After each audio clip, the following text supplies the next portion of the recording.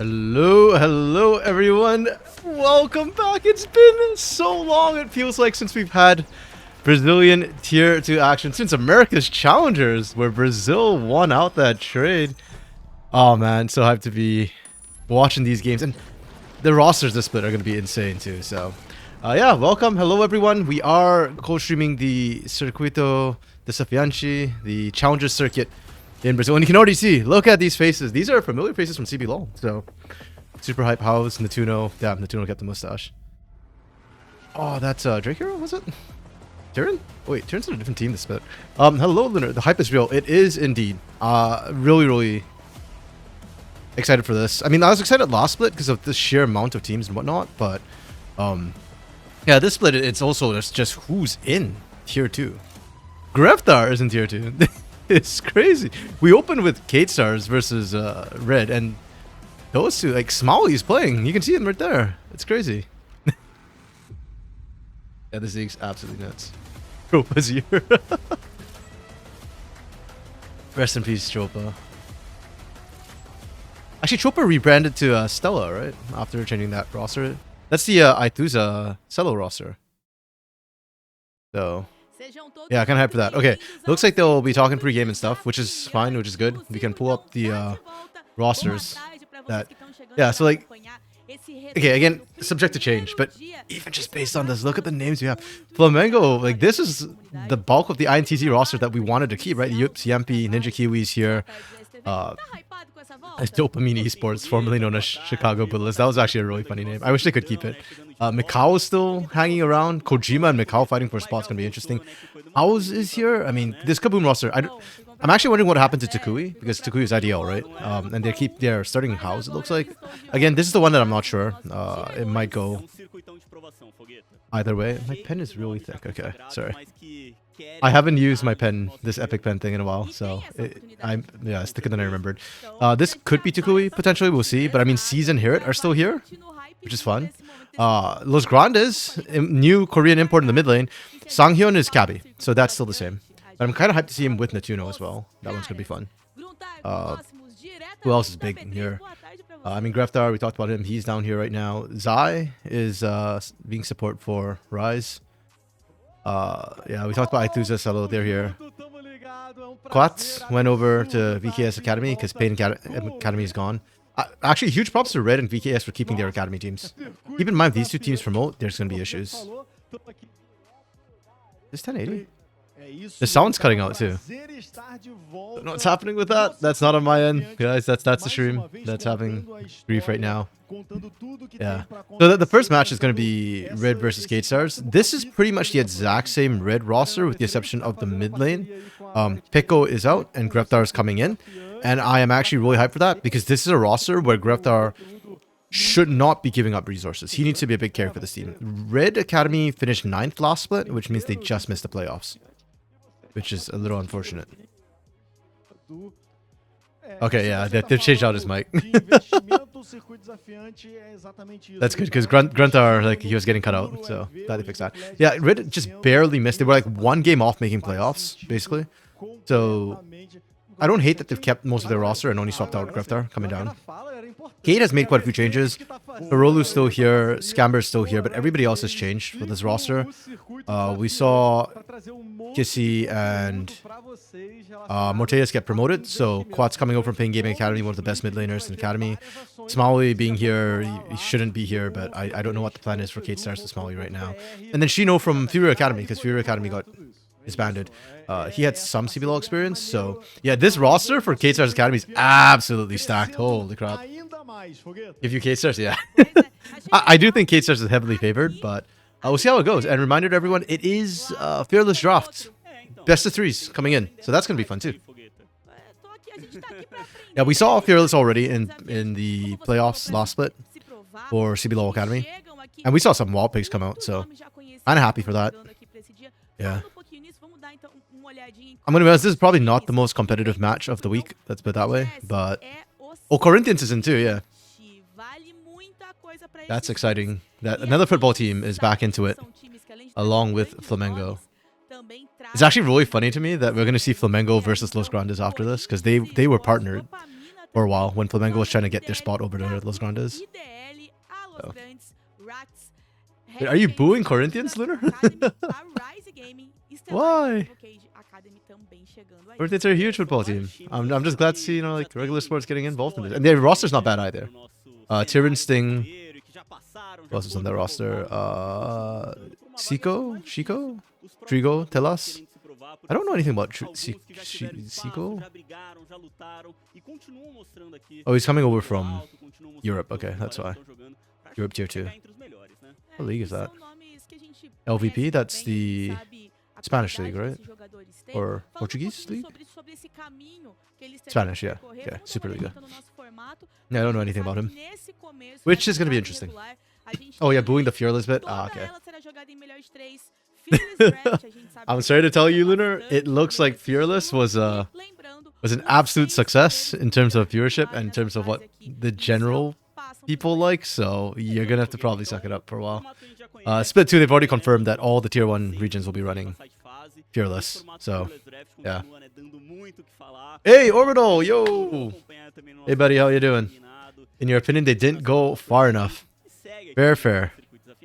Yeah, Lunar is just our resident Fearless hater, so you're on opposite ends of the spectrum. Yeah, we had this conversation before, Orbital. You know my views. I am more than happy to see them go further. I will say that I don't think pros are ready to go further at this point, so implementation will probably be slower, but yeah. Oh, and this is the bracket for the playoffs as well that they're showing. It's basically double Elim, which is good. I like double Elim, more games. Lunar, it's not a success. I'm actually curious, Lunar. Like, I know why you don't like it, and I understand where you're coming from. But in terms of like, when you're saying it's not a success, like, are you still referring to the same complaints you had about like competitive integrity or like the quality of games, or are you referring to like the fact that I said it was a success when it comes to viewership and audience? For real. It does need to go further. With 170 champs, you can absolutely go further. Yeah, you can. It will probably hurt actually the quality of the games, but I'm actually fine with that. Even if it hurts the quality of games, it forces the pros to get better. And looking at what CFO did with their 6-man roster at first stand, with Rest and Driver having very different champion pools, I almost feel like if we go further, like full Armageddon style, like you were talking about, Orbital, then I think, yeah, it will be. Boo! I don't need subtitles. I don't know what they're saying. I think it'll be more interesting for sure, and we might get to see more like 5-6 match rosters. Yo, Silas, long time no see. How have you been, buddy? Still modding the LTA North channels? LTA North is wild in Mandir chat. Smalley will beat Red Stars. Yeah, I wouldn't be surprised if Smalley plays the way he was last split, or yeah, last split. There, I got a bit confused because 2025 split 1 is already happened, so yeah, the split 1 for LTA North is throwing me off. Yeah, Small will absolutely dominate this game if he keeps that level. Quality of games, yeah. Okay, that's fair, Lunar. Yeah, I agree with that. I do think the quality of games is bad. I don't know if first stand was because of full Fearless that the quality was so bad. I just think first stand as a whole had very bad quality. A lot of teams were. It was a game of throws at first stand. It was a lot about which team was making more mistakes, more screw-ups, than it was about which team was playing flawlessly, though Hanwha Life played pretty damn crazy. Quality will adjust as pros adjust to meta. Maybe. I do think that at least in the first year, the quality will be down even if pros adjust, just because a lot of pros don't actually have that big a champ pool. Not at the highest level, which I think is what Lunar's point usually is about Fearless and why she doesn't like Fearless. 5 competitive games to entire tournament, yeah. There is no meta. See this, you've been off these 2 months. Oh, okay. Yeah, that's right. I feel like the split 1 was like just not even a real thing anyways. Format for first stand was not great. Agreed. Oh, you quit modding completely, Silas. Okay. Damn, so what are you up to nowadays then? Let's specifically try and fit it within a beat. Company you used to work for on its hours. Oh, rough. I'm sorry to hear that, man. Yeah, y'all as mods were great mods. I miss y'all. There absolutely is, but it takes time from people, sure. Roamer thoughts? Oh, I am down for Roamer Wokes. Hey, and hello, Wokes. So I am falling behind chat. I am so sorry. Like, I cannot read and talk fast enough.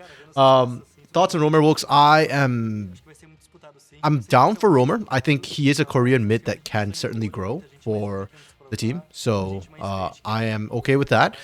I think he fits Pain's style of keeping their mid laners for a very long time and growing them. So yeah, I like the idea of Romer. I think he's got the mechanics. He just needs time to grow. And yeah, so this year I'm still expecting Pain to be a top 4 team with Romer stepping in, but I'm not confident they're going to win or even make it to grand finals. Maybe they can. I think Titan and Wiser are still really, really good. Seriously, you're back to being more active on streams and games. Okay. Oh, yeah. Streaming's fun. Oh, man. I don't have... if I have more time, I'd like try and catch in the streams. We'll see. If I'm on and I see you on, I'll come drop by. If there is a gimmick, yep. Sure. We've had that discussion before. Orbital new meta, having a champion pool. Yep. Wilkes here, super minion. I think it's randomly assigned what sort of minion you are. I set myself to be a caster minion no matter what, but I think there are commands you can use to change what sort of minion you are, but I can't remember what they are, the commands. It's like Stream Avatar, you could probably Google it if you want to be a different minion. Many things are now standard now, felt like gimmicks in the past. Runes being standardized? Wait, are runes standardized? They're not standardized. You can still pick what runes you want, right? Like, there's still customization there. It's just working with translation. Yeah. Well, I hope like it's paid work translation, man. Jungle being shifted and adjusted. You'll hop up on stream the split too. Okay, then I'll see you probably in the LTA North chat, see this, because I do watch LTA North. I don't usually talk, but yeah. Everything will always seem like gimmicks are introduced. Then let's put a rule in solo queue. You have to play all 170 champions before you can play it again in solo queue. Okay, Lunar. I think that one's a bit of a strawman fallacy to say let's put a rule in solo queue, because solo queue is for fun. It's not for comp, right? I think a more apt comparison would be like to limit how many times you can play a champion like ranked or something. No, not that I'm saying it's a good thing, but I'm just saying for sake of argument. That's what you should be about to do anyways. You'd rather... I don't know, man. I kind of like one tricks overall, not gonna lie. They're more fun to watch. They can do some really wild things. In Brazil especially. They talk a lot about... Oh wait, it's Smiley. He's speaking English. I missed what Smiley said. He was actually speaking English, damn. Just too busy answering Italian chat. Okay. Yeah, Brazil has a long history of one tricks orbital, and it's really, really fun. That's why the Cibolao was such a big tournament that even drew eyes from foreigners as well, because it's really fun watching one tricks get their one tricks and play against pros. But yeah, I do think for the highest level though, I prefer that one tricks are punished, but entertainment. There's arguments both ways. Right now, I think I'm leaning more on Fearless, also because I'm bored of seeing the same champions picked over and over and over again, and I am scarred by Corkier's ear. We've had that for like 2 years. Wilkes, you're hoping for Gory short term, and after this year, have a better look at the other options. I don't know about personally, I'm actually not a huge fan of Gory. I'm sorry. Like, I've seen enough Gory, and I feel like he's a bit one-dimensional. I think Gory would do well in the short term in Brazil, but I think long term he would still get beaten, unfortunately. So, and I don't think he solves Pain's problems. I'd rather see, and I've said this about many teams, I don't like teams that use stopgap measures. I'd rather see teams like take a hit for 1 or 2 splits while they rebuild and properly develop a mid laner. So yeah, I'm happier I think with the Romer pickup than the Gory pickup, though I know a lot of people were hoping for Gory still. So look, is how you qualify to comp. It is now for LTA North at least. I don't know if you all heard about the OQs and how they got seeded, but yeah. You'd be okay with that if it stayed with one game. Sure, I can play pro. 0 over D2. Lunar, there were like platinum players in OQs this split in LTA North, so yeah. Should have joined a team. Let it happen, let's one tricks live, but let it be an ace instead of play it every game. Sure, yeah. And I think that's what Fearless kind of does, is it forces it to be an ace instead of every game. And especially... Well, okay, so that's actually one thing I don't like about full Fearless. I said earlier that we saw full Fearless last split. I take that back. We didn't see full Fearless because we saw modified Fearless where Game 5 had no bans. I actually think I prefer that to full Fearless because one tricks actually get their champions in Game 5 pretty much guaranteed unless the other team bans it. Luna, you're still seeing the same champions over and over and over again. Kind of. I know that people have been saying, oh, you know, look at First Stand, there's so many new champions. I do think First Stand data got skewed because Hanwha Life was trolling other teams because they were so far ahead. But I do think we're seeing more champions. I don't know if it's because of full Fearless or something else, but Either way, it's a minimum at least that we double the amount of champions we see. So, yeah. And that's why Safe here isn't far enough overall. It's a small step, that's improvement, sure. Why are you joining a team? It's a waste of time. Not gonna lie, low-key, some of those teams in OQs were a waste of time. But, I don't... I would rather, you know, we have more bad teams make it through for the first round than we miss good players because they couldn't participate for whatever reason. And yeah, you could say it's a waste of time, Lunar, but it's for fun, right? Like, if you enjoy playing comp, you want the bragging rights. Yeah. Okay, interesting. How far in are we? What time is it right now? It is 1:15 on the West Coast, where I'm at. So it's been about 15 minutes. Caster, start the game! No, I'm just kidding. I'm sure that it's quite meaningful if I actually understood what they were talking about. The production value in Brazil is generally very good. So, okay, yeah, like we said, Red's Academy's roster, basically the exact same thing with Greftar in for Peko. This should be good for them. I did feel like, and we talked about it last split, Peko felt like a very hit or miss player. Some games he popped off, but a lot of games he didn't. So, yeah. Having Greftar in should automatically increase the level that Red Academy has, just because Greftar is actually a really good player. I just think about like his Victor and stuff, and man can carry just on Red Prime or like the LTA Red roster. He always sacked for ages. Now he doesn't have that excuse. If he loses lane, he has no excuses. He just lost lane. And if he's losing lane in tier 2, well, Greftar is going to come under a lot of flack, and even I can't defend him there. Okay. Overall, yeah. For sure, for sure. I appreciate you dropping.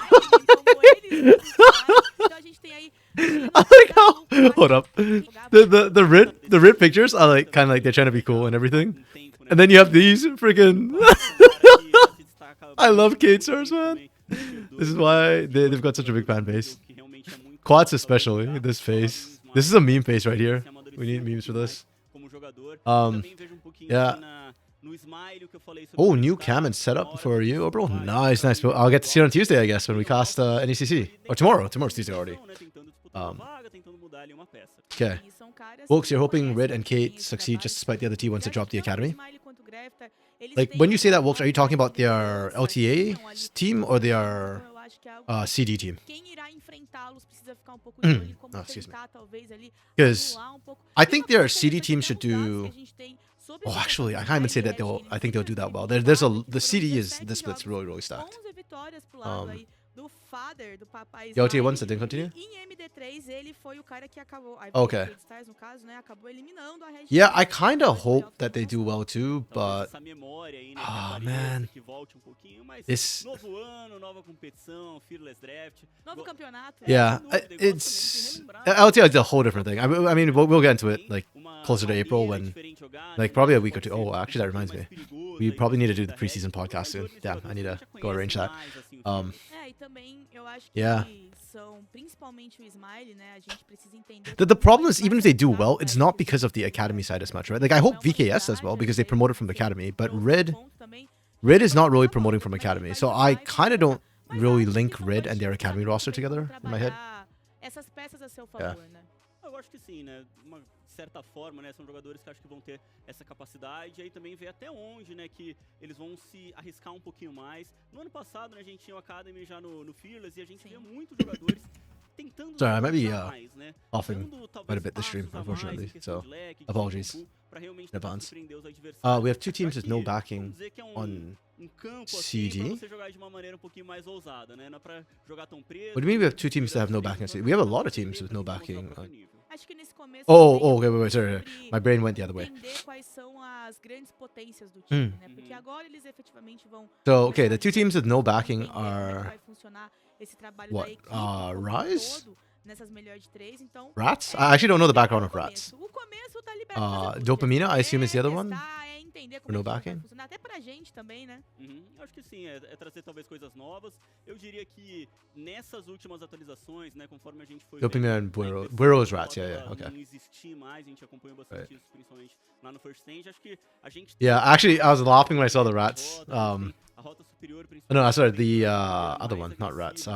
Dopamina. Because their Chicago Bulls was such a hilarious name, man.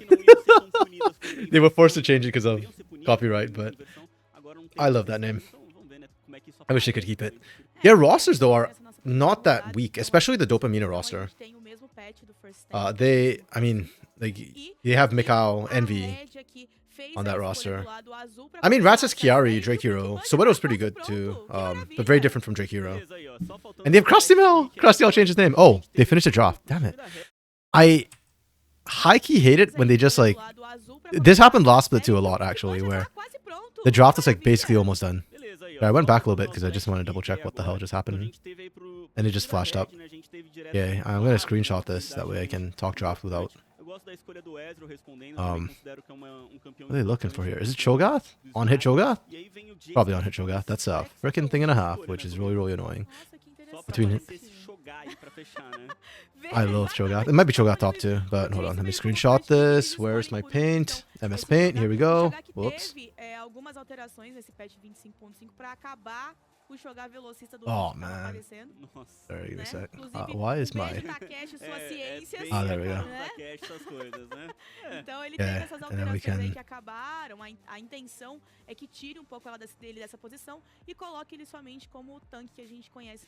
Oh, crap, I moved the wrong thing. Because I want to make sure, like, we don't miss the game when we load on, but we can talk draft like we always do. Shame on Riot was likes we dropped, yeah. Cast to start the game, yeah. Well, they did, Lunar, so we will reserve the report for now. Okay, let's talk draft. Varus still very, very strong in current meta. Actually, bans first. Ivern, Vi, Ambessa, Rumble, Callista, Sojourner, very, very typical. We're seeing the use and ban against Pyke. I feel like, I don't know, this feels like a little unnecessary this early on. Especially if you're running an Alistar, you really don't need this. I don't know, it's a choice. Was there something else that I banned instead of this?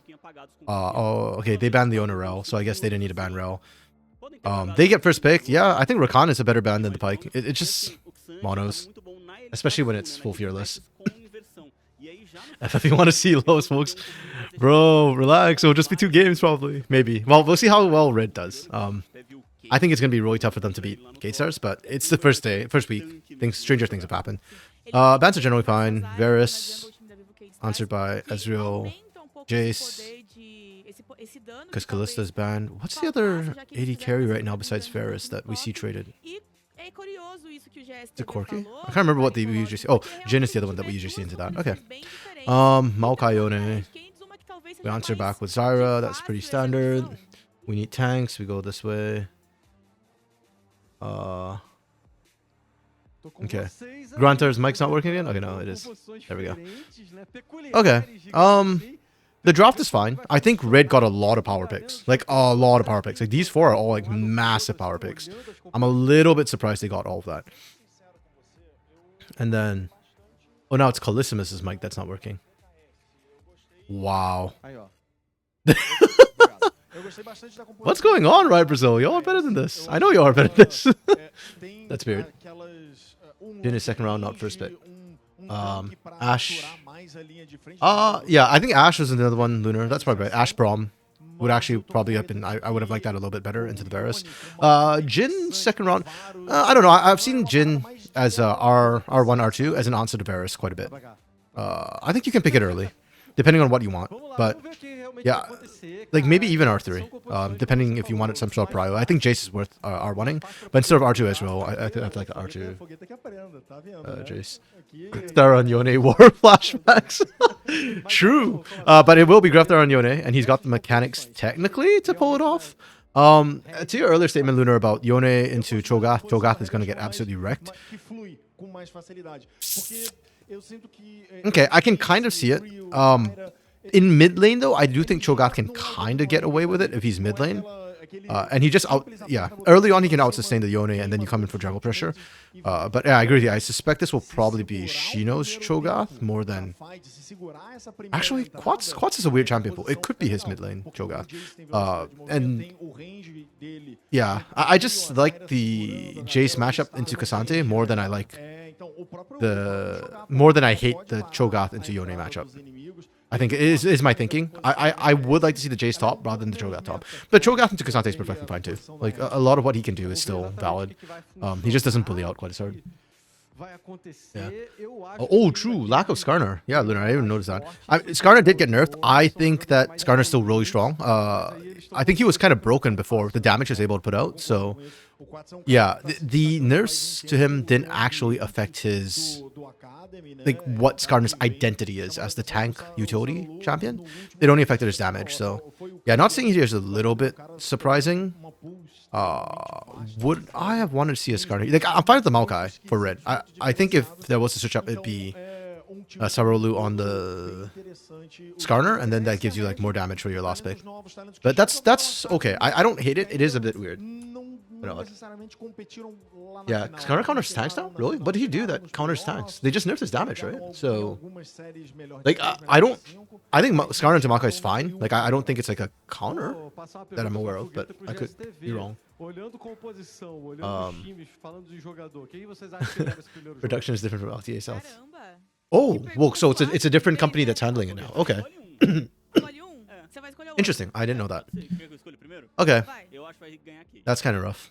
Unfortunate. I don't know. This year so far has not felt very good for League of Legends as a whole.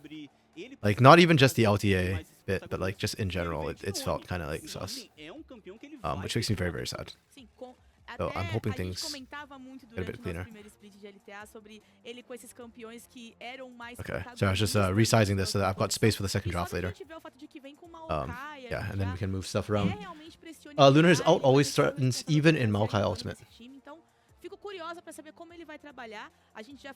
Okay, sorry, I'm just thinking about that a little bit. His ult always threatens even in Maokai Ultimate. Okay. Sure. Yeah, sure. Sorry. Like, I'm just trying to think, like, yeah, it's a fact. It does threaten even in Maokai Ultimate. I just don't think of it as necessarily a counter, because the other side of the coin is that Skarner still has to get in range of Maokai first, right? And the range of Maokai ult is very, very big, and it can stop the Skarner engage. Also, even if Skarner impales somebody, if you're rooted, you can't pull them away. That kind of takes away half the threat of the ultimate. So that's why I think it. Like, I'm okay with Skarner into Maokai. I don't hate the pick. I just don't think of it as a counter. I think it's both have their strong points. Both kind of counter each other in certain ways. So yeah, I just generally think Maokai and Skarner, you never go wrong with those picks anyways. So like, they function to almost every composition. You can always build around them. They're just really strong early pieces to pick up. We'll see if it comes back to bite K-Stars a little bit that they opted not for Skarner and for Zyra instead. If anything, I feel like Zyra is a more niche pick. But this is a poke composition that we're seeing K-Stars draft here. And Zyra will be very strong with that poke comp. Or just to deny the rest of the engage coming through from Rid. I think Rid has good engage options with the Rakan, with the Maokai, with the Yone anyways, so... Yeah, like I used to do, if I had to score these drafts, I think I'd give this like a 4. It's a solid, good draft. I like this one more. I think it's more powerful, more easy to execute. I'll give this a 4.5. Yeah, I think Red won draft, but not like hugely, not like hard counter or anything by any means. Fearless will break the game. Will break production game. Yeah. They did last year already in playoffs, so yeah. That's it. I do like the production company's graphics. The graphics are nice. It's a much more vivid, bright sort of style compared to Last Split. Last Split was kind of like more professional looking. I don't know if professional is the right word, but you know, like more clean, safer colors, more like CBLOL. You just hate Zyra. They don't have the zone control for Zyra. I think with the Cho'Gath, with the Alistar, they do have set up zone control, and Zyra herself has her own zone control. Like, she might not land the CC, but her wild growth will be enough to just stop the engage from Rid, and that's really all you're looking for with the Jace, with the Ezreal poke that you have. Heck, even with the Zyra Cho'Gath poke, there's a lot of poke that comes out from the side of K-Stars here. Yeah, but again, I suspect this game will hinge more just on nameplates and who can like dominate their lanes harder. Zin's... Man, I don't really remember Zin's actually that much on the top side. Chino can be a carry player, we've seen that before. Even on tanks, he can be a carry player. And I feel like Cho'Gath is one of those rare tanks that can actually do a lot in 1v1s. Quats is really good late game carry, we know that. We know Smalley's like a mega carry of tier 1 levels. Like this guy, holy crap. If not for Titan Curry, Smalley prods would be like #1, no question. As it is, some people argue they were #1 anyways, and I think there's an argument for that. Greftar's a huge carry for Red. Rebello and Usant, I just think is going to get run over. And then mid lane, I think Greftar will win, unless we get like war flashbacks, which could happen. I think he'll win, but I don't think he'll like crush Quats. And then I think Shino Sarulu is better, so yeah. We'll see. Cage just has to play perfect. They have to play a lot better, yeah. I won't say perfect, because I suspect Red's players are going to mess up a little bit. Again, it's week 1, game 1, anything can happen. Players are kind of cold coming into this. Holy crap, there's abuse in the bot lane already.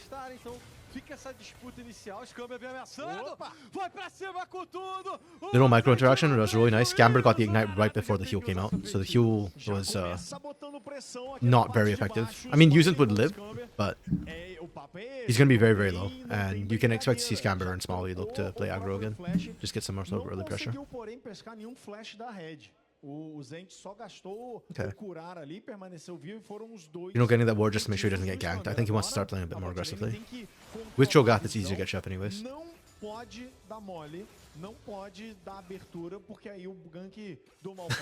Imagine walking into not a champion, level 1. Wait, what do you mean not a champion level 1? What? All these champions are somewhat viable level 1. Like, I'm not seeing a Kayle or Cast in here. É isso. Aqui na parte central, o Quats junto com o Greve vão se degladiando, né, mantendo a pressão na parte central. E aí Sarulu with the fast clear, gonna be in bot side sooner. Ooh, that's an interesting choice. Also, they missed. So I don't think they got much vision off the bush, but that was just to like protect Smalley and Scamber. I'm a little bit surprised we're not seeing Sarulu actually try and make something happen. Instead, he's gonna try and double scuttle instead. That's a confidence vote from Sarulu in the bot lane, saying that, hey, you guys are fine. No point me throwing things. Alistar's in champion level 1. I disagree, Lunar. I think Alistar is a champion level 1 and level 2. And then after that, he's not a champion until level 6. Back in the old days, like Alistar was one of the scariest level 1 champions with the Pulverize. And I still think, especially into a Rakan, he's a champion. If he's into a Enchanter, like a Karma or something, then I agree, he's not a champion. Okay. Flash is traded mid a jungle. Yeah, I saw the Doom wrap around. I actually didn't think Doom was gonna flash in like that. Watts' laning position is usually pretty good. Like I really like the way he was just like shading bot side. Because they had the wards. They knew he was safer on that bot side of the map, even though Sarulu's in top side. Yeah, that felt a little bit over eager from Doom there. Okay, but they're trying to get Greftar ahead. I don't hate it. Again, I think the big win con for Red as a whole is still going to be Greftar.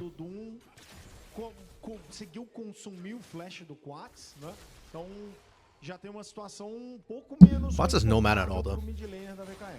Pois é, sem flash, sem mana, sem condição de ficar na rota. Aí tem que tomar muito cuidado. If this was level 6, I'd actually be kind of scared that I see Yuzen sitting back there, but he's not, so I don't care. Ali tá posicionado, só que pode ser uma bait, que tem dois jogadores da BKS chegando. Eles já viram os Grasp and dying. I didn't notice that earlier. This is nullify Greftar case. Just survive. Já meio que funcionando também a favor da VKS. Lane swaps came through from Red. Eu ia falar que o Quats estava sem mana, que ele ia ter que voltar para base, que ele ia querer voltar para base mais do que isso, né?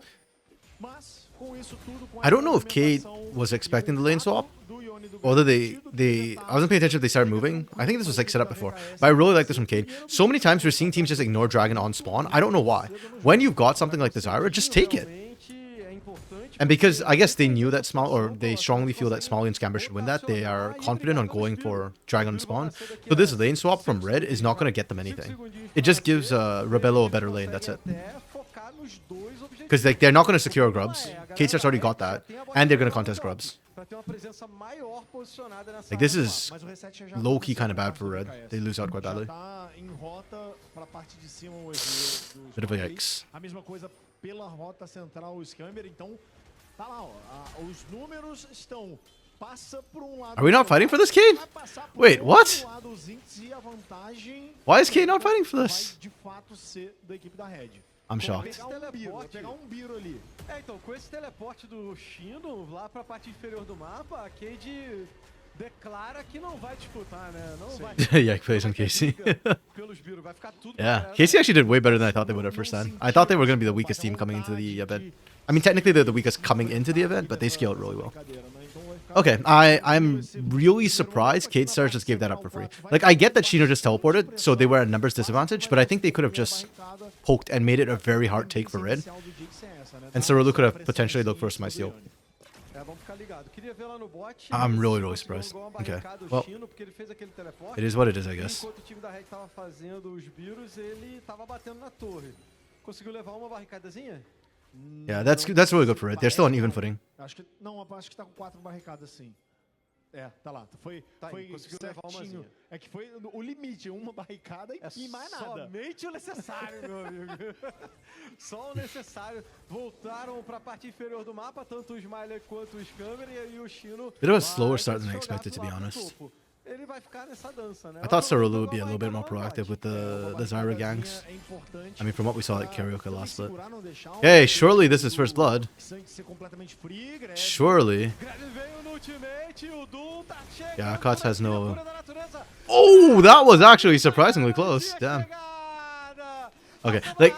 Okay, I don't think at any time Graftar was actually gonna die, but I didn't think he'd get that low off that play either. Se essa barragem passasse pouquinho, Only one plate bot for not de contesting. nada Yeah. pro lado, ele conseguia pelo menos Yeah, dar uma like I said, I really don't like the fact that Kate Stars didn't contest that. talvez o abate, mas pra equipe da Red, And the one plate bot they got is kind of offset by the fact that Red got 2 plates topside by rotating earlier. precisou gastar They should have been absolutamente punished for that nada, early rotate and the só fact that they had no criou control over bot a side. oportunidade com o seu ultimate, veio o ultimate do Doom, e aquilo que eu Okay. tinha falado anteriormente. Go Doom! I love whichever jungler gives me more action. Mas o avanço retorcido é difícil de sair do gank do Maokai. Mérito total dessa aproximação aí do Doom, né? I do feel like Quats was a little bit disrespectful there. Like, you saw Doom on that ward. Pois é, mas ele foi engajado na hora que ele tava tentando sair. You should have known. Ele não tinha mais o flash disponível, né? And if he had flash available, I have understood him playing that aggro, but then he didn't, so... É isso que eu tinha falado, se passasse a barragem incendiária um pouquinho mais pra baixo, Oh, jeez. That sound is crunchy. o Smiley pegar esse abate. Vamos lá, foi então. If as alt hit Yone, he dies? Yeah. Wait, did he not hit Yone? I thought he tagged Graftar. Ele vai ser One sec, let me... On the um replay. Pois é, mas ele foi engajado na I thought he did tag him, and that's why I was so low. Ele não tinha mais o flash. Oh no, not even close, never mind. Yeah. Yeah, you're right. He'd probably have died. Tomou as raízes do Oh well, he Maokai. lives. É isso que eu tinha falado, se passasse a barragem incendiária um pouquinho mais pra baixo, tinha gracinha, tinha chance pro Smiley pegar esse abate. Yeah, I think there's a gank bot to go down bot, so I'm not gonna skip ahead. I'm just gonna speed up. Watch this. Yeah, Doom gets way behind all of them. Oh, that was so nice. Holy. Did you get both? Let's go. Não tem como ficar vivo. Vai ser o double kill lá no bot. Ah, Belo com seu Varus. Aí a equipe da Red Okay. jogo. That was really like okay, Doom's making moves. I'm São nas Rifts, tá? O tapete kind of impressed. Not gonna lie, my bar right now is very low because we're not seeing too much action. But Doom is actually making something happen. Sarolu is not. duas na So Red. huge props. E aí, And punishing Smalley and Scammer for being, numa situação complicada, frankly, coloca like o- a little bit eles estão aí overconfident and not warding properly. não é tão I mean, Smalley's still winning. Look at that CS differential. ganhar tempo com essa That's still construção huge. que demora pro The EZ 2 kills ter ali seu negates that, domínio, sure, vai but ser that's still pretty good. bastante, mesma coisa o Jay. And I don't think that's changing anytime soon. But yeah, I like that Red's keeping it competitive. There's still a chance for them to win. Nesse momento, é muito Red's thinking it's not... não é algo que eles não conseguem voltar, principalmente Damn, Lunar, where are these puns coming from? vai ter que These tomar are like cuidado. caster level Uma puns. kill no Varus, uma kill no Yone, são campeões que são Okay. os carregadores da Yeah, rede. nice. Esse aí é o papo Maybe it's not going to be a 2-0 for Kate Stars Academy. They're sleeping a little bit on the job. em que quando você olha pra composição da Red, você pensa que eles vão carregar. Ou tá sendo iniciado Nice. mais uma vez. Red actually get 4 out of 6 A grubs. vantagem numérica é clara da equipe da VKS. Pegou o primeiro Biro. And they set up right, they can even go for Dragon too. Objetivo, Zin's TP is... Tem que fazer esses objetivos. I Eles fizeram think primeiro it's dragão, just barely not... It'll be up for a que o fight. time da Red fizessem muitas vastilarvas. Isso aí é legal, funcionou. Are they gonna contest for... Yeah, they're gonna contest for drag. Okay. Yeah, and this is where the comps come into play a little bit, right? Like, we talked about how K-Star's comp is more finicky. It's harder to execute. At this stage of the game, like... Yeah, they're on a power trough. You're seeing double tier right now. For red, it's only a single tier. So, yeah, if they want to just brute force a fight. Rod of Ages stacking for Shino too means that K-Star's Academy is weaker. If red just blitz this dragon right now, K-Star's Academy... I'm not going to say they can't fight it, but it's going to be a bit of a disadvantage they have to fight through. Like, they've got to really mechanically beast that fight. I'm curious if they actually want to contest this one. It's so weird to me if they contest this one when they didn't contest the first set of grubs.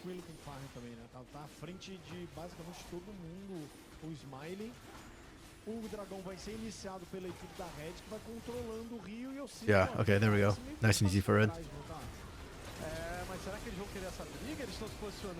Oh, nice play from Greftar. Okay. 1-for-1 right now. Could be more. Greftar's looking to come back in. Scamber, his ult's already worn off too. Oh no, Greftar! Okay. Smalley is so dead. Backup's on its way. Oh wait, the TP got cancelled. Shino canceled TP. This is playable. Oh, there's a ward in the bush. He doesn't know. Greftar doesn't know.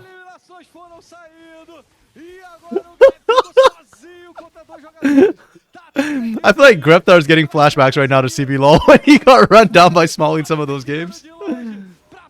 Yeah, he's dead. Okay. Okay. This is so disgusting. This is the problem right now. K-Star should not have won that fight, but they did. I hope we get a slow down replay, or a replay where I can slow down. That's so disgusting. That's so disgusting. I feel like Red split weirdly. It had to be a weird split from Red. Okay, I'm slowing this down so I can see what happened. So the initial pick is fine. Ideally, somebody should have tanked that Shock Blast for Doom. But it doesn't really make that huge a difference. Greftar gets over the wall and gets a nice scoop here. They overlayered the CC though, because Chain of Corruption plus that was a little bit overkill, but that's fine. I mean, they burst down Cerulu pretty quickly. Quat's actually messed up his flash too.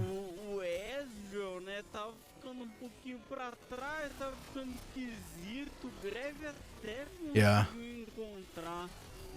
Smalley's just untouched in this fight. He plays this really well. And then here they just get their ankles broken. Honestly, Red just needed to... They got baited by this. But this TP... Okay, this is a communication issue from Red. Like, Zins needs to communicate... Or... Yeah. Zins needs to basically say that, hey, I'm seeing Shino step up here. I'm about to get cancelled. That's a Cho'Gath. He's got multiple ways to cancel this TP. Like, it just needs to be communicated that, yeah, this TP is not going to complete. Because if it completes, Red wipes. But because it didn't complete, Red ends up losing the fight, which is a little bit rough. Yeah, they were banking on that. And then Greftar just gets played to death here. Ankle's broken. I'm sorry, man. You deserve better.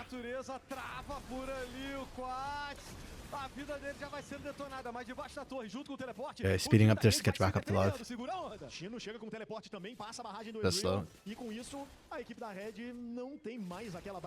Lunar, Red needed to leave the Drake and put Yone top to kill the turret. That would have been an option, but I don't think they needed to do that. Like, I think the fight was fine. They had a stronger fight on the bot side. So, if both the top laners show up, Red wins anyways. If they 4v4, Red wins anyways. Or should have probably won anyways. But they kind of messed up the initiation of the fight a bit. I just upside. I need to reverse. What was that?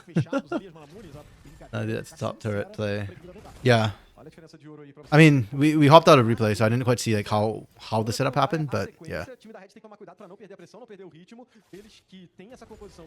Unfortunately for Red, I feel like Red as an organization, they're strong. Oh, Quats is so dead. The strength, Red has never been a good team at macro, whether it be their tier 1 or their tier 2 teams, which is really unfortunate. Because I'm really liking what Doom's doing right now, but I agree, their rotations are a little bit behind the curve for Red. Eu falei que o Zinx poderia ser The cobrado, tactical is good. The ele poderia strategic receber is a cobrança do amigo.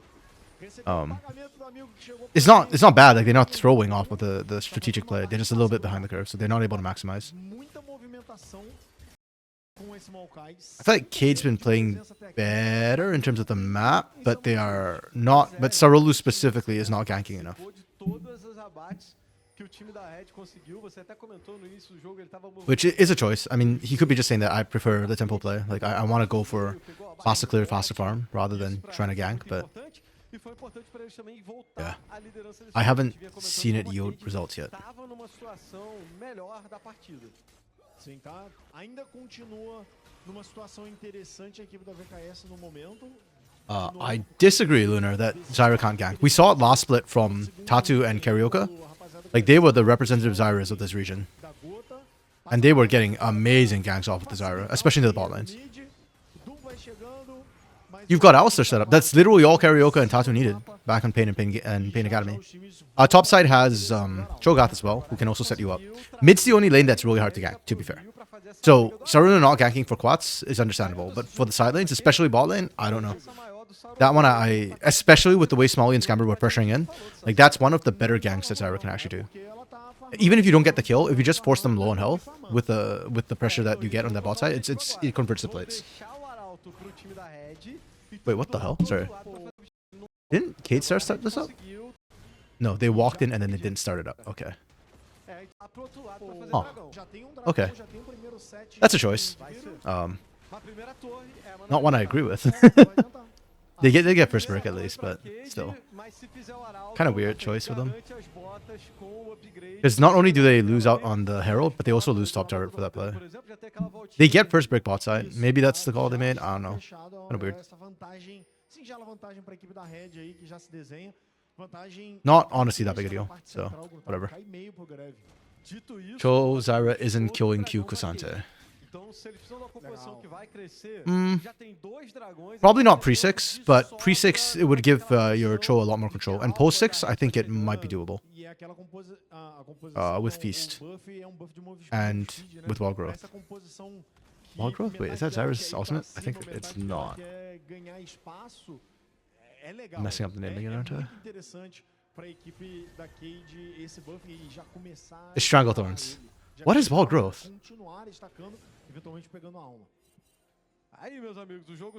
I was like, something's wrong. It's not that chill, the name for Zyra's ultimate. Stranglethorns, that makes more sense.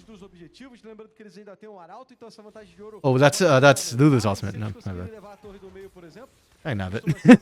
That tells you how long it's been since I've cast a Lulu that I'm getting it mixed in my head. Yeah, Wall Growth is Lulu. Yep. My bad. I don't know why we don't see more Lulus, man. I take a Lulu over Yumi most days.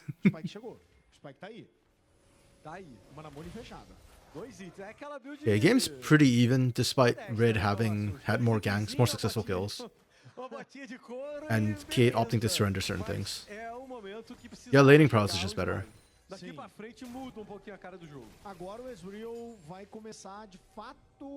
Mid lane Grefter actually has CS lead, despite that being a bad matchup early.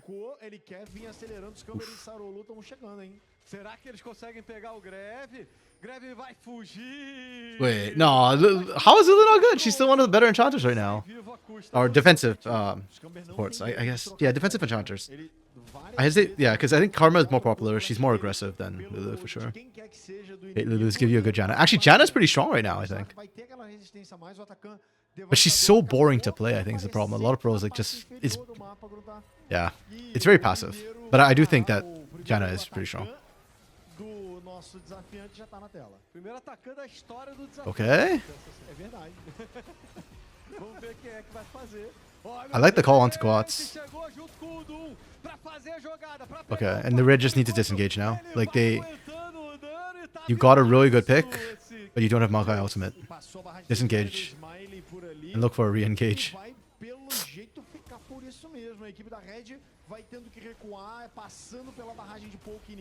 Okay. Yeah. I mean, Red's doing what I think they need to do, but in the first place, I don't feel like they should have overcommitted into that pick. They should have defended mid lane, right? Like, you've got two people trying to go for that pick. If they get it, good. If they don't, just walk away. That's fine. But then they end up sacking the mid turret for that play. just want to see, like, how, do they even have any control over this? Okay. No, wait. The setup here. Okay, no. Red, yeah, Red just screwed up the setup for this. Because nobody's in mid lane. And Rabello was not in position. Rabello came over from the bot side, so... Okay. It's just, yeah, suboptimal for Red. K-Stars play it well. Good call from Smalley. As expected from a veteran. Like, his eyes on the prize. It's on the mid lane.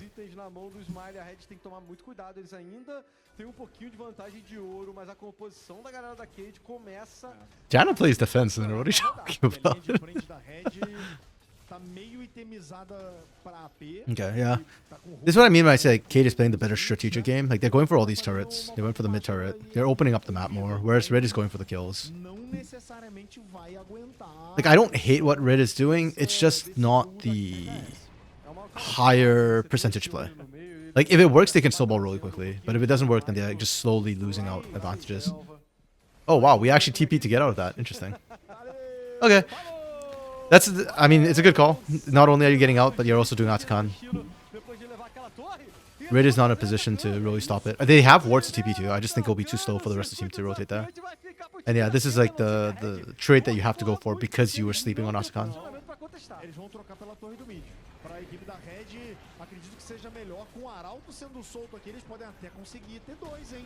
Vamos ver, meu amigo, porque o Greve vai pilotar. Saiu da torre, vai bater lá atrás, bem na torre. Consegue destruir na força bruta a T1 e manda a cabeçada lá na T2. E eles pararam pedindo que o What do you mean, what am I doing? I'm watching the game. Cabeçada mais pressão, porém o Zinx chegou na torre do top. Então, pô, o Atakan por uma T1 e duas metades de T2 foi uma troca bem interessante para a equipe da Red. Oh, they got the wrong bush with the sapling. Oh, never mind, they interrupted anyways. Vai vir mais a cobrança, hein? Vai vir mais a cobrança, hein? Literally gangs happening on both sides of the map. Shino still has flash, by the way. I don't know if it's gonna be enough. Nope, doesn't look like it. He doesn't have Feast. If he has Feast, this could still be a one for one trade. No, unfortunate. Okay. Yeah, see what I mean? Okay, again, same thing, right? Like, K-Stars is making the right strategic calls. They defend the topside turret, they get the push and everything. But then they get picked off. And Red is able to get away with it. Like, Zinz was not even close to getting picked by just two people. Fortunate. Should have forwarded that to LTA to save NA Lee.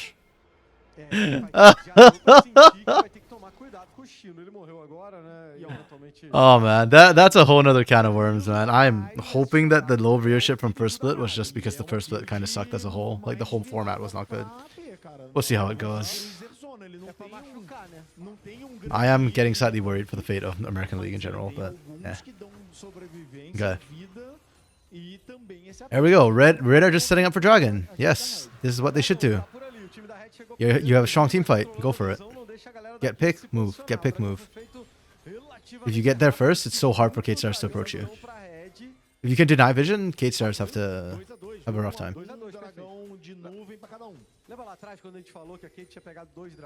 Oh, and one thing I did appreciate, which I kind of did mention, was like the focus on Atakan from K-Stars right away. At first stand, I felt like a lot of teams didn't go for Atakan immediately. Like, they were kind of just dicking around, and I don't know why. Because at least in LTA South, like, Atakan was always super high prio. I'm glad to be watching LTA South games again. Or CD games again. Be back in the South watching this. Where Atakan is actually taken on spawn. Or set up for, at least.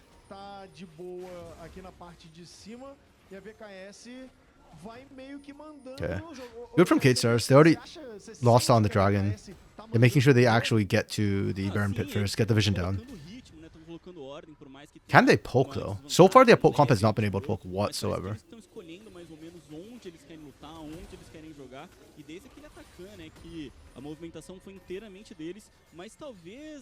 Yeah, there's a lot more Ruinous Atacans now. Like, when I'm casting Collegiate, like, almost every Atakan's a Ruinous Atakan. Which is the bad one, Voracious or Ruinous to you? Because I think they're both good, personally. Just different styles. And I was just getting bored of seeing like non-stop Voracious and no Ruinous. I don't think Ruinous is like inherently better. Ooh, okay.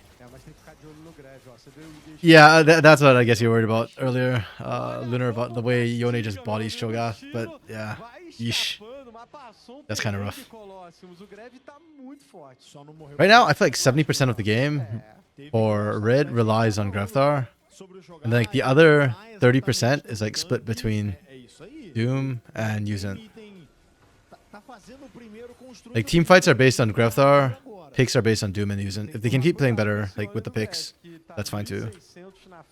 As for Kate Stars, it's just one huge question mark so far, man. Like they're individually, mechanically playing fine, good, even like strategically. There's been some hit or misses, but like they're fighting. Like I need to see them look for action. They're so passive. Não tem Make a proper play. também, não é nada. Y'all are better than this. This is Kate Stars. Não, mas o time tá ficando gigante também. You think the bad one is the flowers? Okay, yeah, Runes. Todos os que ele precisa pra ficar literalmente enorme no jogo. Opa, mid. Oh, Smalley. Smalley? Brother Smalley? Why are we up so far? With no control in the jungle. Look at the whole jungle. There's no Kate Stars vision in the jungle. And now Kate Stars are just throwing this game. Okay. Posicionamento esquisito, não I mean, Saru. Oh, Saru gets out. No shot. No shot, right? That's crazy that he got out. That's really crazy. I am so impressed. And a little bit depressed that he got out like that. O problema é que a Red continua no Rio, eles podem tentar fazer esse barão. podem e vão vir pra isso, Gruntar. Não agora. Não agora. Por enquanto eles vão dar esse reset. Vão voltar pra base e vai ficar na moralzinha por enquanto. Yeah, I am. Mas é... Converter o que eles Sheesh. conseguiram. Um item, controlar a visão. E aí, se eu tinha falado anteriormente... Okay, this game has ended up being a lot more even and a lot slower than I thought it'd go. Completamente a cadeira do motorista agora. É, não sei não. O time da Red continua numa boa posição. Esse Yone tá forte demais, tá conseguindo Actually, pegar o vários thinking about jogadores those Otacons that you're talking about, Lunar, I feel like we might only see Ruinous Otacon in CD. Because now it's based on like damage dealt to champions, and there is a lot of trading happening. So, like, and there should be at high level games. I think they might have overtweaked it a little Eu bit. não lembro se era We'll see. jogada, o Greve tava junto. É meio que por isso, eu acredito. Tava o resto todo da galera. I mean, we did get to see some Voracious Porém, a equipe at da Red first agora stand, but I don't know. fazendo exatamente aquilo que a gente tinha dito. Resetando, depois de readquirir as sentinelas, voltando Wow, this Shogath pick is really not working out. na parte de Huh. cima, controlando a selva inimiga. I thought it does better than this into the Cassante. I don't know if this is like Shino just missing skill shots, like Zin's playing out his mind, or whether the matchup is just not as good as I thought it was. ligado no meio. Vai chovendo flecha. Okay, Grafthar is hard carrying this game. Let's go. Faz a entrada, galera da Red. The Yone, Grafthar Yone flashbacks, Eles vão we're done with those now, apparently. Holy crap, it's a slaughter. forte nessa composição. Did they just win off of this? Encaixou muito. São 4 abates lá pelo Damn. meio. E eles vêm agora, pode ser o jogo. Well, it's weird to say that Cho is outscaled when he scales off of max health, and his max health can technically scale infinitely. Equipe da Red. E agora eles vêm pra fechar o But yeah, holy crap. This Kate Stars, this is so weird. This is not the Kate Stars I was expecting to see. They had some like good early game ideas. It felt like they were playing very measured and strategically, but they just who's the playmaker here? All of them just sat back and let the game happen to them. Like what? That is so unlike Kate Stars. Kate Stars is usually the team that comes in with a plan and executes. Holy crap. Vitória da Red. É, Gruntar, a equipe da VKS. Man, I'm glad Silas is no longer in chat, and hopefully he didn't have to watch this. Conseguiu de fato Because this is yikes. partida, não conseguiu conquistar This is a huge completamente yikes from o Kate Stars. Red, que se Is it me or does this look like 720p? É engraçado. It's showing? Hold on, let me try up this to 1440. Nope, it's still the same. Okay. Yeah, the feed is just Entrou no jogo. not A galera 1080. da Red não Yikes. mole, Colossus. Acho que esse ponto, né? A gente falou muito do Jace e Maybe he do kills Ezreal, Varus? mas do outro Yeah. lado, Like the burst is there, and having to walk around Cho'Gath is kind of what you want anyways with that Cho'Gath. falei isso. Mas pra mim, Like again, you have a poke composition. Anything that slows them down, that forces them ele estragou to like detour, is a good thing. So o yeah, jogo I don't know. inteiro, no fim das contas. It looks like 720, right? Okay, yeah. Desde o comecinho do jogo, In my defense, it's not my end. I tried to up it to 1440, and it still looks the same. Vamos ver o Greve. It's the feed that's coming in Nesse is banco do motorista, toma not esse nome ideal, aí pra vocês. unfortunately. Gostou? Era isso que a Gostei. gente tava pedindo? Era isso, né? Era isso também que acho que a torcida Yeah. tava pedindo, né? Ele Well, falou que ia mostrar, então... at least to me, bom primeiro this jogo, feels like a big upset breve, that e ele Red foi Academy destacar won mesmo, né? game Foi one. questão de When I just look at muitas nameplates and the teams, posições, not e draft. conseguiu uma bela jogada. Draft wise, again, we did favor Red's draft a little bit, so I do have current things open. Where is K-Stars? There we go, yeah. Yeah, you look at these names and you feel like it should be K-Stars winning this, right? Sarulu was a big pickup. Smalley is huge drop down. Shino is probably more well known than Zins right now, with his stint on Furia when he got pushed up back last year, split one. And then I look at this side, you've got Greftar. Yeah. Also, though, good for any fans of Greftar. He showed that he knows what he's doing. He's not bad. So, yeah, really, really big for Red Academy. Cho had his moments where he became a little bit more meta. I agree, he's certainly not S tier, but yeah, I think he has his niches, and I think this was not a bad spot for him necessarily. But I think it just came down to K-Stars being very, very passive this game. Like no proactive plays. I don't know what the hell we're waiting for. Consegue iniciar o Xante. That's crazy to me. Necessariamente de frente, né, mas conseguir pegar o flanco, ele é campeão que consegue atrapalhar bastante, consegue. So it's just a game 2 now. Game 1's over. Yeah, if Red, sorry, not Red. If K-Stars don't wake the hell up, they're gonna get run over in game 2 as well. If they're playing this way, I think you might just want to go an easier to execute composition. Don't go for poke comp. Poke comp has traditionally been something that Brazilians have struggled, or Brazilian teams have struggled to actually execute. So just go like hard engage. There's still a lot of really strong options on the table. And K-Stars being losing game 1 means they probably have side select, so they can go blue side and try and pick up some sort of OP. See how it goes. E a Kate tinha que encaixar pouco antes da luta acontecer. Então, se vem hard engage como esse, né, uma iniciação Doom and Usant, I think, had a good... everybody on Red Academy did really well. I like that Doom and Usant were very actively looking for plays, though. I mean, going for kills is a strategy in and of itself. It's a higher risk strategy, but it worked out for them, so... Yeah. And I'm now kind of wondering, do we start seeing Victor bans against Greftar? Because he's known for his Victor, if we're talking about carry champions. His Yone was kind of sus, but he popped it off this game. The other champion I feel like he can kind of carry on is Talia.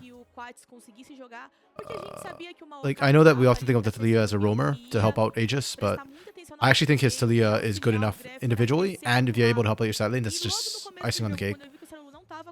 Varus is off the table, Ezreal's off the table. I think that's actually really bad and unfortunate for Smalley. Those are both champions he does very, very well on. And he kind of wasted the Ezreal pick. The Ezreal pick's good, the Jace pick is good, and it got wasted this game. They lost with them. Yeah, Lunar. Cho was indeed R5. That is correct. So I guess the big question for this Cho is not whether or not the Cho is fine, because I think it's fine in the context of things, but was it the best R5 you could have gone for? Mbessa is banned, Casante's taken away, Jace is being flexed into the mid lane. What would you have...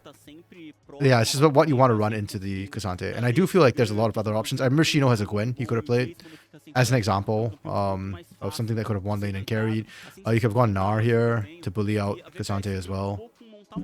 Well, what's the free skill in top laner right now? Campeão que eles consideravam que era importante, que era forte. Aí eles trouxeram a Zyra para trazer o dano mágico e ia ser tanque na roda. Rumble was banned. Planejando, né, tanque para jogar com. There's another top laner. I'm blanking on what top laner it is that you can just pick into Casante to scale.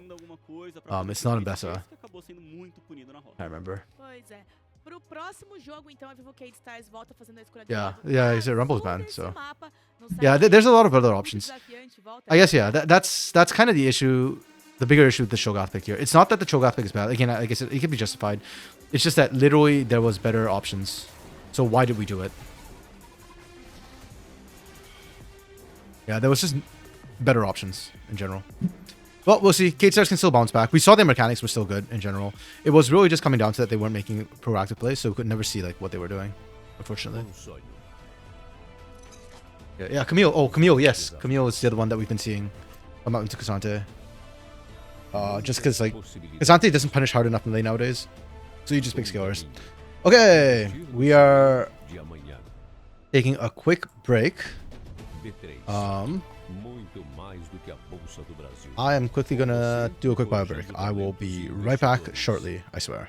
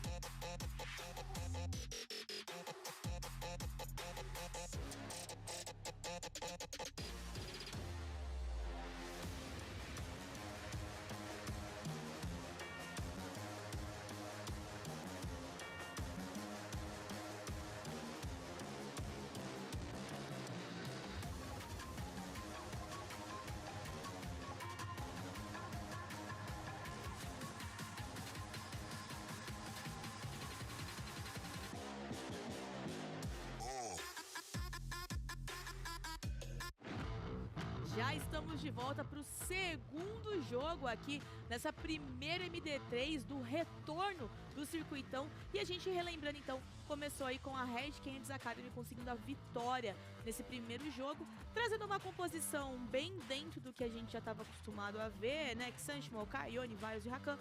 E como é Fearless Draft, não vão poder jogar com esses campeões mais. Então tudo que foi no primeiro jogo, né, agora tá banido, não pode ser reutilizado. Muda um pouquinho aquela característica que a gente fala de draft, ao mesmo tempo que a gente falou no primeiro jogo, passou o Scanner, que era um campeão que poderia talvez ter sido focado, ter sido escolhido. Talvez agora seja banido, vamos ver como é que os bans vão acontecer também, né, nessa segunda partida. Eu senti que, assim, agora a Cade, né, escolhe o lado azul e acho que vão querer ter um pouquinho mais de atividade. Porque perderam um jogo sem criar tanto, jogando de uma maneira muito reativa. Sim, até você falou, né, que era o que a composição propunha, essa parte mais defensiva. Era defender, né? Kai'Ta, só que... E aí você não inicia nunca? Pois é um pouco complicado, né? Você ficar esperando até um flash do Yone. Então, com o ult do Maokai, aí você faz alguma coisa. Aí perde, não dá mais. Nesse caso. Exato. Foi o que aconteceu. Ver a tela da derrota. Bom, a gente fica agora então, daqui a pouquinho a gente já vai dar uma olhadinha em quais serão essas próximas escolhas. E já que você trouxe que o Skarner passou, ele não foi nem banido, nem picado, eu não me lembro se a Damn it, you're right, I was muted. I completely didn't... Oh my goodness. Okay, well, that's fine. We didn't miss too much. Good catch. Yeah, I was saying no, Warwick top is a troll pick, Lunar. Yeah, and I was saying that, hey, maybe game one went the way it did partially because Red is more coordinated, right? They only made one change, which is Graftar. Yeah, and I don't think Pickle was necessarily a big part of the shot calling. I could be wrong, but it didn't feel like it last split. So having Graftar step in probably doesn't change too much of the dynamic for everybody else. Maybe a bit more direction. Whereas Kate Star's the only remaining member is Sarulu. Everybody else is different. Yeah. Scamber, I was double checking because I thought, yeah, Scamber was Red, right? But he was Rise last split. He was Red a couple of years ago. So, yeah, it could just be that's why they're so passive. It's just because they need to figure out like their dynamic, which I mean isn't great, but hey, maybe they can figure it out for game 2. Because I think they kind of need to. É time agressivo, é time que gosta de jogar pra cima, então talvez agora que não vai ter mais o Ezreal, porque a gente também sabe. I hope they actually show us the full draft and it's not going to be just the desse momento em que ele vai conseguir the like sudden flash draft and like here surprise it turns out they drafted. É criadora de jogadas, como você mesmo cobrou. E assim, segundo jogo, acho que já entendeu um pouquinho mais a forma com que essa Red se estruturou pro jogo 1, que foi permitindo que start the game. fosse o protagonista. Então talvez Or at least show us the draft. I have a bad feeling if they're talking this much and yeah, it doesn't sound like they're ending anytime soon. I have a bad feeling that the draft is just being done off screen. Tá tentando criar, de ter maneiras também diferentes de jogar, mas senti que principalmente no duo ali mid jungle. Do we know who's the production company for this now? Isso acabou criando dificuldades para eles no jogo. E então reforçando aí para você. I think that says a escolha do lado azul. Kate Stars choose blue, I think. Pra gente acompanhar como é que vai ser essa história desse segundo confronto. Cade vindo pro lado azul. O que você espera? Assim, primeiramente, acho que eles têm que tentar propor. Yes, okay, yeah. That typing you hear desperately on the side was me running Google Translate to try and figure out what that says. So yeah, Kate Stars shows blue. Makes sense. I think there are a lot of OP picks. Blue is generally stronger unless you've got really strong counter or players who can absolutely punish picks and just counter pick. But yeah, I think it just benefits them more to go. Mais simples de jogar e que funciona muito bem agora. Então por que não? Por que você vai ter que colocar um mid, né, como o Jace, um poke com dano físico e vai ter que mudar tanto as características do time? Eu tô bem curiosa pra ver como é que vão ser esses banimentos também, porque eu acho que essa selva é um local que vai ter muito foco pra eles tentarem minar. Azul gave it away. Oh yeah, well, yeah, Azul I guess, Azure, blue. Yeah, okay. Ficou sem muitas escolhas. Então, pra responder as nossas perguntas, Pix e Buzz na telinha já. first pick da Vivo Cade Stars é nesse Rumble. Okay. Oh, they didn't blitz us completely, but they blitzed the bans. That's fine. We take those. That's still... I can live with this. Okay, so Victor, yeah, as we expected, the Victor ban for Graftar. Makes sense. Draven ban against Rabello. Okay, I mean... He ain't no Leandrin, but... Understandable. And then in Best of Kalista, pardon me.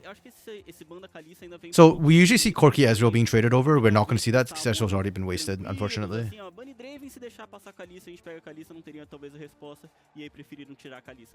Okay. Surely, what the? Why are we second picking Ornn? I feel like there's higher prio things we could be going for. Like, you could pick an engage support if you wanted, or if you want jungle. Ivern's open. Ivern's really strong. Sitch, no, Sitch is banned.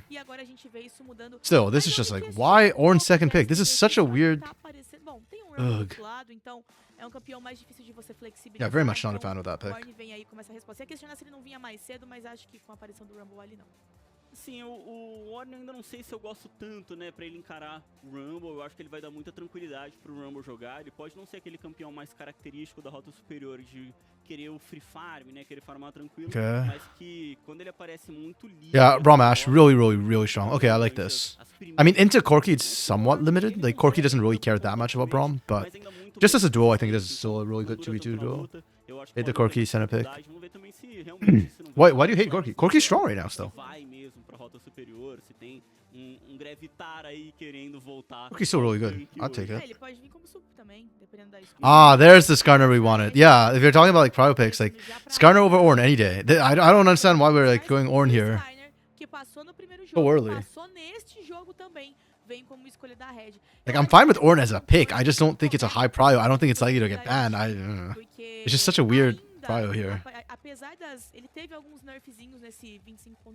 Okay, so now we're looking for mid lane and jungle. And then on the other side, we're looking for support and potentially mid. I mean, Corki can go mid, but I feel like mid is a little bit wasted if you're sending him there. Vamos ver como é que eles continuam. Já pro lado do time da VKS, acho que é focar esses banimentos de rota inferior mesmo. O que eles poderiam tentar trazer para jogar contra Ashe Brown. E acaba vindo os Ziggs. De certa forma, né? They picked it because they didn't know what they were doing. I refuse to believe that, Lunar. That they just don't know what they're doing. Like, I mean, you might be right, but I just refuse to believe it. Okay, Ziggs ban. That serves as a multi-ban, because Rebello does play Ziggs. We've seen him do it before. Way in a 0 away from quads. The problem with banning out quads that I kind of don't like is that there are just so many different picks that quads can play anyways. But Cerulu's got a Champion Ocean, so I guess, yeah. These bans are just whatever you don't want to have to deal with. Both of them do pretty well into Corki, so I guess that's why we're seeing them banned out here. That's fine. Yeah, I think the support bans make more sense. Oh wow, we are just... Okay, so that is a Corki mid for Graftar. Does Graftar even play Corki? Well? Senna R4 completely destroys Cade. I think the Jinx is better. I think the Jinx is better. Senna's damage takes too long to ramp up in a way, and I think Jinx can do better than Senna. It has the same range that Senna has, so... Okay, I'm down for this Wukong. Already really great wombo combo. Really easy to execute composition. Nice and simple. Your Braum counters the Ornn already. Really great comp. We're looking for mid lane. Mid lane Nunu? Oh, Senna Ornn bot lane? Oh, actually. True. And then you counterpick the top. Well, maybe. And then you counterpick with that, I guess. But then Braum counters Ornn, so I kind of don't... Oh, pick a Vlad here! Pick something that AoEs! Why are we just going R3? Why is it Ahri? Like, Ari's not bad, don't get me wrong. She doesn't fit the rest of she doesn't thematically fit this composition. Which makes me kind of sad. To me, when you pick an Ari here, you're just like, oh, just in case we can't win the team fight, we'll pick something else. Okay, Tom Kench, that's fine. I don't hate this. I actually think this comp's fine. They're using the Ari to try and assassinate the backline in the event that the Wombo doesn't quite land. So it gives them more options. It's fine. Like, it's not terrible. It's not bad. Acaba fechando a composição do time da Red, mas que tem muita frontline, tá? É muita linha de frente para dois ADCs. É isso que eu ia falar. Okay, I think this draft is okay. It's easy to execute. I'm fine with it. Lane matchup Rumble probably won't be able to completely destroy Ornn. This is a good bot lane. This is okay, especially the Corki. There's some threat. I don't know, I'll give it a 4.5. Part of me wants to give this a 4 because, like, I'm not super happy with the Ari pick, but realistically, it's not a bad composition. My only concern is it does not scale. This comp scales incredibly well, but you surrender early game agency quite a lot. No, I'm going to give this a 4. I'm going to give both teams a 4. Basically, I think ease of Brazilian execution belongs to this comp. But this is scaling. So basically, as long as Red don't screw up and they just play defensively, they will eventually outscale this comp. But I think that this comp is it's more Brazilian. And as long as Kate Stars are proactive, they should be able to win with the composition. I would give it to Kate Stars if they can be proactive. But nothing in game 1 makes me feel like they can be proactive. The game 1 was like really, really rough. So like they did nothing. And if you just do nothing against the scaling comp, they will die. Desse Rumble, se ele vai sair do controle ou não, porque tem 3 zagueirões ali, o time da Red, Colossus. Só que muda um pouquinho, a Red agora vai demorar um pouquinho para poder chegar no dano que precisa, né? Isso é um grande problema, na real. Tem 2 grandes carregadores no time, né? Tanto esse quanto essa 3 and 2, Lunar. Okay, wow. You really hate those comps. To me, like, a 2 is a bad composition. Like, it's a comp that... Wait, did I didn't screenshot it! I'm an idiot! Sorry, give me a quick sec. I need to go back and screenshot. I forgot. This game 1, they just flashed it.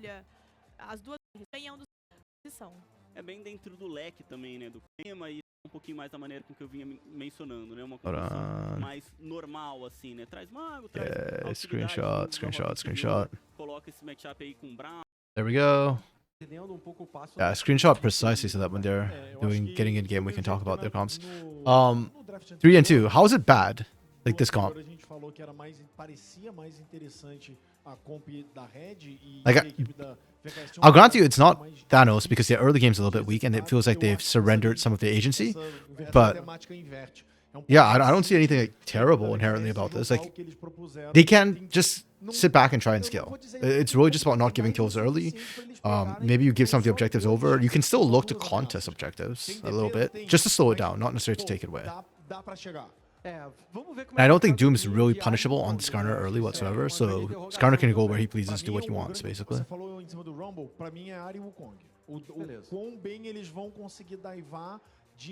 Yeah, and I mean, I'm hesitant to even just give it a 3. 3's like an average composition, which has like some dyssynergy, internal dyssynergy. Whereas I think this is just, yeah, like the comps have a lot of internal synergy. It's very clear what they want to do, how they want to execute it. Pra galera da Red se defender. Sabe por que eu acho que a composição da Red é de mais fácil execução? Porque ela não necessariamente... Corki doesn't have a range to be a stable damage dealer, so it's Jinx versus Sol. Os inimigos virem com o Brown, eles ganham tempo. O Rumble com o equalizador... I mean, but we put the shoe on the other foot. What's threatening the Corki, right? Like, you've got an Ari and a Wukong who's diving the backline. That's it. And if you're going for the Corki, then Jinx is fine. And with the Tahm Kench, you can kind of devour whichever carry is being focused and then spit them back out. In the beginning of the fight, I agree Corki's range might be an issue at the start of the fight, but once the initial burst comes out from the Rumble, and once Ari has kind of used the Spirit Rush and Tahm Kench just negated it, I think Corki will be able to play through the fights perfectly fine. If anything else, Corki to me is insurance. Also, I watched Shogo from North American CLOL side play like a Bloodthirster Corki build, which surprisingly actually lets him play through the abilities instead, which gives him enough range to actually be relevant. I won't say necessarily be the big carry in this particular game, because, yeah. But it does let him still be relevant and sustain through the fights. Yeah, okay. Iron Rumble should be able to kill him every fight. Without the Tomcat, sure, I'd agree with you. But then, as you pointed out, the Jinx is the other issue too, right? They have enough to kill one of them. I don't think they have enough to kill both of them. And the moment the threat's down, yeah, I think Corki will be able to play the rest of that fight. We'll see.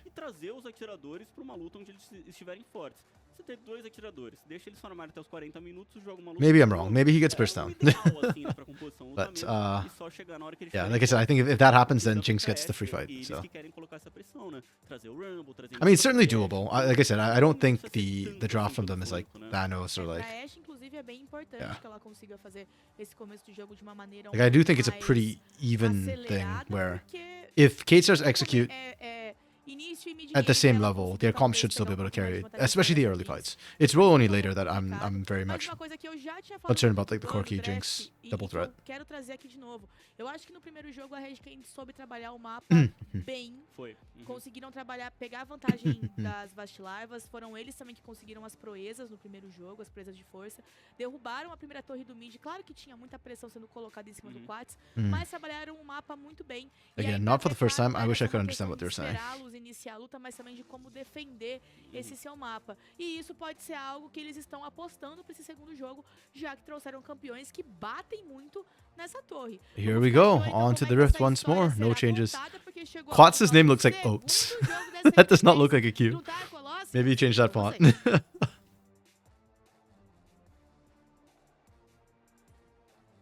Valeu, Fogueta, valeu, GSTV, tá tudo certo, tudo pronto pra gente acompanhar. Okay, can Red close this game out? Or does Kate Stars wake the hell up and actually show us a game? A galera da Cade consegue com essa composição empatar a série? É uma melhor de 3, já tá 1-0 pra Red, se eles vencerem... Like, I just don't want to watch the team lose because they did nothing, you know? Mas a Cade tem a possibilidade de empatar e You're on subs. Unfortunately, no captions for live games. A Red defendia o título do Circuitão, a VKS Academy defende. I wish they did. There was a time, I think like 2 years ago, when I was first watching CBLOL Academy, they actually had live captions. But now, yeah, unfortunately they don't. So, No Américas quem ganhou foi a PEN Academy, mas eles que levaram a melhor. yeah, big Sag. Tá então, meus amigos, frente a frente. And back then, too, I remember that not only did they have live captions, but you could auto-translate, like, live. So I was getting like some sort of English. Unfortunately, those were the days before I had VODs. Like, I don't have saved versions of that, but yeah, they did used to do that. E tem a possibilidade agora de Skarner repetir o feito Colossus, porque pra mim é o principal caçador aí do meta. Nenhum outro campeão faz o que ele faz, nenhum outro campeão tem o kit que ele tem. É, mas se você for ver disso, nenhum outro campeão tem o kit de nenhum outro campeão, Não né? tão bom, cara, não tão bom. Okay, on to Rift we go. O kit dele é muito bom, cara. Passa pela parede, puxa, tem controle de grupo. Passa pela parede. I actually do think a Rumble can kill an Ornn in lane. Hey, you can hear the crowd. There's people in there. Nice. Meio que meio pop, meio Caim, né? Usually they don't show a crowd at all for academies. I always thought it was like usually. Eu acho que é parecido com um dos dois. Wait, no, last year it was online, wasn't it? Só deles Like they weren't in studio because somebody, was it Payne or Loud, had the power outage, like rescheduled some of their matches. Are they in studio? Are they in person now? Esquerdo agora da sua tela, jogando de azul. 4-4 to be. Oh, that's not true. I mean, 4-4 is getting big, which is great to see. You love to see it. You know, Tier 3 recognizing him in North America now. But no, he's just unfortunately a bit busy today. Actually, tomorrow I think the stream might be over on 4i4's channel. We need to sort that out because it starts early tomorrow, and I also have a class in the evening. So for Tuesdays, I have problems because I'm usually casting collegiate on Tuesday nights or every other week. Is it every other week? I don't know. Like my schedule for collegiate is a little bit weird. Like tomorrow I'm casting NECC, so I was talking to 4i4 about maybe we stream on his channel instead. Yeah, today he's just busy, so he couldn't make it unfortunately for day one. Cruzar o rio, as sentinelas estão lá, eles têm a informação. Sorry, my water was loud. Range inicial em cima do Wukong aqui na parte inferior do mapa. O Wukong foi pro lado dele da selva, o Skarner. Okay, não, jungle o starts Skarner pretty continuou do standard. mesmo lado, então quem I like the deep vision from both these teams this time. horizontal Last game they didn't really have deep selva vision, é o so Wukong. I think they're just playing safe and guessing around. Normalzinho, digamos assim, vai amargar a perda daquele azul, né? Sim. Não tem muito o que fazer. Ele foi visto, você tá vendo um monte Damn, de Klotz is getting bodied by Graftar. Holy crap. inimigo e o Greve, Vai tomando. muita pressão, meu amigo. Not respecting the early damage that comes out of Corki there. Especially the Gatling gun. If you end up just sitting in range of the Gatling gun the entire time, you take a lot of damage. E a bot lane já pegou nível 2. O Smiley com o Scamber estão nível 2. Ooh, good gank. Uma singela vantagem de XP, não pode tomar o gank. Wait, was that heal and flash both being burnt? Outro lado, o Doom já tava atrás deles, meu amigo. Well, that's crazy. O Smiley que era um grande alvo já desse gank. You know what? This just lends credence to my theory that it wasn't just Smalley, it was Smalley Pro Delta. Pro Delta is just criminally underrated. Ah, VKS tinha que ter respeitado mais, Oh. cara. Não precisava. Eles viram a passagem. Got a year old, they're healthy for you. Então, exatamente por isso. Como é que você vê a passagem do Skarner na selva e ainda assim você toma o gank? Solving solving world hunger one feed at a time. Pressionando e deixando a vida do Yeah, that font in the loading screen was not ideal. For Q. Porque se tivesse esses mísseis, o Greve Though to be fair, I don't feel like there's that many players with the letter Q in their name, Mas so. aí ele estaria no nível 6 e o 4 no 4, né? Aí ele estaria com uma vantagem gigante. É, então. Achei que ia ser legal. Okay. Rolu wins the scuttle fight. Tá acompanhando agora, o farm tá And another early lane swap coming in from Red Academy. segurando, mas essa questão que a gente vinha comentando desde o draft. O Rumble sozinho, tranquilo. I actually think this is actually a pretty smart play from Red. O time da Red talvez Like esteja tentando it's Rebello and Usant are not matching up well to Smalley and Scamber, generally speaking. So they just keep swapping them. As soon as the stupid turret thing, the lane swap measures, which I think were kind of weird. Like I feel like, look, they did their job. I don't hate them for doing their job, but it just feels like the way they did it was very brute force and very inelegant. But it's worked, and it feels like Red. As soon as that's over, they just lane swap right away. They call for lane swap. This game's even earlier than last game. Last game it was late enough that 8 stars could get dragon and still potentially contest this. This is much faster. This is much better, so that there's no chance 8 stars gets both dragon and grubs and still be able to contest with grubs. tá frisando, congelando a rota, né? Não vai Yeah, dar we're seeing conta only do Scamber Smiley. rotate for now. Então é uma estratégia, uma jogada que a Red tá assumindo. Vamos ver se vai That's funcionar, se vai dar interesting. É, mas aí quem toma I teoricamente, think o prejuízo Brom nessa brincadeira é Rumble. justamente o I think there's kill threat here com aquela on the 2v2 força no- if they can find the engage. The hard part is getting the Claro que o engage. Brown já tá lá na Because parte Brom's de not really cima, engage então o support. Scamber tá And dando he's essa very moral under pro leveled, so there's no ult to come through. E ele vai Facial conseguir vision. pegar farm sim, porque o freeze não foi 100% executado. Pois é, tem Deu uma tempo. onda de minions aí relativamente legal para ele poder farmar embaixo da torre. Nasce o primeiro dragão do jogo. Já apareceu por ali, é um dragão. Okay, despite the fact that we saw Quats getting bullied out early, he's actually even, not even, but pretty close to even. Dropping 3 CS is not a big deal compared to Graftar. E vamos ver agora como And once he's 6, then he actually has kill threat on the Corki. Then Graftar doesn't get to run the lane like that anymore. And it becomes more Ari favored. Pra lane, todo mundo tá resetando a red meio que. Okay, this is why we might not see Dragon being prioritized. I'm seeing a lot of pings come down from Red Academy. Are they lane swapping again? Yep, they are. Nice. Vai mudar o setup de como eles querem fazer Okay. as coisas. sim, estão trazendo I think they're actually losing CS on these swaps, which is not ideal. A lot of times when you see teams, or at least in the old lane swap meta, when you saw teams like actively lane swapping all the time to get people out of lanes, you notice that the team that's doing the lane swap often gets a CS lead because they try and shove the lane. They have champions that can shove the lane. But Ornn and Jinx can shove the lane, but struggling a little bit into small Scamber. So they're dropping a little bit CS to make this happen every time. But if they get the objective for it, I guess it's kind of worth it. You can see, though, That's 600 just off of lane swaps that they are disadvantaging themselves on. Lunar, it's always our favorite. Free 6. Free 6 not necessarily. 3-6 is all about dodging the charm, pardon me, and if you dodge the charm, then Ari has 0 threat on the Corki, and then Corki just gets to walk into you. Even if you land Q both ways, the orb both ways, you still end up losing the trade against Corki. And his Gatling gun is fast enough that it's really hard for Ari to actually stand and trade in range. Tá se desenhando, vai estar todo mundo meio que ameaçando aquele dive ali. O Doom tá por ali também o Zente. Okay, Dragon for Grubs traded.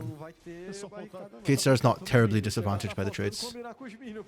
And again, Red's idea of the trades right now is just to try and find slightly better lanes for the Jinx. Vai aproveitando esse momento então para movimentar o mapa. O Zente vem chegando ali pelo meio, o próprio Doom estava posicionado. O Greve continua na rota, ele tá um pouquinho na frente do Quartz aí. Oh. Oh no! Quads doesn't land it. That's kind of rough to see. Well, they blew flash, I guess. You traded Sarolus for the Graptars. I don't know if that's worth it at this point in the game. I feel like the Wukong flash with Cyclone is so much more impactful early on. Better nerf Overloader. That's actually a valid thing to say this time. Não foi tão agressivo quanto eu sinto que ele deveria, mas tá ok para a equipe da VKS que eles trocaram um flash do caçador pelo flash do mid laner inimigo. O problema, Colossus, é que o time da Red quer esse joguinho aí mais parado mesmo. Eles querem dar tempo para Jinx crescer, querem dar tempo... I just want to see signs of life from K-Star's Academy, man. And unfortunately, this is not a game for Scamber to be like the proactive playmaker. With the Braum, it's a little bit hard. So I'm pretty much looking at Sarolo and maybe Quats, but Quats is not proactive either. Quats is sit back and skill till 40 minutes, starting a guy a lot of times, and he could do it on Pain Gaming Academy because he had Tatu. Tá aí a movimentação, o Kong já dentro da selva, tirando Yusin. do Doom, mas o... Ah, Yusin gets it! na parte de cima, mas é o Zent que tá... Meu Deus, tá atormentando o Chino. That's actually high-key important that Yusin got that because he gets experience off of that. He wants to hit 6 as soon as he can. And like denying that away from Shino, like Shino's already 7, so whatever, but like, you get the experience, which is nice. Oh, Sarulu wins this mic fight. Huge. He does not, however, have Cyclone, which makes this fight really bad for Academy. For K-Star's Academy, pardon me. Both teams are Academy. A Cade tá aqui pra poder contestar, pode ter uma grande briga, porque o Greve também chegou, também quer bolo nessa festa aí, o time da Red. Oh? 4 jogadores, mas eles vão dando aquele passinho pra trás, vão dando aquela recuada. Quase que Okay. o Chino foi pego, meu amigo, e a Red agora sim toma o equalizador, flash e atordoamento. Yeah, the moment that Charm goes down, Graftar is just unafraid. Utterly unafraid. Passou o teleporte do Zint. Even with the Spirit Rush. Yeah, there just wasn't enough CC to follow through. Again, Cyclone not being down, they already used the Ash Arrow. Yes, they had Glacial Fissure in a choke point, but it was like kind of iffy. Ooh! Scamber just barely missed out. Okay. Yeah. I mean, K-Stars is still getting... The longer laning phase goes, the more of a lead I think K-Stars is going to get. Oh, Rebello, no!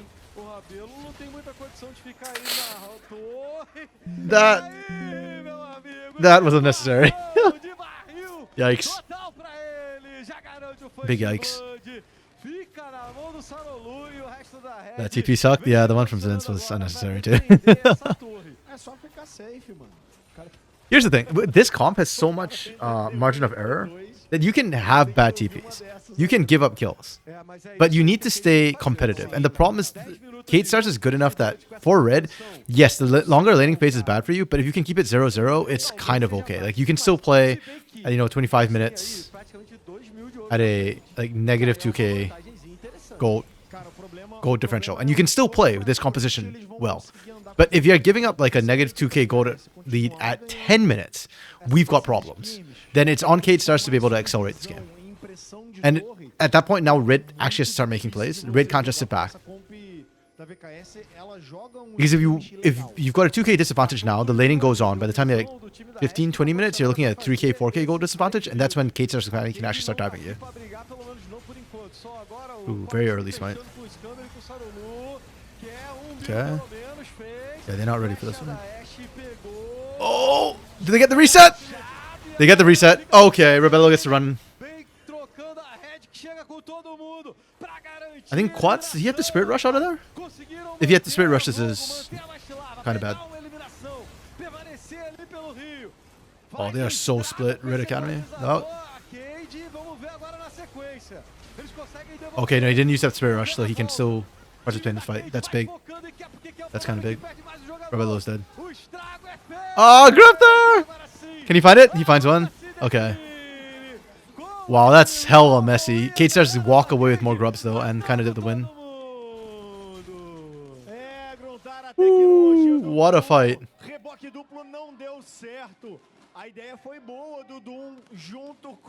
What an absolute fight. Holy crap. This is where Kate Star's hands come in clutch. The fight started so well too for Red. Really nice impale from Doom to stop the engage from coming through. Clot's not having to burn Flash or Spirit Rush there is the critical thing, because he's able to come back in after. But notice that Greftar is not pressured in a lot of this fight. Once the charm goes down again, Greftar kind of gets free reign in this fight and gets to do a lot of damage. Yeah, this really felt like a battle between the mid laners more than anything else. Smiley is actually the one who struggled a lot in this fight. He didn't really get to do too much. Even here, he's like really scared to walk back in. It's really tough for him. E deixa a Cade numa boa. É, mas não foi só ele que pegou os abates não, cara. O Smiley pegou abates também. Então... Ooh, I'm hearing bag of chips coming through again. Wait, is this me or is this... Okay, that's looking like it's my side then. But I am hearing bag of chips grunter again. No, I'm hearing bag of chips, both casters. A Red agora vai ter que tomar cuidado. Eles fizeram o primeiro dragão, mas a Cade já tá posicionada. E tá numa situação boa pra fazer. Gold totals, Cade stars is a hit and everything. Ooh! That rocket actually kind of close.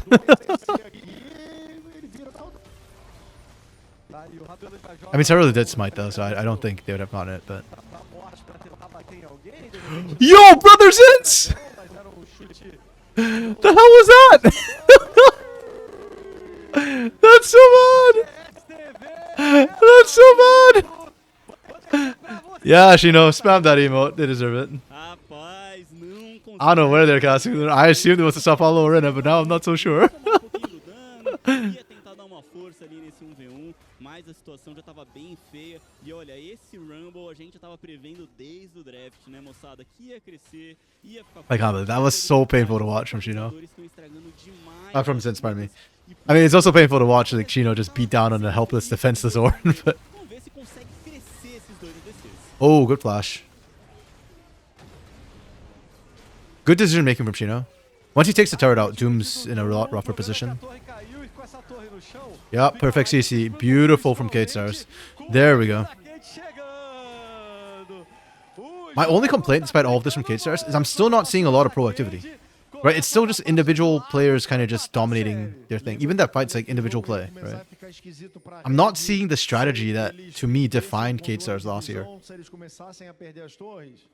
The early game's still very lackluster. Tá acontecendo exatamente isso. Quando você tem a composição com a Ashe, com o Kong, com essa área, com esse espaço de mapa que a equipe da VKS tá... Yeah, let's see what Red can do now. They're at a disadvantage. Que é muito difícil de separada. They are at a much bigger deficit than they want it to be. Almost 4K at 15.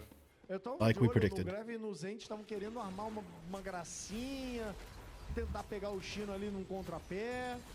Irmão, já tomou uma gralha ali, viram toda a movimentação, acabou. E um tal pro Rabelo, força trindade pro Greve. Wow. Mas talvez seja muito tarde. Mais picou. Just wow.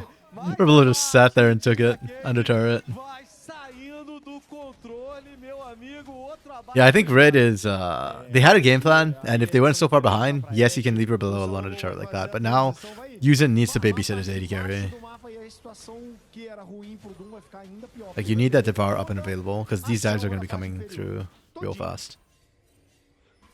Your top laner is clearly a tier behind everyone else.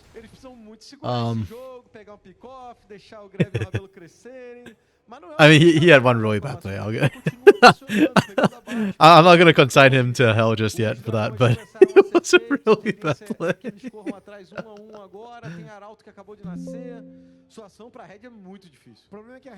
As you said too. Nah. I'm still not willing to give anything lower than the 3. O que a equipe da VKS não quer?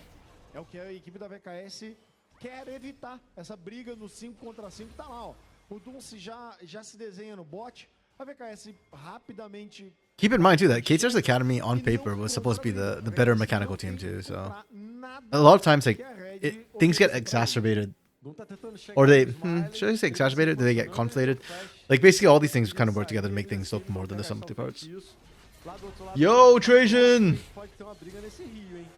How you doing, buddy? I feel like it's been a long time since we talked. Okay. The TP from Shino from behind. He's got the equalizer. Doom misses the impale. Oh, this is so doomed. Holy crap. This is such a wipe. Such a wash. This is going to be an absolute slaughter. Yeah. Okay, this game's done. GG, go next.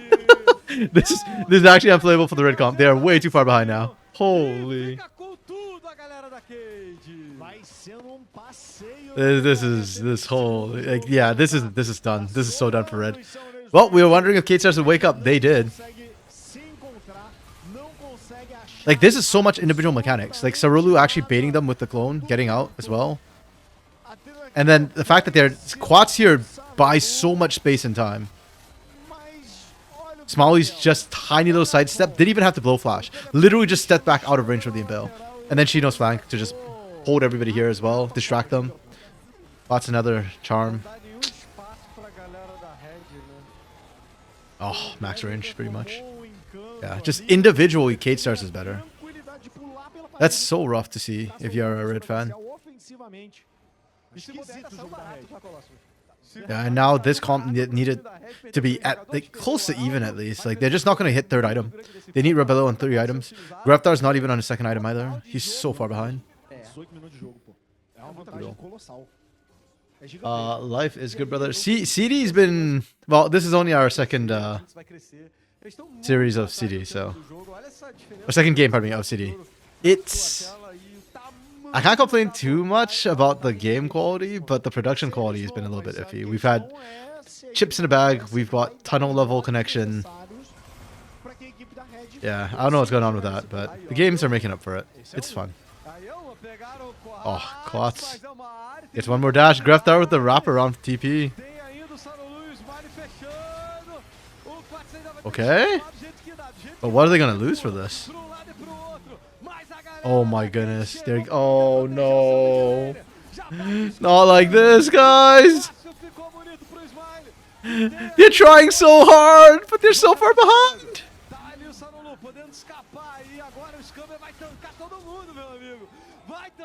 Oh my, it's a slaughter. Hey, they are in stadium. There's actual fans. They showed actual fans. It's real, guys. This is not a pre-recording. And meanwhile, Shino is farming. Oof, it's rough. A lot better than EMEA Masters right now. Is EMEA Masters that bad? I thought things were going well there with like the rats and all of them. Jason, you see Small, you actually think yes. Yes, true. 8-0 and 4. Man is popping off again. Honestly, I saw Edge roll last game and I was like yes, and then it was a no. So I'm glad that the Ashes is being a positive right now. Só vai ampliando a favor da Cade. Só vai ficando cada vez mais gigante, cada vez maior. 10 mil de ouro. Pô, é aquela margem que você olha. This series at least has been already more interesting than I thought it would be. I thought it was just gonna be a quick K-Stars 2-0, but I mean game 2 is a quick K-Stars dominating win, but at least it's competitive. The series, I mean. That's not very competitive. And now Zinz is up a creek with no paddle with that TP.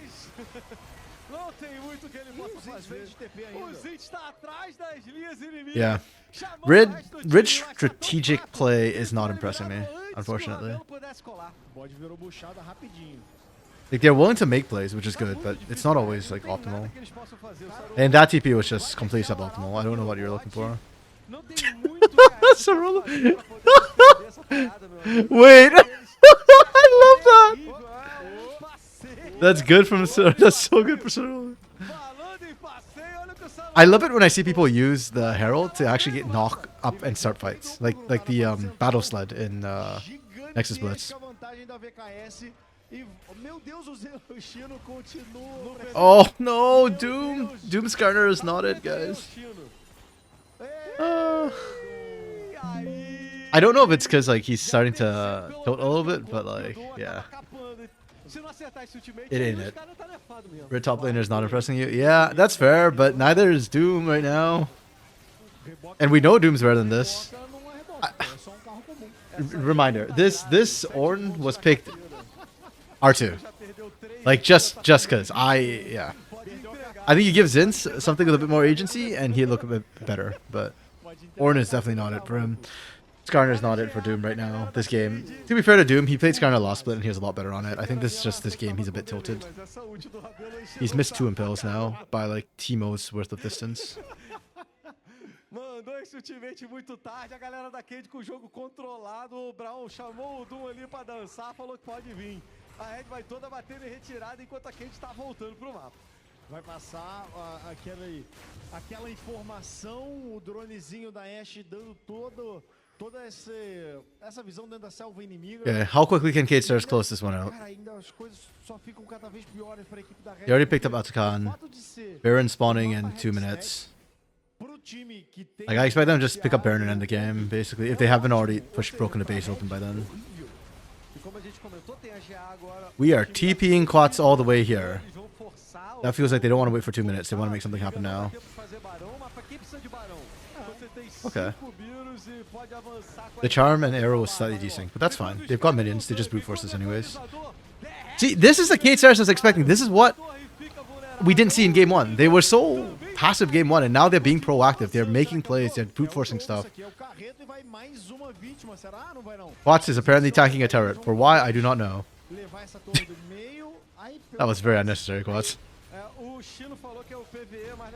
Graftar's still desperately just trying to split push his way into relevance right now.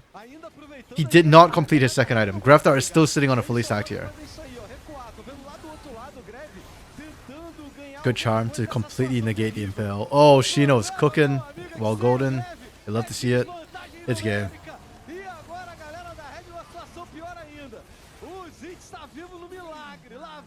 The guy low-key kind of looked like Tyrion, actually. I mean, he's not Tyrion, but yeah, just low-key kind of looked like it. Okay, they break the base before Baron even spawns. It spawns in a minute. They can go grab Dragon, reset, and then go pick up Baron and end the game. K-Stars are on pace. You can forgive Doom for red self-counter picking every lane, but mid, which they gave a counter.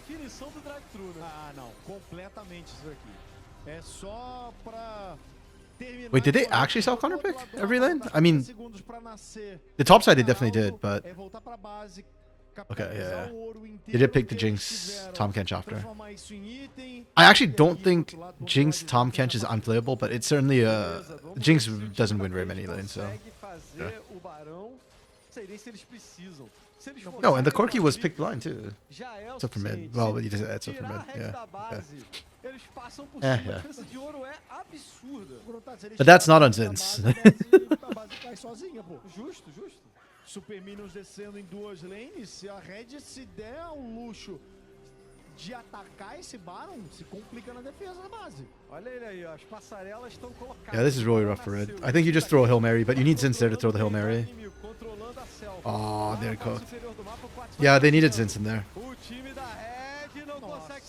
And this is how Red go out of game 2. Not with a bang, but with a whimper.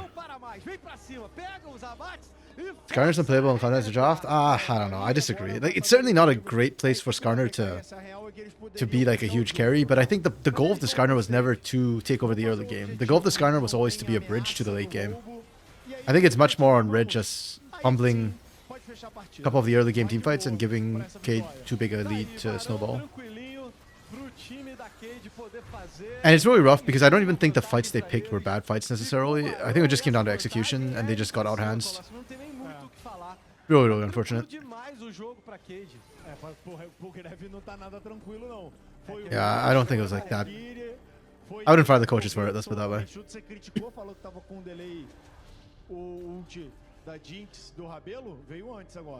Okay, surely we end the game now for K-Stars. You've picked up the Baron. Go. You've got your item leads. Graftar's finally got his mirror mana.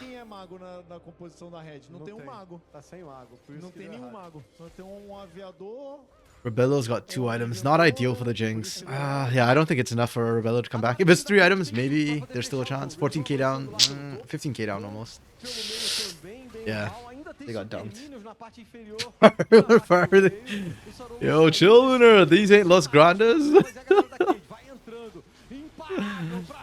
This ain't Liberty. And K-Stars Academy is still one of the favorites, I think, in CD. So frangalhos essa base enquanto eles vão recuando. Mas não dá pra recuar. Losing to them, there's nothing embarrassing losing to them. Não tem mais base pra onde ir, tá? Já tem menos de metade da vida da torre. É mais um push e o jogo Oh. Chino's Rumble has been really good though. His equalizers are very well positioned. Yeah. They literally can't do a thing. They just sit there and watch as their base crumbles before their eyes. Okay, damn, let's go, K-Stars Academy. Too bad Seedless isn't here to enjoy it. Damn, well played, well played. Again, this is what we expected from K-Stars Academy with the names they had. So, on one hand, very impressive to watch. On the other hand, we should also keep in mind that this is more of the expected outcome. I'm just really curious what happens to Red now for Game 3. Like, what do they have in their tank?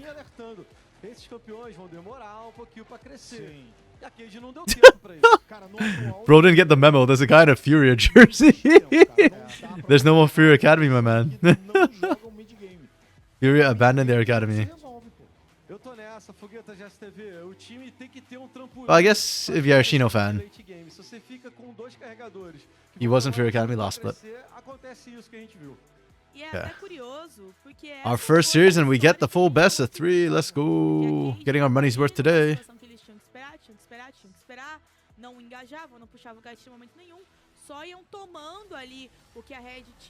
Yeah, this was the fight.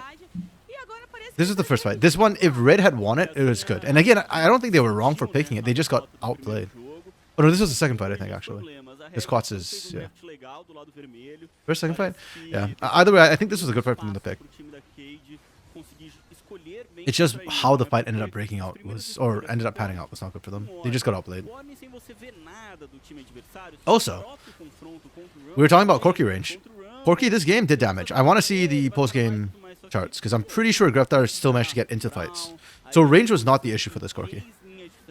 The issue is he didn't have a front line. Everything just melted, and then, yeah, they were just horrifically exposed. Give me the post-game charts. I don't care about these replays. Though that one was pretty nasty. Watching Rebella into the turret just get absolutely nailed. Yeah, man. Zarolu outplayed this one. Quats outplays this one. Smalley outplays with a sidestep. It's just, ugh. Yeah. Jinx got dope so Corki could do something. Yeah, but that was the argument, right, Lunar? Like, no matter what happens, one of the two carries gets to do something.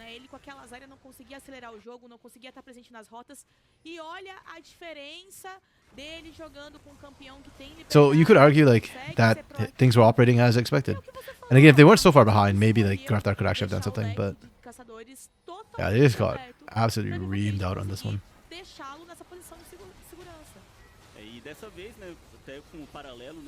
On the bright side, Greftar's looking good as a carry.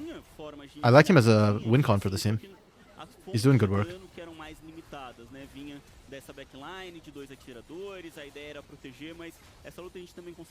Yeah, at this point already they were down something like 4,000 or 5,000 gold, or 6,000 gold I think for this fight. It was pretty rough. That they got as close as they did to winning that fight, I think. Yeah, it speaks good things of the individual players, but the laning is a problem against K-Stars Academy. I wonder, it's only week 1, but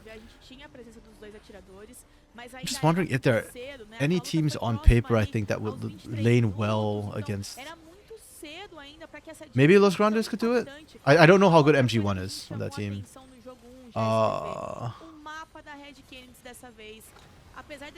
Flamengo should be able to lane against them fine. Kaboom should definitely lane against them fine. Okay. Yeah. It's just an unfortunate matchup for... Well, Red will have to learn. There's too many teams that are going to have really strong laning phase. They can't afford to go down this much every game. Corki does less than Jinx? Did he actually? Okay. Damn.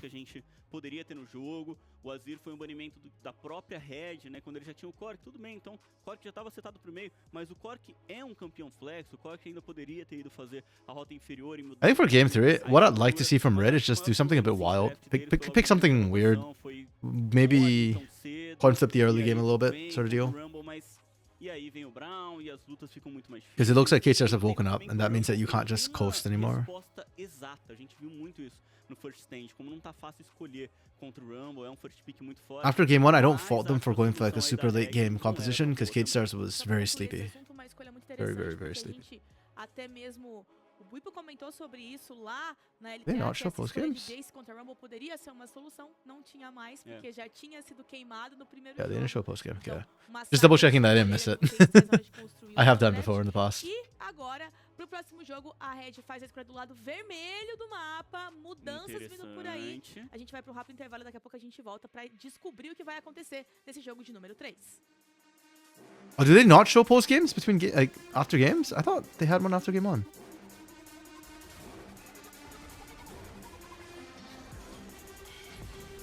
Oh damn, they actually just don't show post games. No!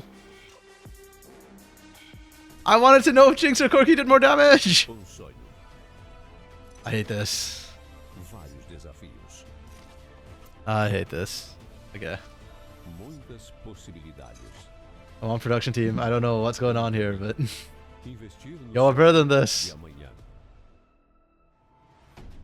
B3. Muito mais do que a Bolsa do Brasil. Com você, forjando talentos e investidores.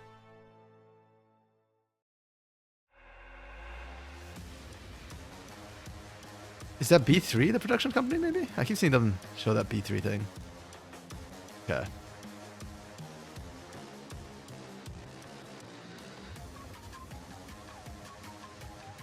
Yeah.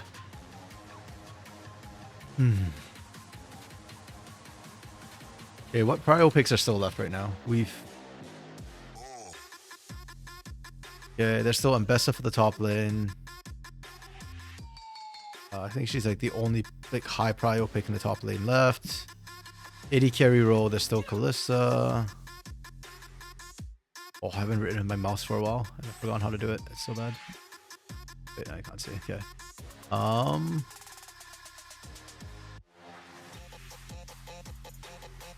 Okay. I don't think Draven's high prio necessarily. So it's just Kalista for 80 carries. Corki's been used. Ashe has been used. Jin's not high prio. Jungle, I'd say Ivern. Wow, hello. Why did I get so thin? Ivern, Sedge. And then support, it's just all the engaged support. So Leona's still on the table. We saw Rakan already come out. Rel is on the table. What else we got? Nautilus, of course. We talk about Leona, it's got to be Nautilus. Yone's out. Mid lane. I mean, Azir and Hui are fine. I don't think they're high prio necessarily. Did I miss anything? I mean, I don't think Vi is high prio either. Like, she's fine. There's a lot of answers to her. Though Tomcatch being off the table does make Vi a little bit stronger. But Zaya's still on the table too. Unless you can get both of them in the same rotations, a little bit iffy. Yeah. I think that covers most of them.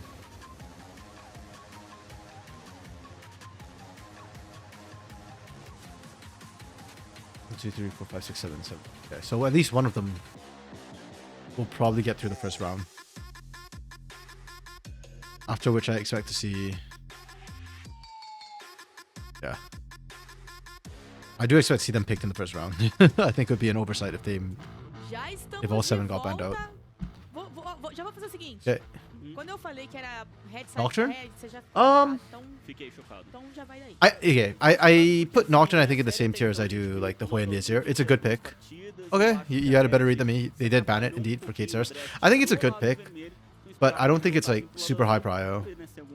It's got more combos than just Nocturne Ori, for sure, but... Tá na hora, então, da gente descobrir, Pickboy Yeah. já tá na tela, a gente começa aí. I would prioritize both the Ivern and Sedge higher. Basicamente os mesmos, a gente vê agora que Like, it's like an A tier pick to me. baniu também o Nock, O Nock, ali de primeiro no lugar da banimento. Sejuani, né, que foi do jogo Exato. passado. Será que a intenção é trazer essa Sejuani? I don't think we need to ban Draven against Ravello, not gonna lie. Não era, então, não era. Eu ia falar que Yep, there we go, there's sabe the Azir. essa chance aí, né, mas ainda diria que na selva você tem bastante opção Sim. ainda pra esse jogo. Acho que tem formas aí, né, de você trazer algumas coisas. A vai We might just see a Azir Hui Não sei se handshake, tem tantas opções. Vamos ver, né, o que eles vão trazer. unfortunately. Eu acho Essa Sejuani curioso. é importante pra Red, eu acho. Eu acho curioso essa primeira escolha de Azir, porque a gente viu, acabou de ver no jogo 2, a Red também fazendo a sua primeira escolha. Oh, yes, I did forget Talia, yeah. Ficou mais fácil de responder. Talia, Hui, Azir. Yeah, I think those are the safe ones. A selva do que poderia I think Talia actually into Azir is one of the better options. I prefer it more than Hui. Hui outranges, but Talia can actually make his life quite miserable. Okay, there's the Ivern Garen. É, o Ivern, I like that for Doom. Then it doesn't, like, after the last game he had with this Garner, like, maybe you want to just, like, chill a little bit, not have to go playmaking. Okay, there's the Talia we were talking about. Thank you for the reminder, Lunar. It does come through. I wonder if they go the hyper carry bot or whether they go like double, or they go like carry top and AD carry. Oh no. Oh no. I've been seeing a lot of misfortune. I'm gonna be honest. I'm not liking it that much. That's the role we're talking about. Yeah, I mean this is a really solid backbone for Cage Stars. It's perfectly fine. And I'm just a little bit worried for the MF right now when it's this early in the draft. But teams have been able to execute it pretty well. You just have to get a bit creative with it sometimes. Ooh, that's what we're going with? Okay. Okay, Ivern can technically just do fine with in most situations. Like he doesn't need hyper carries. I just feel like you benefit the most when you've got Ivern plus Ivern with hyper carries. Because I think the shield just is so valuable for hyper carries. Less so for Talia and Jhin. Maybe we get like a bruiser champ topside, like a Jax or something who can benefit from it. We'll see. There are still options. Grafthar banning the Scion? That's his pick. Well, it makes sense. Right? You got the Jhin, so you want to remove hyper tanks. Because you don't have a tank cluster with these two. Yeah, you're banning the Leona more for the solo flare than the engage potential. Surely we ban Sedge here, right? Yep. Yeah, giving Sedge over to this composition is just insane. Pantheon, okay. Oh, okay. Actually, I can see that because Pantheon with the shield can mess with Misfortune a little bit, or quite a lot. But Nautilus could still be a good counter to this, but it's not. It's not the easiest to get in range to depth charge the Misfortune. Pantheon support, yeah. In general, it just messes with Misfortune, so shield just messes with her in general. Okay, we're Renekton blinding here. It's fine. Like, it's not like the Jax or like Camille I was kind of hoping for, or Gwen even, but it's not a bad pick. It does pretty well with Ivern as well, the shield. And he can still dive backline and be a menace and a threat. I want to see a tank come through from Cade Stars somewhere. Oh, hello! Sarolu Nunu, let's go.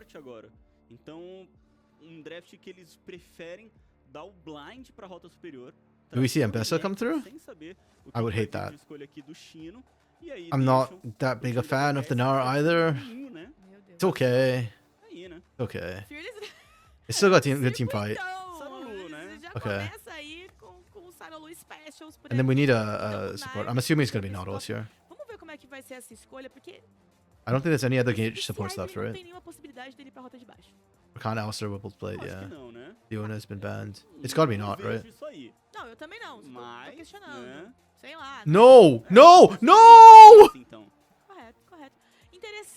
Okay, we've gone Blitzcrank here. It's not the worst pick in that you can still use this to mess with the absolute zero. Oh yeah, Renata. Go Renata here rather than this. Like, I just don't think this Blitzcrank's any good. Like, you're not going to be able to interrupt the Misfortune with it, unfortunately. You got to run to the enemy team to do that. You can mess with the absolute zero, I guess. But when you're pull, who are you pulling? It's so dangerous to pull. I've seen a lot of Blitzcranks like mess with Nunus by pulling the Nunu while he's trying to bring the snowball in. But oh, what a freeze frame.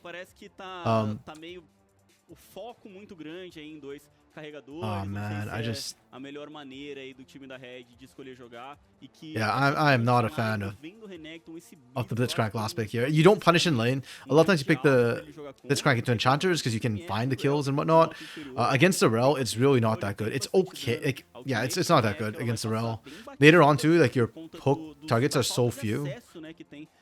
It's gonna be the Nunu and Rel for the most part, or Magnar, and like all of them want the engage anyways. Vocês também, como é que Just, vocês analisaram esses 2 drafts? Porque, de novo, são coisas diferentes aqui dentro do que a gente tá acostumado a ver Yeah. nesse nosso último período aí de Okay, competitivo. this comp's actually pretty good in general. Very, very internally cohesive. I think you have a lot of answers in what the other team wants. Why is it suddenly muted? Oh, right, their mics are not working again.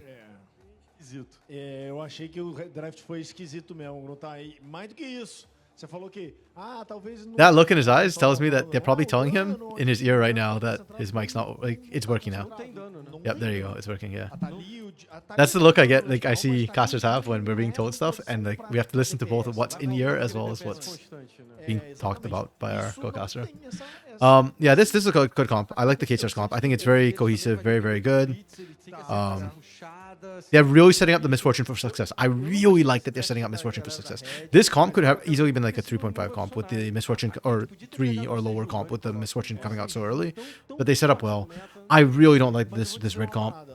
Like, on one hand, it's not like a terrible comp. There's no like internal dyssynergy. You can see like there's a lot of long range that can pile in, but I just feel like their strengths are not leveraged anywhere on this composition. Like, what is your clear win con here? You can't tank bust, and they've got tanks. You can play global, I guess, but this isn't a comp that you're going to be able to punish that easily. And the moment Talia leaves the fight, they're going to start the fight somewhere else. You don't have a good answer into the engage of Nunu. Like, they can brute force engage with Nunu, Rel, and Nar, and I'm not seeing an answer to that. I don't know, like, in a vacuum, this comp for me is like a 3.5. In a vacuum. Looking at this, like, it's dropped. Like, I'm thinking like 2.5, maybe, even maybe a 2. Para MF. Aí você tem o Nunu, vai abrir mais espaço ainda. Tem uma Rel, Yeah, because your lanes aren't even winning lanes. Okay, like, Talia is good into Azir, fine. You know, that's like that's like a 6-4 lane. Your Renekton's not good into Gnar. That's like a 4-6 lane. Or maybe even 3-7 actually. Yeah, 3-7. That lane's not really good for Renekton. They took out Prowler's Claw. It's really hard to punish. Your bot lane is like a 4-6 lane, and you picked into it. Ivern's like just good in general, but yeah, I'm gonna give this a 2, man. Like, and part of this is based on nameplates. It's hard for me to do this in isolation, because if you could outplay, maybe, but I don't know. I just really don't like this draft. It's not terrible. It's not bad. So I feel like bad giving it a 2, but at the same time, I'm just not seeing a win con come through for a red right now. Besides, be better. And I don't think you can just be better K-Stars Academy when you just got ran in game 2 like that. Yeah, Kate, very clear win con team fight. Also, you can get some early ganks with Nunu and Misfortune being a strong lane to win the game. I'm trying to look at this red win con right now. Maybe globals? Maybe we make ganks and global plays. Like, between Jhin and Talia, you have a lot of range. That's the only way I'm really thinking they win this game. You don't win early, you don't win late, you don't win mid. Rough. Really, really rough for Red's drafting. Você diria isso. Eu diria isso. Já desbloqueou todos. Beleza. Não tem nenhum mistério. We'll see how it goes. Maybe Kate Stars turn off their monitors again. I doubt it though. I think game 1 was the exception to the rule, and I think Kate Stars just needed to warm up. Queria saber de você, o Fearless Draft cobrou a Red Canids Academy nesse jogo 3? Olha, eu acho que ficou um pouquinho mais limitado. Eu acho que, assim, não tem uma resposta tão boa assim pro Azir. Talvez sentiram falta de outro atirador também, acabaram trazendo o Jhin. O suporte, eu acho que não é necessariamente o Fearless Draft, porque tinham opções aí pra eles jogarem sem ser esse Blitz. Então, eu diria isso, talvez assim, até Alistar, né, o Nautilus, tem muitos campeões assim que você poderia jogar. Não, já foi no primeiro jogo. E o Nautilus? Nautilus podia. Então, Nautilus podia. Eu acho que é isso aí que I think where I feel like they kind of went off the rails was this Jhin pick. Então, se A little bit. se o Alistar já foi no jogo 1, They- de repente ter alguma outra I didn't. It's still playable. Like you can play the Jin into Misfortune, but like this is where I think things like started getting a little bit off, and then this was when things like really fell apart. Like when we started playing the Renekton, and then this was just like full on disaster que o zone. adversário tá jogando na rota. A Rel não acho que é essa justificativa. Acho que você não quer sem querer puxar uma Rel, sabe? Yeah. Pro seu time assim, mesmo na fase de rotas, então não sei se tá assim tão confortável. I think I'd much rather have seen them actually pick up. When this came through, I think they should have just gone Rel instead of Talia for R2, because there's no real good counters when Alcer. Where's Alcer? Alcer got played. Rakan got played. Those are the two handshakes with Rel usually.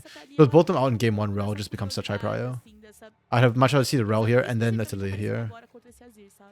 Maybe they were worried that AD carry would get pinched, but yeah, I feel like there are options you can play into Misfortune still. Like not necessarily counters. Jin gives you a better lane, but yeah. Assim, o Colossus ele tava bem certo ali, né? Parece que não tem muito dano mesmo. Okay, we're on to the Rift soon. We'll get to see if Red can actually play this comp that's drafted. Skilling's not even in their favor too. Like now outskills the Renekton, Azir outskills the Talia. Okay, maybe you can argue Jin outskills Misfortune, maybe. I think that's a very tenuous argument. They just kind of do different things later on. I noticed something. I don't know. Was there anything did I miss anything, Lunar? I don't think I noticed whatever it is you noticed. Está aparecendo na sua tela é a derradeira desse confronto, dessa melhor de 3 entre o time da Cade e a galera da Red. Por enquanto, 1-1, a Cade volta do lado azul, já está posicionada do outro lado, todo mundo juntinho da Red. Okay, yeah, go in for the Blitzcrank cheese because they need it. Hey, it's B-Crank. I actually have not seen that skin before, I don't think. It looks...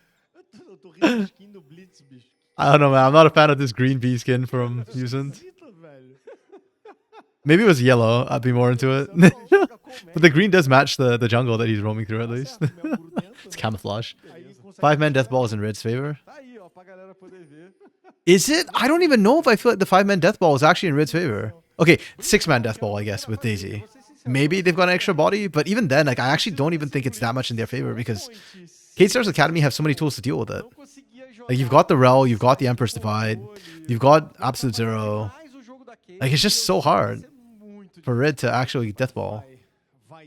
And Talia doesn't like the death ball either, so it's almost like it's okay. It is 5-man death ball because Daisy plus Daisy minus Talia. Well, you know what? Let's see if they can death ball. I think. Se ele ficar na forma de meninar, ele também consegue dar uma complementada legal. A tendência é que I think Snowball is better than Death Ball. I think the Nunu is going to mess them up. See, this is my concern. Like, when you pick the Blitzcrank into a tank lane, you hook and the tank's like, thanks for the spree engage. I take this. Blitzcrank has very little tanky stats innately. He's actually squishier than most of the tank supports. He relies on his shield to give him that extra bit of health, but I think it's only like 20% of his mana. And it's not as useful as you think, because a lot of times by the time it pops, he's probably going to be at half mana or less. So the shield is really not that useful on Blitzcrank. Like maybe against like an Alistar who's not unbreakable, the tank stats might be like somewhat comparable. And even then, Alistar has like innate sustain and stuff. It's just really rough to see this. Não, eu acho que o Nar tem pouquinho da vantagem por conta do longo alcance aí na rota, né? Mas o Renekton, se não souber jogar contra a Nar, abandona a carreira de top lane. Oh, Growthar has a pretty decent Talia, so maybe they can make something happen mid. If he wins his lane, he can roam out and help the other lanes, maybe. Oh, Smalley gets 0 trade back. Interesting. I wonder if he's conserving mana, or whether he was just on cooldowns, maybe. Okay, Doom trying to recover from last game on his Garner. That's a really good word from Shino, actually. I wonder what tipped him off. Like, yeah, that's just like a randomly defensive word. O primeiro jogo eu achei que o Doom foi muito bem. O segundo descarne eu não vou elogiar não, Colossus. Não, começo do jogo, tô falando. Começo do jogo ele tava Wow. They got the flash out of Doom because of that ward. That's beautiful. Absolutely gorgeous. You love to see it. Essa é só recuar, vai ficar por isso mesmo. A sentinela da Cade. Yeah, information quase inequality. pega o Doom ali na marotagem. Pegou, já consumiu o flash dele. Beleza, E beleza. assim, a equipe da VKS foi humilde. Eles não quiseram forçar a jogada. O Oh, Sarolo- reganking? I actually thought I wanted to see Sarolo regank this, but... Mas ele tá com esse Meganar no bolso já. Oh, wait, Doom, oh my goodness. Ah, vem a chegada do Okay, Shino? We see you? Holy crap. He played that so well, too.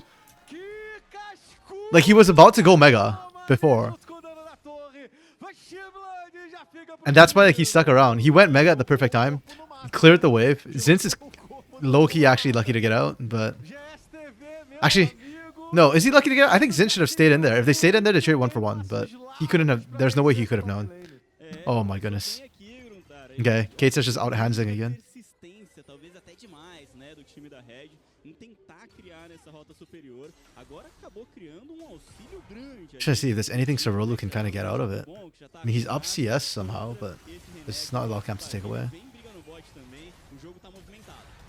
Okay. Gamber had flash. I don't know if he could have created enough distance to get out, but yeah. That's fine. I think holding the flash is good and they can make a play when he comes back. This is a topside replay, yeah. Right here, he goes Mega, and like he didn't try to hold it for stun or anything. He doesn't try and play cute. Just Mega immediately, clear the wave, and then the turret ramping is insane. Quase que o Zinch morre. Yeah, I think Doom realized at the end that he was dead to rights. Like the moment that second shot began firing, he knew he was screwed. 1-for-1. But Quase que o Zinch morre Quase que ali, leva hein? ele também. Quase que é um double. Quase. O lance, cara, quando eu tava vendo I will point out that eu achei que it's all Doom making action happen again, both top and bot. ferrar ali no topo. E Sarulu tried the one gank, but besides that, he's been power farming mostly. a vantagem fica pro Chino. E bota That's kind of how game 1 started too, was Doom just making action and Sarulu sitting back. primeiro dragão, o primeiro objetivo do jogo. With the Nunu too, like you have to be proactive, you can't just be sitting back. De baixo, né? É a tendência que o Smiley e o Scamber consigam meio que manter a rota pressionada, né? Ela embaixo da torre inimiga. E por isso. I always wonder for pro players, how much is it in their head to position in such a way that the double up doesn't bounce to them? Birubiru, Like Rebello stepped up there so that he was in front of the minion, dragão. and so when the bounce hit, Em rotacionar, você já tá vendo o Sarulu. or when the bounce hit, it didn't like bounce onto him because he was in front of it. Não foram, Colossus. Vai ser uma questão do Oh, there's the engage we're talking about. That's really, really rough. Rebello burnt his flash in the kill earlier. E o bot aí, ó. Oh. Puxou o Scamber, mas a Really situação clutch. não é nada boa. A gente comentou. A Hell quer esse puxão. A Hell vai And it starts with Usant hooking Scamber. E foi por pouco, por pouco. This Blitzcrank, it just really doesn't do anything. Eu tô de olho no mapa porque iniciou o push. I don't know why there's so many bots today. This is weird. O push aqui no bot continua, mas a pressão é Oh, pro it's just that easy. na parte de cima. O engage. Oh, Veio com Scamber took an extra turret shot, but that's fine. He had enough health to do it. Ele ainda sai vivo depois do tiro da torre. E a Cade de novo. Yeah, you see the pings coming down immediately. Chegou a galera Potts da was on top of it, pegar o Chino, mas ele making sure that they knew conseguiu Graftar was roaming up. She knows perfectly safe. saiu do controle de He is getting grupo. zoned out a little bit from the wave though. Numa boa. Drive-thru. Might have to drop a couple of CS. Aquele dive foi dive-thru ali, porque o Scamber só Ah, acertou Graftar o showed mid. primeiro controle de grupo e se deu completamente por satisfeito. As Vastilavas, no fim das contas, Good read from Zinz. He was already backing up before Sarulu even showed on vision. Ah, Sarulu? Ah, Ward? chegando o Sarulu, tentando uma jogada. Somebody clear that ward, please. Mas eu tô olhando no placar. Please tell me they saw it. Os três primeiros vírus foram feitos pela Cade. Era isso que eu tinha falado, a VKS, mesmo com 3 malucos subindo por parte da Red pra tentar contestar, perdeu as 3 Vastilavas, não conseguiu o gank, perdendo passe do jogo.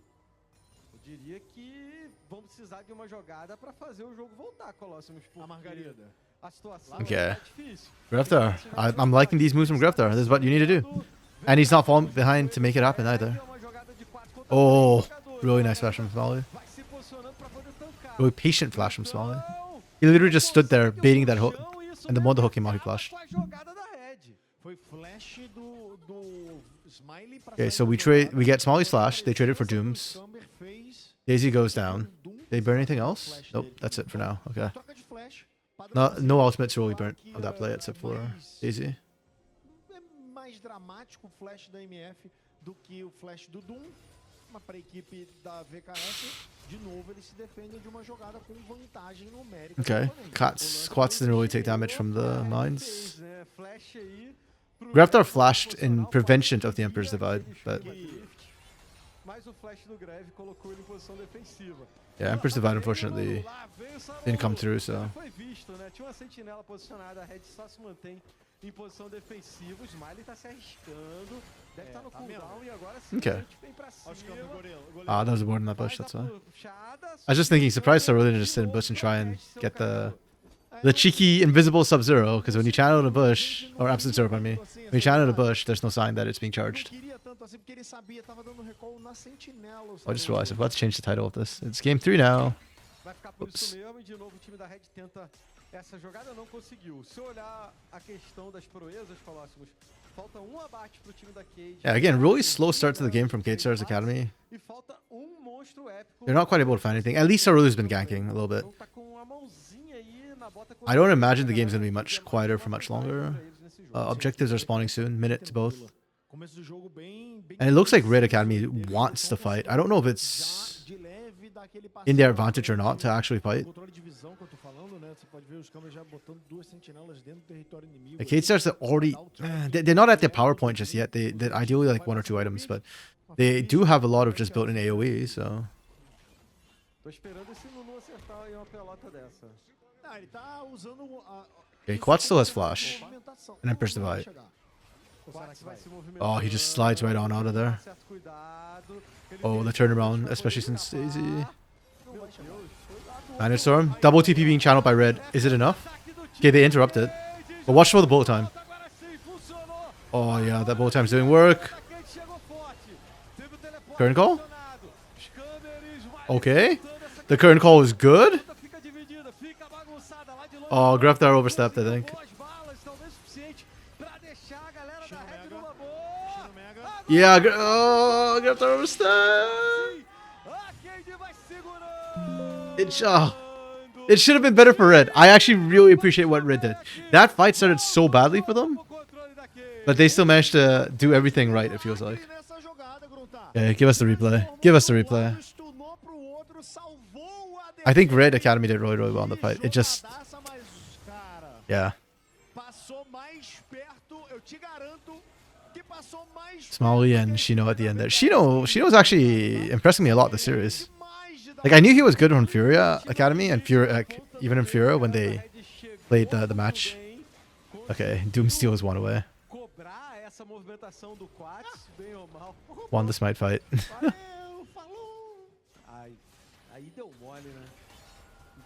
Can Doom Smite again? Oh, okay. It's like, damn, it's almost off cooldown. His second shot. Okay. Okay. They Grubageddon still happening, but it's not the end of the world, literally. With the 6 grubs. But oh, this fight. Like, the fight starts really, really well here. Rebello did have his flash. The Magnet Storm into Sub-Zero, into the Absolute Zero. But they managed to break the Absolute Zero right away, right? I think it was the Blitzcrank ult that did it. And then they channeled the TPs first. Graftar's Weaver's Wall was actually kind of good to put Smalley in a bit of a sus position. The bow time comes across as well, and Rebello managed to get in bush, which is giga huge. Because he's able to actually find these kills. Yeah, and then Smalley wasn't able to free the auto attack at first, only on Zins. But this is where everything goes wrong. Like, at this point in the fight, you're what, 1 for 3? Like, how do you lose a fight from this position? That's crazy. I mean, I think, okay, this is definitely part of it. Rebello is not able to join the fight. And Graftar stepped up too far. Which is wild when you think about it, because look at the vision. There's a control board in this bush. Graftar knows exactly what he's walking up into. And right there, like, going for Shino, I get it. But then he steps up to Shino, and then he, like, kind of walks this way a little bit. And that just puts you in range of Smalley. You're a mage. You need cooldowns. You're low-key built up by the fact that Yuzen hold you, but even then, it's just, yeah. With the barrier, you already stepped up too far. They just need to disengage this, but they got greedy. They thought they could find more. And then everything gets equalized. It's just down to clutch. I mean, there's a lot of right decisions from Red, but there were also, like, the start was really good. The finish was very weak. Okay, and then again, wait, Scamber came from over the wall? Yeah. with the bullet time. Holy crap. It's just a slaughter. There's absolutely nothing Zinz can do at this point. It's a slaughter. Okay, the game's over. GG, GG go next. Man, that feels like the story of Red in this series is they start well. And then in game 1, they were able to close because Kate Stars kind of just keeled over and lay over and just let Red do whatever they wanted. But then like game 2, game 3, it's like they keep picking fights and then the fight goes poorly and it's just game over at that point. Because I feel like that's the only way Red knows how to play right now is look for the team fights, look for the picks. And I don't even hate it. Like it's not terrible, the fights they are looking for. It's just terrible how the fights end up. That one felt a little bit desperate on the Dragon. And they weren't tracking properly for it. Yeah, ease of execution just coming huge for Kate Stars Academy this game.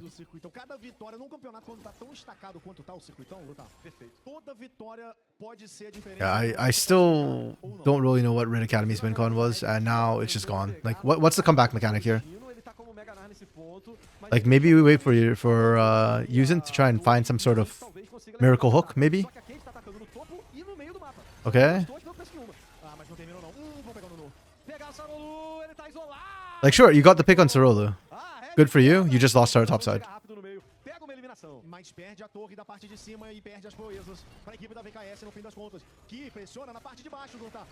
Okay. Can they get this kill? They do. Oh. My goodness. Oh, sorry. Misclick.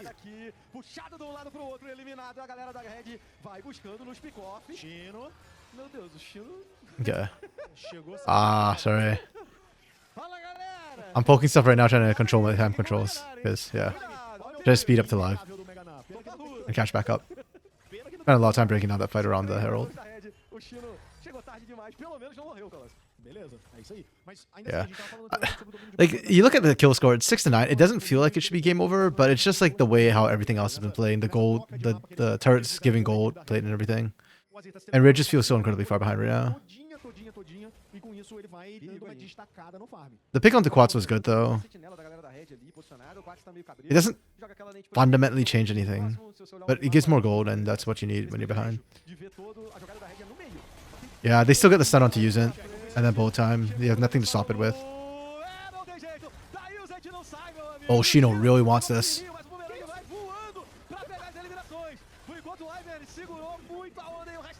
Yeah. Yeah, these feel like desperation plays. Lowest rated player of the series is Zinz.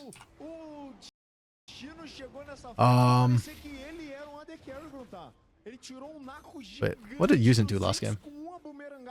Yuzin was the Tom Kench. That's fine. I don't know.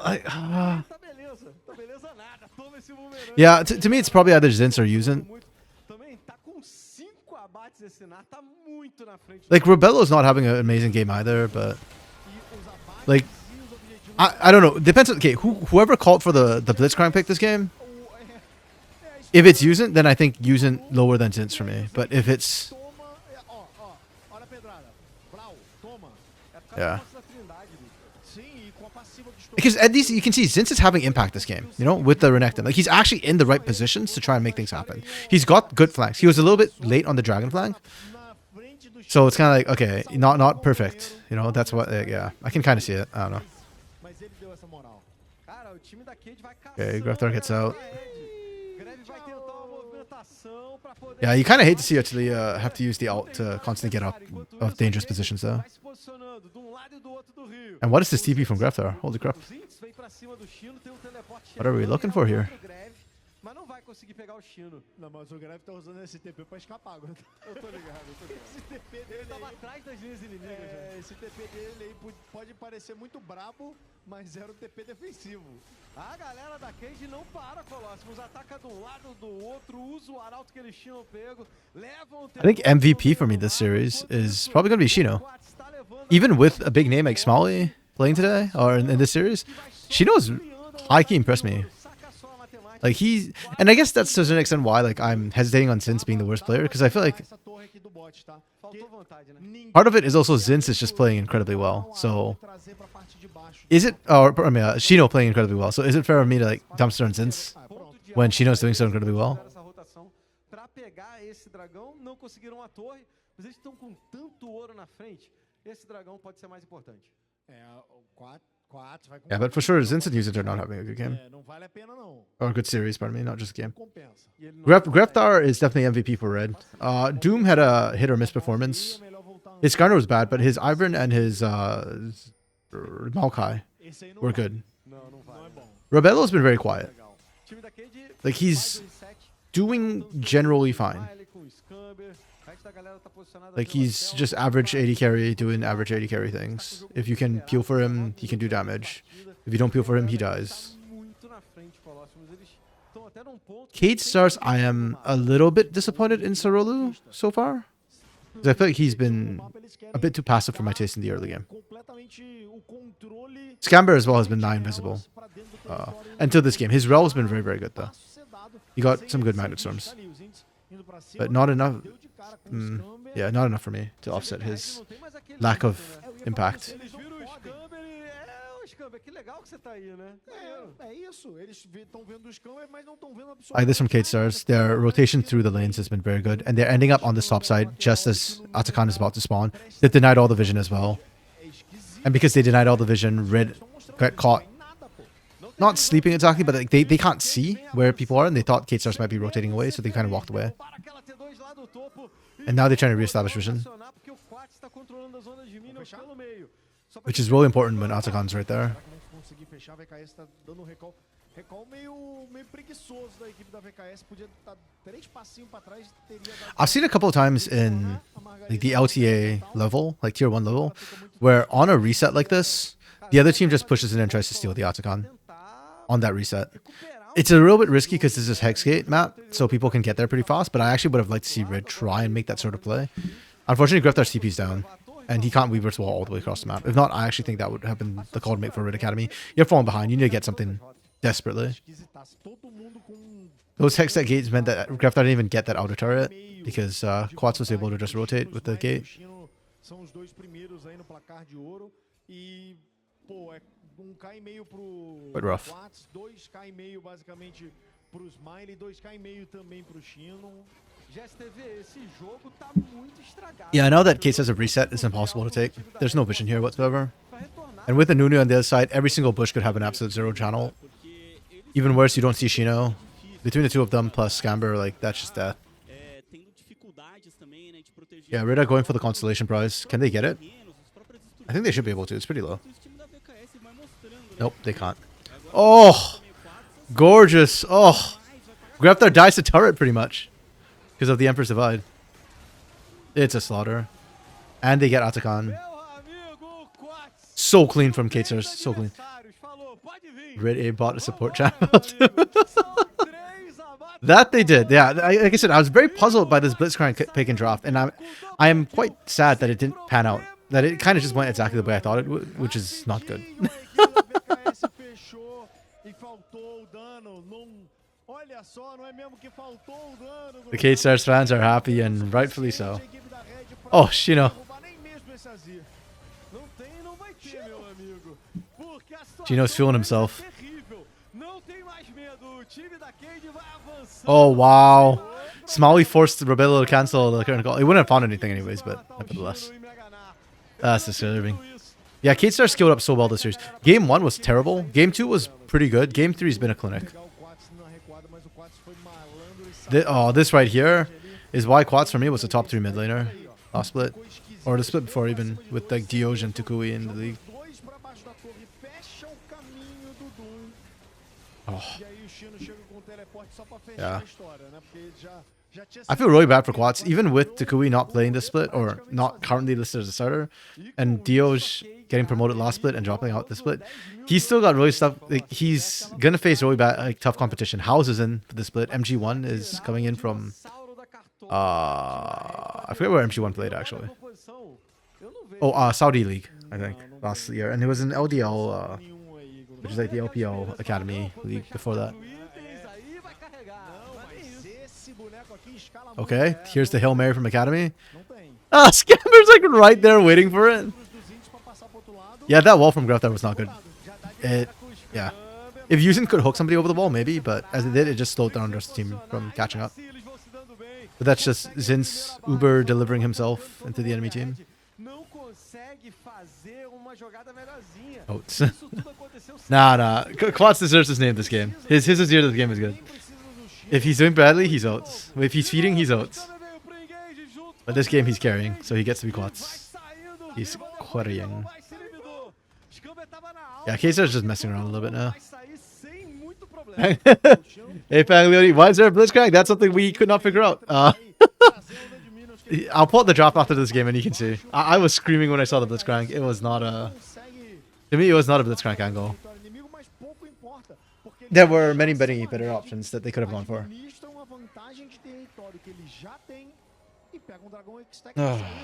E a alma, esse dragão aí, é a alma pro time da Cade, que não só fez tudo isso, como derrubou o inibidor do meio.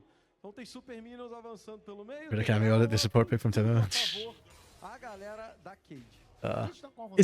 Wait, I thought Temu wasn't that big in the States. Isn't it the other one? It starts with an S. What's it called? Like Sheen? No, Shien or something like that? Not even LCK plays Blitz? I mean, there is a time and a place for Blitzcrank. It's just into another engaged tank is not it. Like, against Enchanter supports, by all means, pick the Blitzcrank. Prods did it so well last split. Yeah, that's game. And by the way, Shino...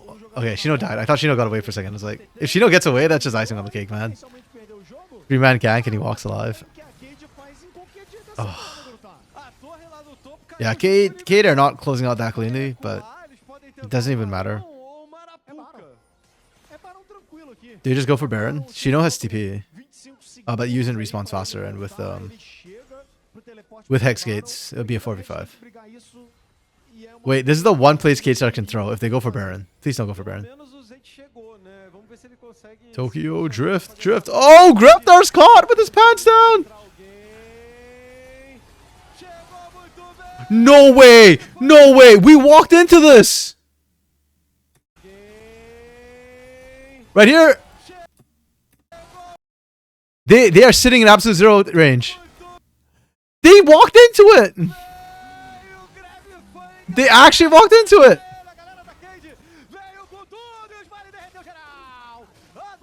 Oh my goodness. I can't believe Red Academy just did that. They literally just went GG Onyx. Okay.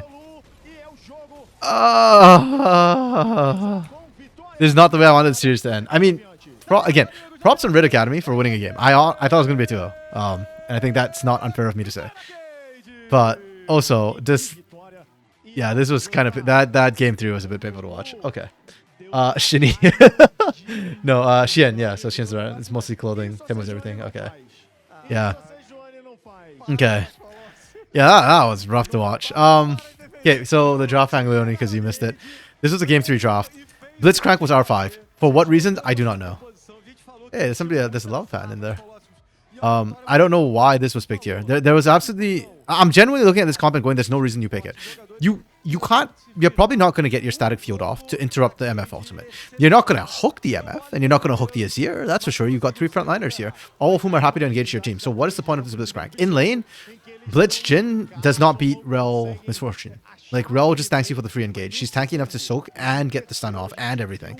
So I don't understand what the point of this was. I also wasn't a huge fan of these 3 picks with the Ivern.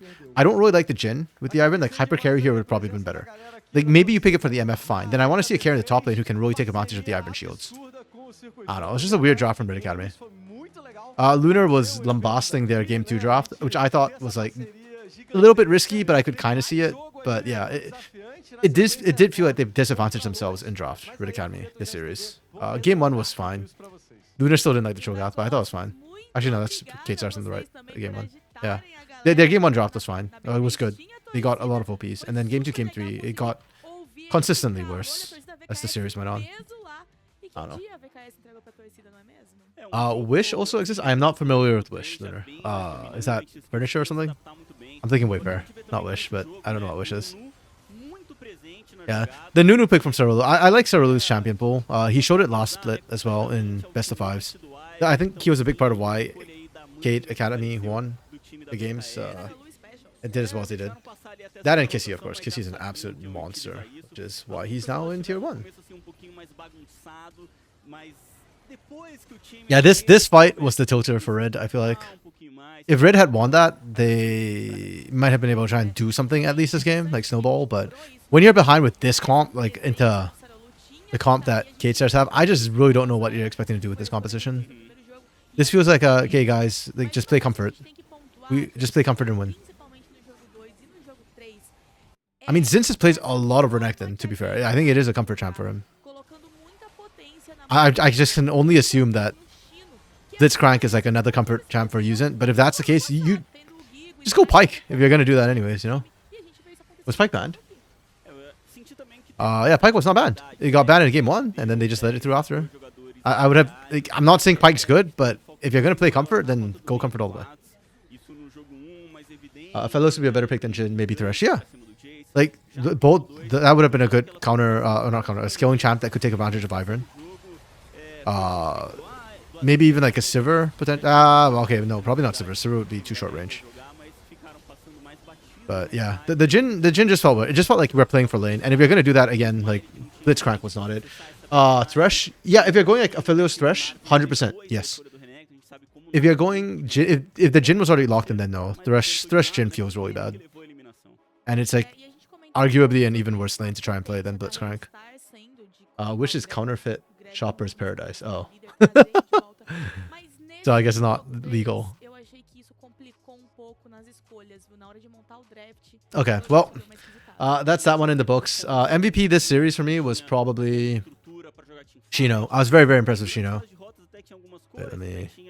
Red and K-Stars, yeah. For me, it was probably Shino. I was very, very impressed with Shino this series. Sarolu was a little bit passive for my tastes. I think he kind of got back into it by game 3, but it was a very slow start for him this series. Smalley was doing well. Smalley did good, but I'm actually more impressed with Shino than Smalley, surprisingly, which I think speaks for itself with how well Shino played this series. Okay, that one's in the books. We started with the Academy, and now we're going to the former partners, Flamengo Los. Oh, this is MVP for them? Yeah. I agree. It's a new year. It's a new start. Maybe this time the picks will make more sense to me from CD. Circuito, Desafiante.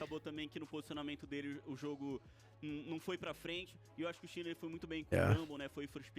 Wait, game 1 he was 0-0 actually? Did he have 0 participation in game 1? That's kind of funny. I don't know. The Cho didn't really have much in back game 1, that's fair. I didn't think it was bad though. And when your team loses, like not feeding is already a pretty decent proposition to not be the issue. Okay. Yeah, next match is Flamengo versus Los Grandes. This one's hella interesting actually.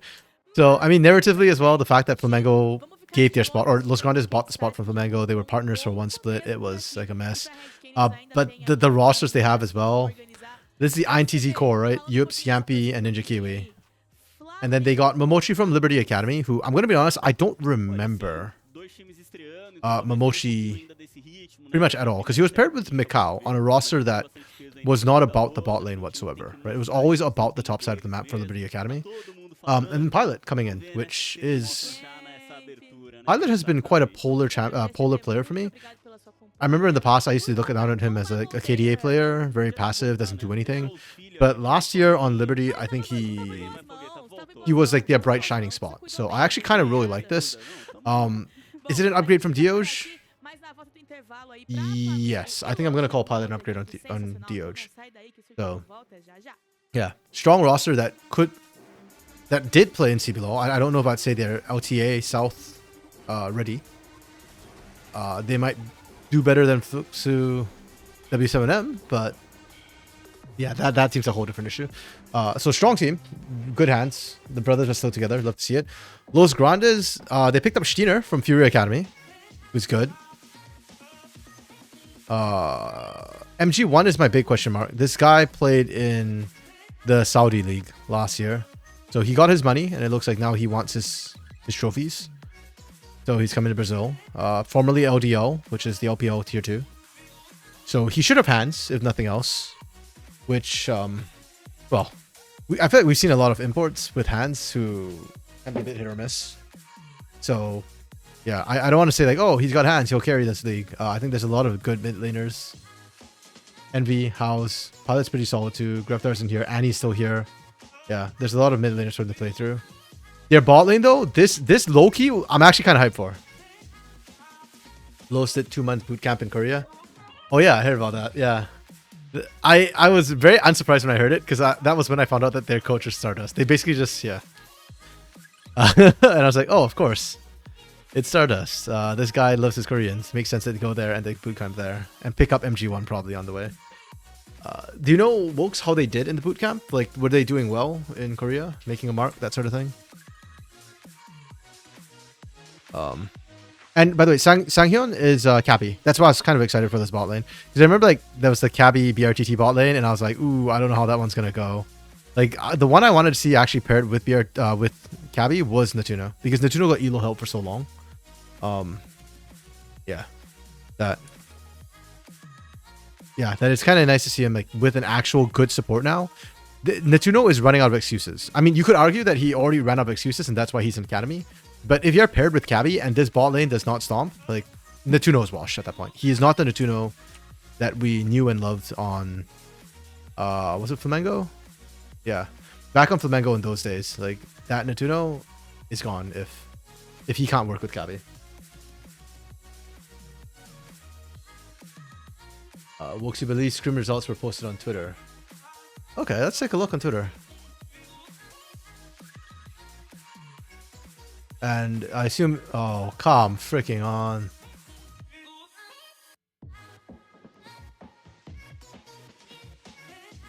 Hello? Oh, there we go. That was dumb. Hey. Wait.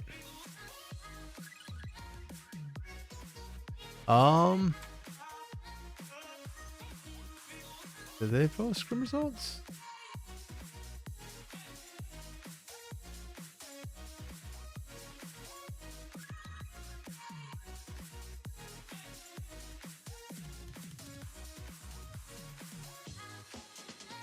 Oh, that's something else. Okay. Thank you, Wokes. Oh yeah, feel free. I don't have links blocked on my chat. I'm too small to deal with that crap. I just manually delete bad links most of the time. Holy crap, that's a wall text. Jeez.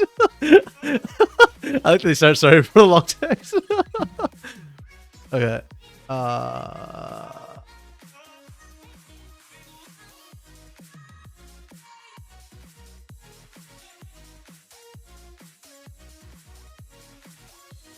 Previous boot camps. That's not saying much when they were like did last split. Okay. Okay, so they went to Korea and they scrimmed. Okay, makes sense, right? Because teams were Okay, so they went to Korea, but these aren't Korean teams. This is the LCP teams.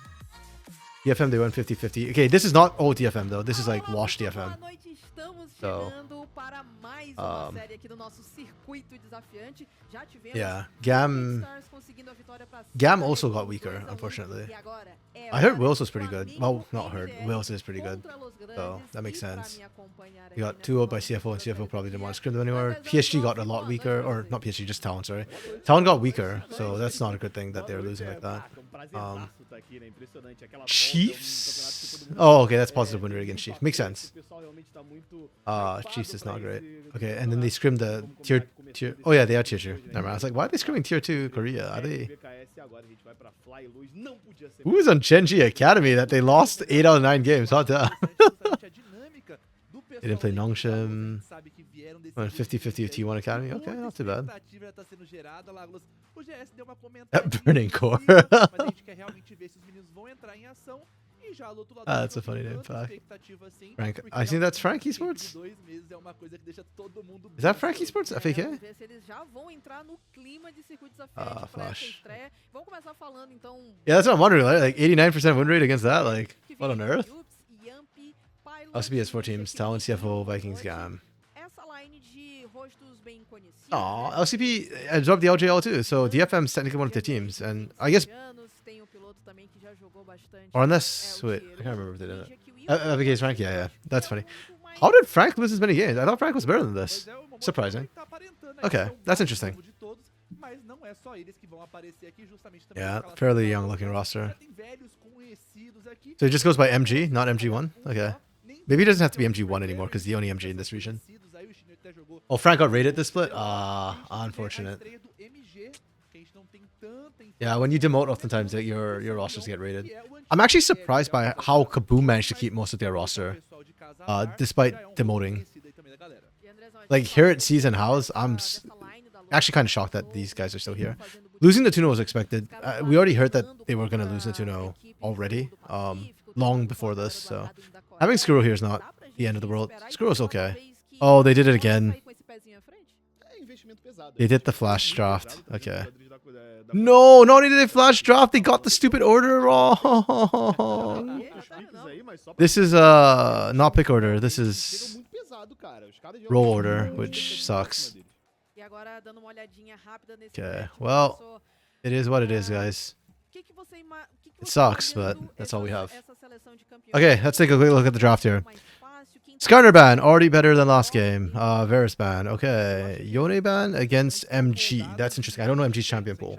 But, you know what? I'm just going to say it's a good ban because I think... Oh, wait, no. We banned this way, sorry. Kalista Vi bans. Okay, that's a good ban. I really don't think Vi bans are needed, guys. I think you can let that through. Teams don't play that well with it. Okay, ban's fine. Yeah, sorry, I only realized that like after I was like, oh. Yeah, kind of weird, but yeah. I was looking the wrong direction. I don't know the pick order, which is the other problem too, so I don't know, like... I can only look at the drafts, I guess. I really like the Poppy ban if you're thinking of a Swain pick. Because Poppy single-handedly screws Swain. This is a really good AoE composition, really straightforward, really simple. I'm going to assume that Swain was R5. Because we rarely see Swain anything but R5. Or, sorry, B4 or B5. And I assume that's after we saw this, this, and this.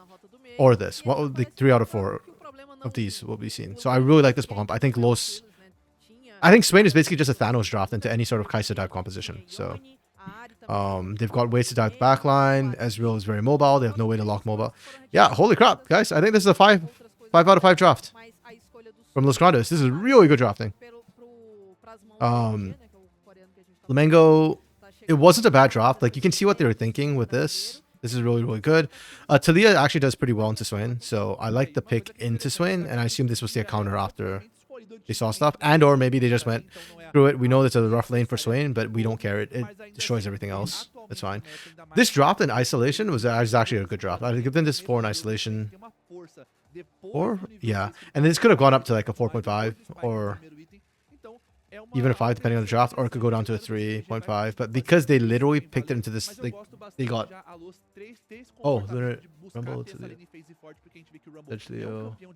Oh, wow, you've actually got the pick order. If you had to get... Oh, if you had to guess. I was like, is that the actual pick order? But,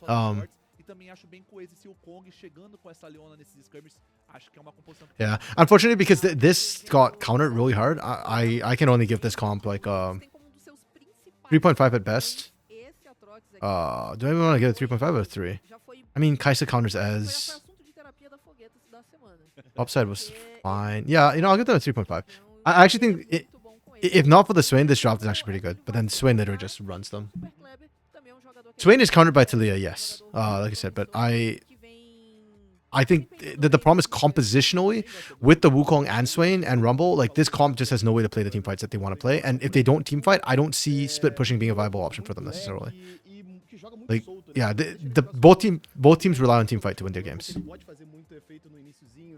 So, yeah, I think it gets really, really rough. My guess, if I had to guess, was Rumble 1. And then I would guess Rel... Damn it, it just vanished as I say that. Okay, we'll do it on the air. My guess would be Rumble 1. Sedge Rel. Oh wait, sorry. I do it this way. Sedge Rel. I think probably Wukong Ez.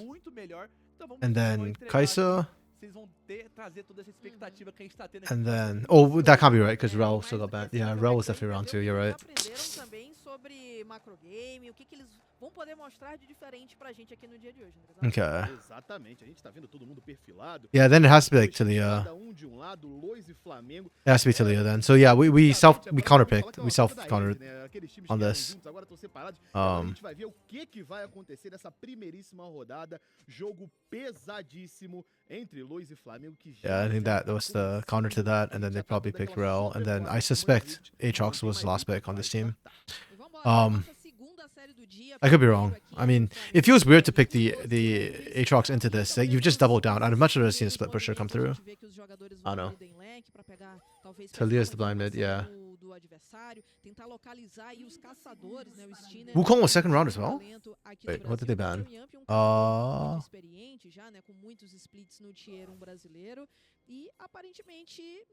do you know Wukong second round? I thought they only banned mid laners. Hey Dark Knight, yes, they are. Actually, wait, let me change the names. It's the other teams. It's the More Fun series. I keep forgetting to change the games. But welcome Dark Knight, yes. Poppy and Autos are Leo counters. I don't think of Not as really like a Leona counter. Okay. And I think the Poppy just counters a lot of what Los want to do with Wukong and potentially Swain. So, and just any engage support, right? I think Poppy in general is just a really good pickup now. Still, I guess she's been a good pickup for a while, but yeah, I don't know. It's hard to say. Actually, yeah. Hopefully after the game, maybe they'll show the draft order. I don't know. Yeah. Not super happy with these like flash drafts that have been popping up, but this happened last bit too. Wukong B3 is trolling? I don't think so. If you see a Sedge on the other team and you've got a Rumble on your side, I think it's B3able. It gets first roundable at that point. Because Wukong counters Sejuani pretty hard. And you want something to set up your Rumble anyways, so I think it's a good pick. Poppy was banned, Dark Knight. That's what we're talking about, Poppy. So I'm not gonna... if they stop fighting for a bit, I can flash up the draft. Yeah, here's the draft. So Poppy got banned. The order of picks is not right, and that's what we were discussing. Because unfortunately, they are roll order instead of draft order. Poppy's where she belongs, Dark Knight. On the bench. Banned. Never to see the light of the rift. I don't know, I remember like, what was it, 2 years ago when we first started watching this, co-streaming, or watching the games. We always joke about Poppy. But like, Poppy... It's always been like only half a joke because we generally when we say Poppy half the time like it's actually a good Poppy angle. Poppy has a lot of good angles. Yeah,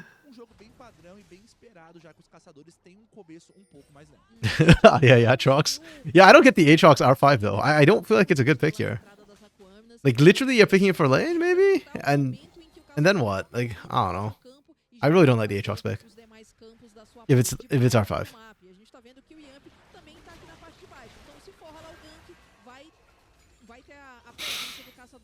Like, I'd rather, I don't know, Jax. You know, if you still wanted something that can still team fight. But Jax is a bad lane to Rumble, I guess. Ugh, I don't know. It doesn't, but Counter-Strike does reduce AoE damage, so it's almost better than Aatrox, though.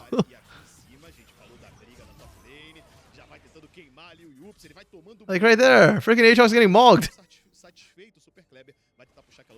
Okay, I like this gank. Yes, Yampi. Yes, King. Yampi understands how to gank. Okay, the flash was probably like a little bit more than necessary, but I like the gank into the mid lane though. Punish the Swain early. He is quite weak early. But you see, that Poppy is great no matter the matchup, right? No. There are some unplayable matchups for Poppy. But yeah, there are a lot of good Poppy angles for sure. Okay, Natuno? Let's go. Oh, he flashed and still got tagged. That's not great. Oh, Pilot has no ult. What are we doing with this roam? What are we looking for? What's the angle here? Okay, just good poke onto Poppy. Okay, yeah, Cabby had no mana, so that's not as risky as I made it sound. Momochi was fine. If he had mana though, that could have been really bad for Momochi to overchase. I don't know why Pilot's playing like Greftar right now. He's dropping waves for absolute zero. Like he's not 6 yet. He has no Weaver's Wall. If you had Weaver's Wall, I get this roam. But you are dropping literally half a wave for nothing. Half a wave? Of wave, I think, actually, because MG got pushed off. Weird roams from Flamengo here. Lunar, Aatrox is split. Well, that's what I was talking about Jax, right? I think Jax is a better split pusher while having the same impact that Aatrox would have in a team fight. So, I don't know. He got a Leo Flash, sure, but... Wait, no, he did get a Leo Flash. Cabby still has his Flash. Yeah, so little absolute zero there. Even if he gets the Leo Flash, I still don't think it's worth it.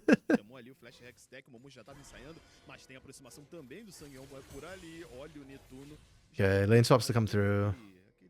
And Yampy is starting up the Dragon bot side. Okay. Let's go, King.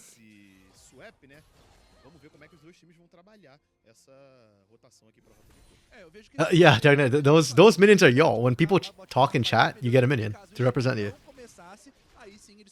I think what type of minion you get is random, though. To live up to my name, you know?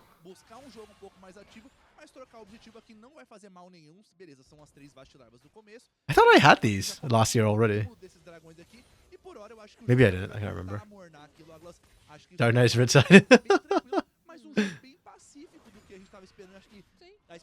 You're a caster minion as well? Yeah, let's go.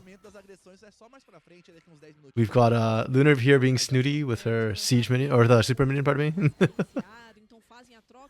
I did for playoffs? Yeah. I thought I had it. I had it already. Okay, wait. While that was happening, we just traded objectives. Nothing too big. Oh, really nice dodge away. But yeah, early on, like this Swain has very little damage. Or his ult gives him very little damage. So the big stuff keeps him alive, but Pilot's fine. Pilot having to flash has more to do with Steiner showing up.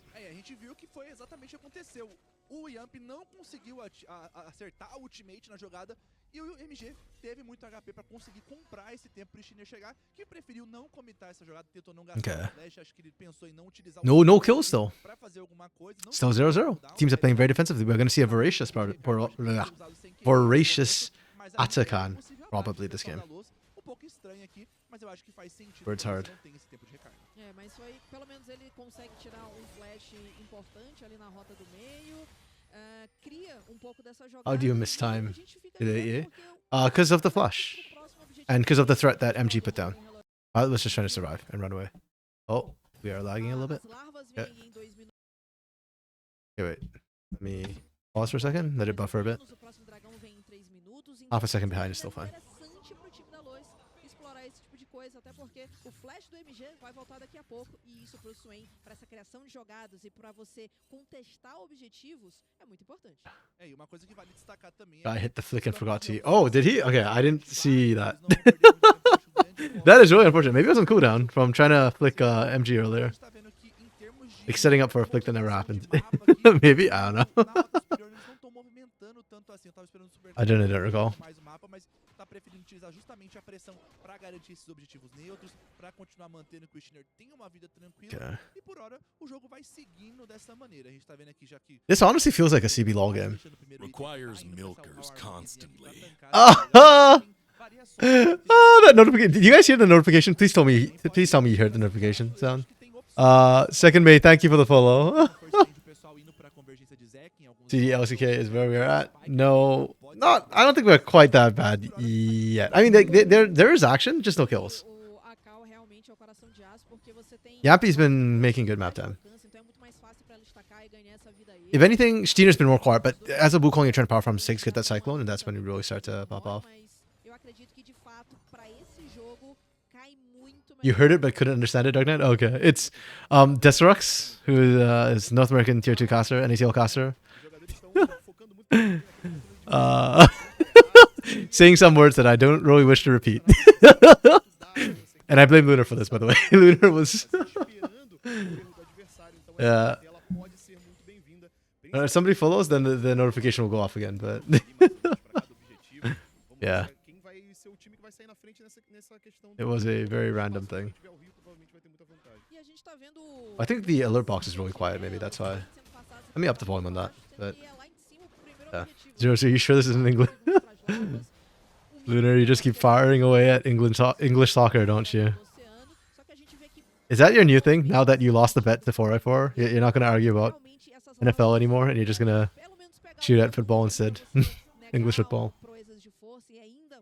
I blame you because you're the one who was making like name things out of my name for that stream. This was when I was doing the Final Fantasy VII stream. I remember I had to delete one of your comments because I was like, ah, that kind of crossed the line. Is the off season for football? Oh, okay. For American football, I should say.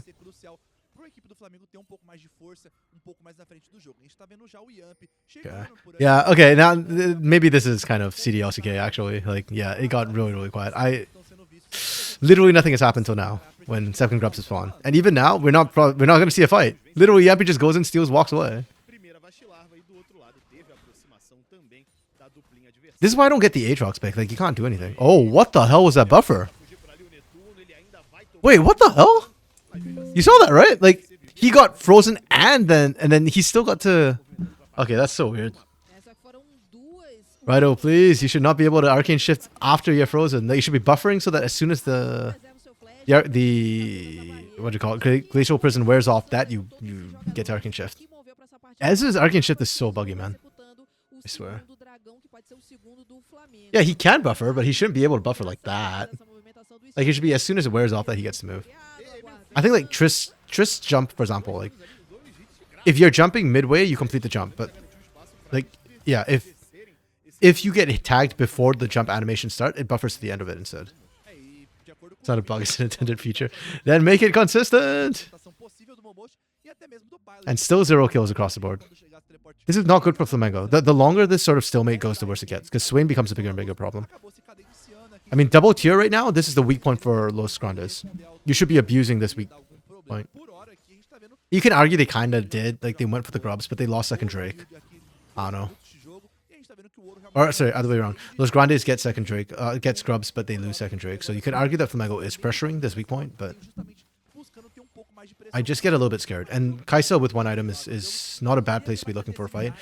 Violet doesn't have Sarah's Embrace yet, but even an Archangel stacking is still better than this. It's consistent on being inconsistent. That is... You know what, Dark Knight? That is true. I can't even argue with that. The spaghetti is consistently spaghetti, I guess.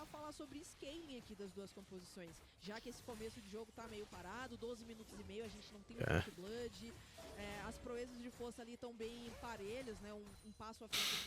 No objectives on the map, and it looks like, yeah, we're just not going to see any action. I mean, you can see Flamengo had the lane swap, initiated the lane swap in the mid, but... Oh, do we see a dive top? They see that ward, they know. Yeah. That's really well played from Super Clever. I mean, that's something that he did back in the days of Academy and even in CBLOL. He has a very good idea like of when he's getting ganked at the top lane and knowing how to play around it. Like, he misses a half a wave, not the end of the world. Oh, can this dive go off? Nope. Good flash, and Steiner eats a whole bunch of damage.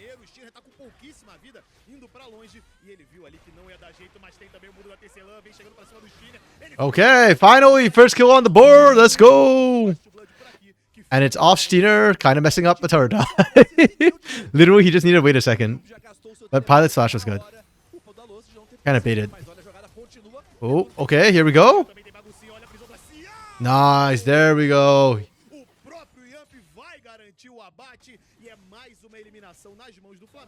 Yeah, very, very well played from Flamengo. This is what we said they needed to do, right? Like, they need to play for the weak points of Los Grandes. This is a huge power trough for them. And they did exactly that. They punished Dina's mistake. They dived the mid lane. Finally, the mid lane dive works. They tried a couple times, so props to them. And then they're up to a... Okay, hold on. Let's see. Lunar, you mean this feels higher level than the last series? Yes. To be fair, this is a lot higher level. Like, this could be a CBLOL match, right? Like, if I saw this in LTA South, I would not be terribly upset. It would not be the highest game there, but it would be a solid game. It would be an average level game in CBLOL or LTA South. That TP did nothing. Yes, unfortunately, it did not. By the way, how did the last series go? Well, Dark Knight spoilers. I mean, if you're here, I assume you were here, aren't you? It went Kate Stars 2-1 over Red Academy, which to me was already a surprise. I expected 2-0, but game 1, Kate Stars Academy looked like they were just warming up. Like they were very, very sleepy and did nothing basically. But yeah. Game 2, Game 3, they woke up and they smashed as expected. The hands on that team is just too much. Greptar played really well though for Red Academy, which, okay, on one hand, it's like if he didn't play well, we've got issues. Like he's coming from tier 1 to tier 2, but I mean, to me, it also just shows that he can be a carry. So good on Greptar. 2-1 K-Stars is gold level. Okay, not actually gold, but it certainly did not feel like a tier 2 level game. Yeah. Okay, what can Kleber do? We've seen him win these. We've seen him win these. He did not win that. Oh, please tell me you kill MG here. Oh, okay, yeah, we kill MG. Easy clap, easy clap. Okay, well played. Again, no Archangels yet, right? We went for the Rylai's first, which is the right build. But it does mean that he's, yeah, he's very killable. Okay. Despite all that, Los Grandes still get first brick. That's a good choice for them. They're not winning the fights anyways, so instead of trying to match the fighting, they're just getting what they can somewhere else. They get first brick, which is nice goal. They're just trying to keep themselves within even distance. If they're down, if they're within 2k when we hit sort of second items coming through, I think Los Grandes are fine. So, yeah. It's more kind of buying time. The critical part actually of that dive was Yampy dropping, or Yups dropping the turret aggro and getting it transferred to Yampy. He gets out of range so that he doesn't end up dropping. Yeah, there's nothing MG can do here, unfortunately.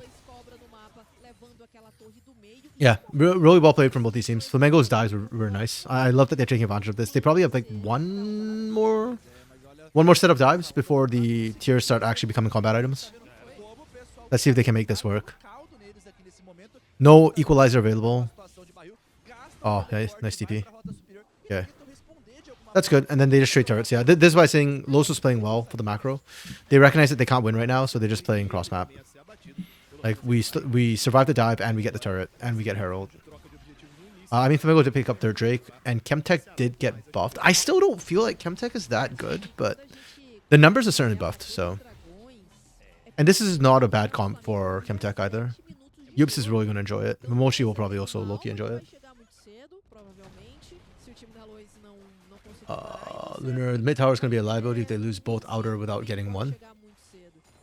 I assume you mean if Los loses both their outers without answering one back. I don't think it would be a liability. It would certainly not be a great situation, and the map pressure side of the turret is negated, but just getting the early gold into the Tuno is not a bad idea either. So at worst, I think it's net neutral. But Los has to turn up on mid game. You're favoring Flamengo on the late game, Dark Knight. Yes, I mean Los has to turn up mid game for sure. But late game, okay, the scaling is better for Flamengo late game. But the composition and their win con is still very rough to play into. Like, Swain will scale up as well. And it's more just that if you can't get past Swain with this sort of composition, or if you're not far ahead enough that you can burst Swain, and I don't think you scale to the point where you can just one-shot Swain, the team fights get really tough for them because you're all playing in range of that Swain, and your win con is still going to be team fighting. I don't think split push is... I don't think Aatrox split push is enough. If it was a Jax, maybe, but... Oh, the mid-game? They're still sitting on 2 tiers. I don't know if Los can win this, yeah. Like, the idea was good. The engage was really good. But, yeah, it's just really unfortunate that they couldn't quite follow through on that. What is with the bots today? Like, actually, it's the same damn bot. Chemtech on Aatrox? Yes, Chemtech on Aatrox is great. That's probably the best abuser of it this game. Because it gives you tenacity and then healing, right? So your self-heal from Aatrox is going to be massive. And the tenacity means that he gets to like run in and everything. So yeah. Ezreal's gonna bleach here if they couldn't get an outer. Side lane's gonna push fast river. I mean, would Natuno be the ones to suffer if they can't? If I feel like they just leave Natuno in the mid lane to pick up CS, and then the ones who suffer is probably going to be Super Clever and MG. And Super Clever, I think, will still be fine in side lane. MG, yeah, MG would have suffered probably, but once he gets his second item, I think he'll be okay. I think he's going the Pinball Winter instead of the Ceres. He's just going tank, which is which means that the scaling is going to be more interesting. I guess you just go with that and then dying, and then you just become an absolute menace. Yeah, but okay. The pick onto Yups. Oh, yikes. Cabby, not like this. Wait, can they still play this with MG? I don't know. MG's almost got a Fimble Winter done. Okay, they back off for now. Yeah, I don't know. That fight felt kind of bad for me from Los Grandes. Like, you didn't... That was a fight you didn't need a force, but they thought they got a pick. But it's on the Aatrox. They lose Atakan for it. It's a permanent loss. I think it's GA. I think it's Voracious, too. Oh, damn. Wait, they don't want to fight this. MG has no ult. Yeah. Oh, man. They're trying so hard. Natuno! Natuno, is he him? Natuno is not him. Natuno died. Yikes. Yikes. Holy crap. That was so bad. Oh, no. Not like this. Los was holding on so well. That's got to be the biggest screw up. Like, the two team fights that they actually opted for, those were kind of like, you know, dipping your toes in the water. Like, even if you lose those, it wasn't the end of the world. They didn't lose too much on the back end of it, just like one death here and there. But that push into the mid lane, holy crap, yikes. I mean, it was really close, so you can see why they thought they could do it, but yeah, it turns out they can't. Soul to Flamengo, yeah, true. So it's Atakan into Wipe into Soul. Chemtech Soul, which we already talked about. It's going to be very good for Yups. I mean, again, Yampy and Momochi benefit too. Overall. Can they stop it? I don't think Steiner can actually get in there. Oh, well. Seismic Shove is down. He's got no flash. They have no vision, I don't think. Yeah, I don't... trying to fight this is really rough. Yeah, they have to give it up.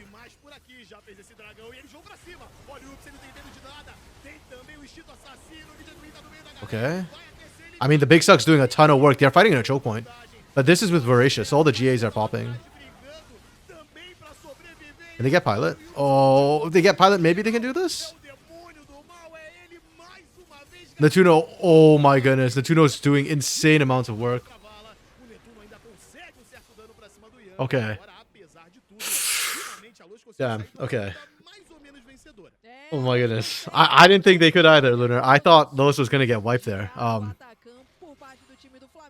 Okay, the Voracious kind of builds Flamengo out, but that's still a lot of gold going the way of Los Grandes. Soul goes to the Flamengo, which is permanent. But, yeah. I mean, honestly, doesn't matter. Yeah, it's not turning the tides too much, unfortunately. Like, the gold gap shrank ever so slightly. But on the other hand, it gives hope that Los Grandes could maybe actually win a fight. Oh, they're losing a lot of gold now. Standing turrets are all going down. Yeah. To be fair, I don't think Flamengo makes this play if they don't have GAs. Like, it's a very disjointed play. Yampy is like taking the world tour to get here. And he's doing that because he knows they have GAs, so worst comes to worst, it's not. Yeah, they just lose some gold. They don't lose tempo. It's a faster reset anyways, and you can see that once the GAs are completed, they just push right out to the lane, so yeah. That's really what Voracious GA gives you, is actually just a fast back and better tempo. With the gold buff, like, yeah, the gold you get is substantial for killing them anyways. 200 instead of 300, so yeah.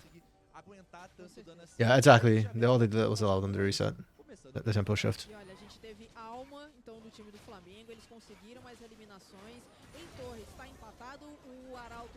Oh, Kleber's so dead. Not very super now. Okay, that's definitely going to cost them Baron. Even with the TP, it's just that they lose all control over this area, and now Flamengo can set up. And they're going to lose turret. Can he take two? I don't think so. Just the one, I think. Super Ditter. I'll have to remember that one. Yeah, you can see the vision's been largely cleared out right now. Losa walking in pretty blind into this. They're pinging it, but they're scared to go for it.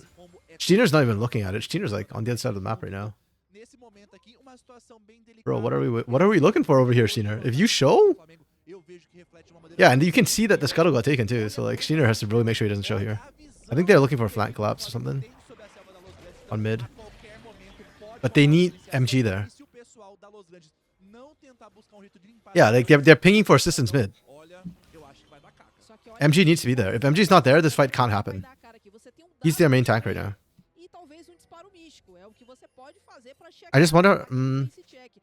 yeah, it has to be a Cabby initiate, and then Steiner needs to actually go dive backline.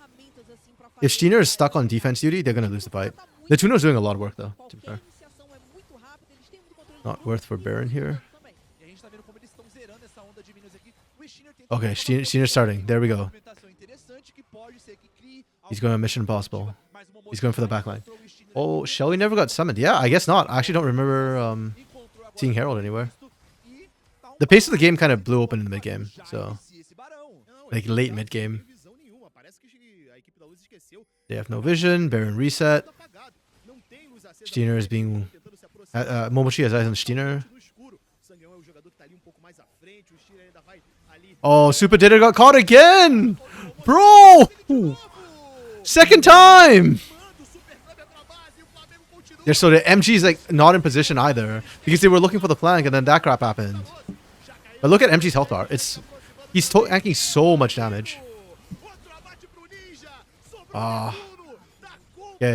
This scoreline does not reflect the game. This game was so close until the mid game. But it looks so one-sided. 17-1. Yeah, they're just diving. Okay. GG, that's it. Game's unplayable now for Los Grandes. I'm sorry. They're just too far behind. Damn, what happened to my GOAT? Super clever, man. This guy used to 1v5. Literal pentakills. And this game, he's like 1 in 5. Yeah, Netuno... To be fair, Netuno, though... yeah, I'm happy that Netuno is still performing in this situation. On one hand, it is still the Netuno of old that we remembered, but the other problem is that it's also the Netuno of old we remember from Kaboom when he's like getting elo held by his team. He's the one guy who's performing this game. Like MG's okay, I shouldn't say that. Like MG's doing fine too, but Steiner, Clever, and Cabby are not having a good time. The team fights is super clean. Yeah, Flamengo is finding the picks, right? Like it's really rough to because like I can't say that Flamengo's team fights are the cleanest necessarily because like when we saw them actually team fight 5v5, they struggled. But what they're really good at is finding the picks right now. Like they're finding the angles to punish Super Clever before the fights start. So it's never really like a 5v5. It's more like a 5v4, 5v3. I like the decisiveness that we're seeing from Flamengo. And that's one thing I feel like Yampi has always brought to the teams he plays for. Back when he was on Liberty, back when he was INTZ. Usually, you can tell that they have a clear idea of what they want to do. And when team fights get started, for better or for worse, like the team commits. I mean, there was some horrific fights on INTZ, to be fair. But like, at least the call was solid. You know, like when the call comes through, it happens. Yeah. Yeah, Shino gets killed again in pit. There's nothing he can do. Yeah, like you can see, like this fight's a beautiful thing to watch because like Los Grandes want to team fight, but Flamengo are kind of tearing them apart and breaking into smaller skirmishes. So MG can't do squat. Like MG didn't build magic damage, or yeah, he didn't build for magic damage. He built for tank. So he needs other people to help him out. I literally just dropped the Weaver's Wall, and that was his contribution to that fight. He Weaver's Wall and TP'd right back to this. I mean, the Weaver's Wall did cut off its skips, but yeah. It wasn't clean. They're just playing around vision. True. Partially true, yeah. I mean, I still think their fights, their trigger pulls are very clean, and sometimes they don't have full vision, but yeah, their vision setup has been very good. The vision setup this game, I think that's what makes this game to me tier 1 game, whereas last game was like very obviously tier 2. Is the vision setup. Like between Kate Stars Academy and Red Academy, the vision was like spotty. Sometimes it was good, sometimes they overdid it, and then other times like there was just no vision on plays that were happening. This game, the vision play from Flamengo was really good. Like it strangled them out. And the way they denied vision was very clean as well. Like Los couldn't even get in to get vision down, which I think was a huge part of why they died. His contribution was pressuring mid. True, fair. I mean, I remember there's that video LoL Esports put out about Tinons and the pressure he gets mid, which, by the way, I think was actually a really bad example. They picked some of the most ridiculous games, like against Liberty, when Liberty didn't know what the hell they were doing. But yeah, the problem is I don't think the mid pressure mattered that much. Yeah, like those grinders was always going to throw the Hail Mary at the Dragon. So whether there's pressure mid or not doesn't change anything for Los. I think the speed of the Dragon take was what really pressured them into going in kind of when they did. But yeah. No, I'm really impressed with Flamengo. Really, really, really impressed. I still stand by what I said. I think the draft heavily favors Los Grandes. Like this should have been a 5 draft based on how Brazil likes to play. And the fact that Flamengo managed to absolutely stymie, ruin, and just stop Los Grandes, huge props to them. Very, very impressed. He got the mid set that made Los accelerate the fight. This speed at the timer. Well, okay, so if we look at how this where's the last fight? Okay. Last fight here, right? This is Elders, right? So what I'm looking at is where I think, if I think at any point like they're being pressured by this mid, because right now they're doing the Elder as a Hail Mary. So if Pilot isn't pressuring mid, what do we think they'd be doing here, right? Like they'd still be trying to pull Elder. If anything, I think Pilot's biggest contribution is that he baits Los into thinking they can even do this with the 5v4. Because yeah, like it's just how fast it's going down that forces Los to do what they do. And then they look for the pick. But they're very, very split. And I don't think any of this has anything to do with Pilot right now.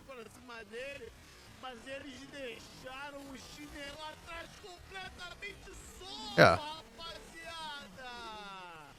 That's kind of it. They should be looking into picks. Well, the problem is, I don't think that they would be able to get picks necessarily. Again, I think Pilot's biggest contribution, if anything, in this particular play is literally just not being at the Elder. So it makes Los actually even think that they have any sort of shot of making that play. But I think they'd have gone for the play anyways, right? They have to leash Elder to try and bait Flamengo into it. But they also don't have the right setup to really punish and pick. Okay, let's go back there. I'll check the vision situation. Did they have the vision? Okay, so they actually did have the vision, to give credit to Los Grandes. They did have good vision setup, tier 1 vision setup, right? Like they're warding the approaches and everything. So yeah, they were trying to like pull them into Fog of War, pull them and try and find a pick of some sort. But yeah, I don't feel like Pilot is rushing them to make the play necessarily. Like what they're doing is what they do anyways, regardless of whether Pilot's here or not. Like I don't feel like they're rushed and they pulled the trigger because they felt like they were out of time. Like the leash is what you do anyways. You kind of get it low because you can, and then Flamengo walk into this. But they're stronger, so it doesn't matter. And also they make sure they don't group, which is huge. Look at MG. MG's like stuck in a really tough position. Like where do I go? Steiner's in the pit, but he wants to back him up, but he can't go there. And we only see the demonic ascension pop in at this point after your team's like already ripped apart and completely out of position. Yeah, really impressed. Like I don't downplay that Pilot doing this would have had a lot of impact if it draws out. Like if Flamengo didn't kind of go for that, then yeah, it has a massive impact. But because Los Grandes are looking to throw the Hail Mary and pull a fast play anyways, I just don't think it, in this specific situation, it mattered. But yeah, if Los tried to play it slow, it would have mattered. But they didn't. They just threw a Hail Mary. Yeah, really impressed with how Los Grandes played that game. Very, very, very impressed. And because they played around vision, I think for me, MVP that game was probably Momochi, Yampi, and Pilot. Like, yeah. Because I'm assuming that they're the ones who were... Okay, obviously Momochi helped set up vision massively. I assume part of it's shot calling from Yampi, and Pilot, I think as a whole, was getting a lot of control down for the team to be able to get vision down.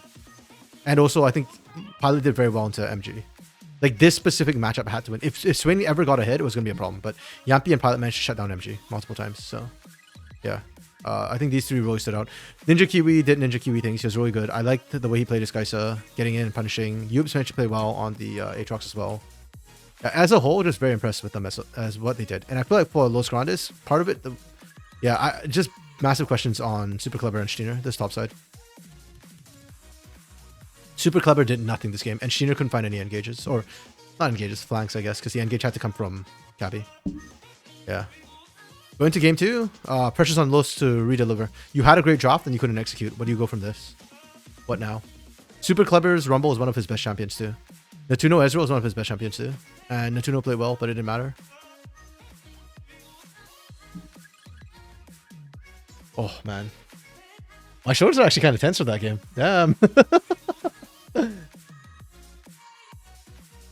Yeah. That's good. I enjoy close games like this. And again, that 17-1 scoreline or whatever it ended up being does not tell even like half the story of what the hell we just witnessed. Because that, I think, was just a very... It was a close game till it wasn't. And Los just fell behind.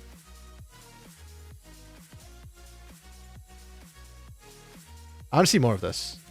Though, I think going into game 2, this draft had a very weak early game with the Wukong, Swain, and Ezreal.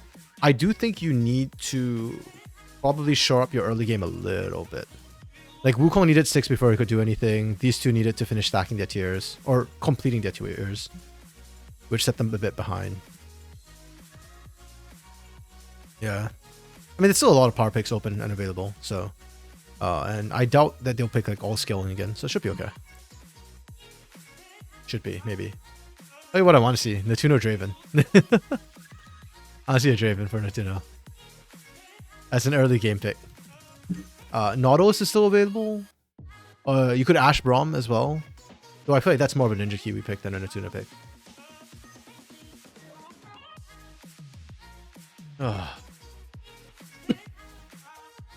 Okay, let me update this. I just realized that at one point I had Los versus Flamengo game 11 because I doubled on the 1 by accident.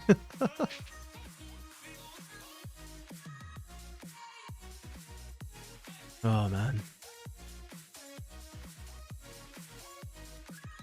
Yeah.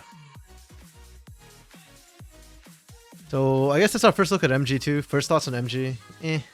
He's aight. I don't think he did badly, but yeah, I want to see him on a carry. I feel like when in Brazil you import a Korean, you want them to have hands. And unfortunately, while Swain is a very good pick, Swain is not a champion who has a ton of self-agency. So let's see if they give MG something with hands.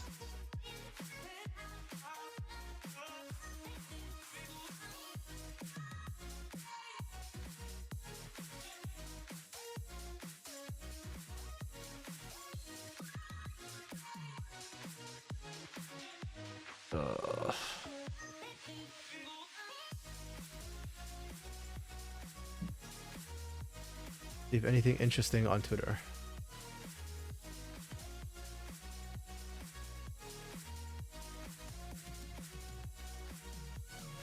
Audio problems. True. The audio issues are rough for sure. They do have the post-match information. Why is it being posted on Twitter? Why is this not being shown on... Guys, what the... Like, what? I'm getting tilted by this. Why are they not showing this in-game? Like, genuinely. Okay, well, I guess now I know that I need to, like, pop out to Twitter to watch their posts. Twitch extension? Oh, wow. That... Is that a thing? I think it's really cool, the Twitch extensions that they're doing, but if it's a Twitch exclusive, that annoys me because... Yeah, I like the ability to hop backwards and stuff like that when I'm co-streaming. Oh, man. That would suck. Need to separate info. Ah, that'd be horrible. Please, no. That would actually be horrible. Okay. Wait, hold on. Are these the same bands from game 1 that they ran? Right, folks, gotta block y'all a little bit while I take a look. Yeah, so same sides, same bands. Same bands, yep. And then, oh, Misfortune for Natuno early. I am not a fan of Natuno Misfortune. I think he does best on champions with mobility, and Misfortune's mobility is fake and false. Oh, nice. Please tell me this is going to be a Pantheon bot lane. I want to see the Pantheon Misfortune bot lane. That's spicy, man. That's spicy. Okay. This is a flex pick, but I'm assuming it's going AD carry, because I feel like Nocturne Corki is not a particularly good combo. The Jace is also flex. Pantheon is technically still flex. A lot of flex picks coming through. I like this. I actually generally like Teoben's drafting, by the way. I think he's a very solid drafter. Keeps everything open. You R3 Cassante. I assume... Wait, hold up. I actually don't like this R3 Cassante here. Because you could just run the Jace into Cassante, and then Cassante has a bad time. If... I almost feel like you want to ban Mbessa as the Cassante pick here, but then like with the Jace it does not matter. So I guess you just leave Mbessa open and you focus on... Oh, you don't even know what to focus on, because we don't know what these are going to be. Like, we know there's a support coming in for sure. So you could just ban supports, I guess. They want to remove Nochinori. Okay, that's solid. I think that's still a really solid, good combo. So they think that it won't be a jungle Pantheon. They don't think it'll be... well, Tom and the jungle and... I don't know. It's a bit spread out. Rakan ban's solid. Rel's already been played, so you can't use her anymore. Yeah, I think Rel is probably the best support right now, followed by Rakan Alistar for me. Then Leona and Nautilus is like A tier. It's like a tier down. And we're still in engage. Support meta. Oh, Braum. I forgot about Braum. Braum is S tier, actually. Did we get Ashe Braum here? Ashe Braum? Because Ashe Braum into Pantheon Misfortune is not bad. Okay, what is with the sudden Rise priority? Can somebody explain this to me? We saw this at first stand too. I've been seeing it more and more in tier 2 and tier 1. What changed with Rise? Why is he suddenly good? Corki Braum need AP. Oh, I mean, kinda. Like I agree that AP would be nice, but I do feel like you can get away with Braum, with Corki, because he does true damage as well and some AP. Rise a Corki counter. How is it a Corki counter? Like genuine question. Like I'm not saying like, oh, it's not a Corki counter. I'm just not. I'm not understanding Rise as a whole. And Bard. This is a kind of squishy composition. Even if you go tank Jace here, it's still kind of squishy. Cassiopeia? My only concern with Cassio is that she'll really struggle into this side of the picks. She's great into Rise for sure, but that side's going to mess her up. Ahri. Okay, we just go Ahri here. Rise can sideline. So what, the idea, I guess, is that you think Corki's going to sideline, so you send Rise to be able to match and be able to have global pressure?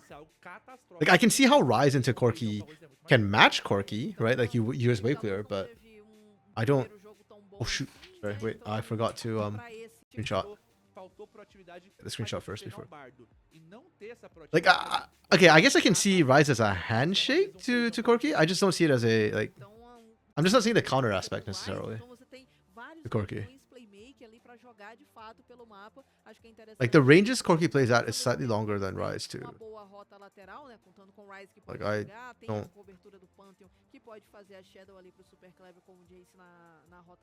I don't know.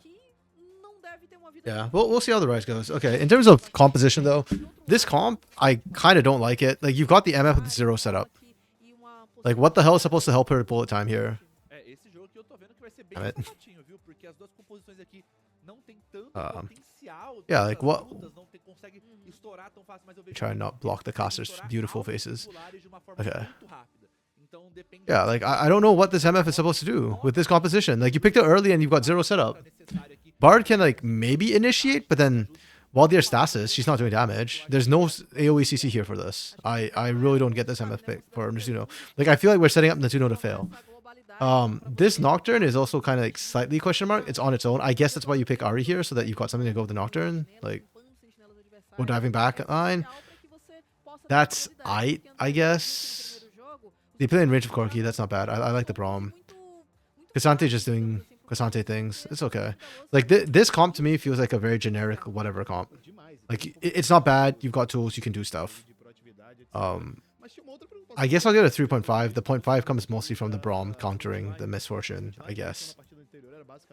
And this comp, I don't know what to make of this comp. Like, I am very confused.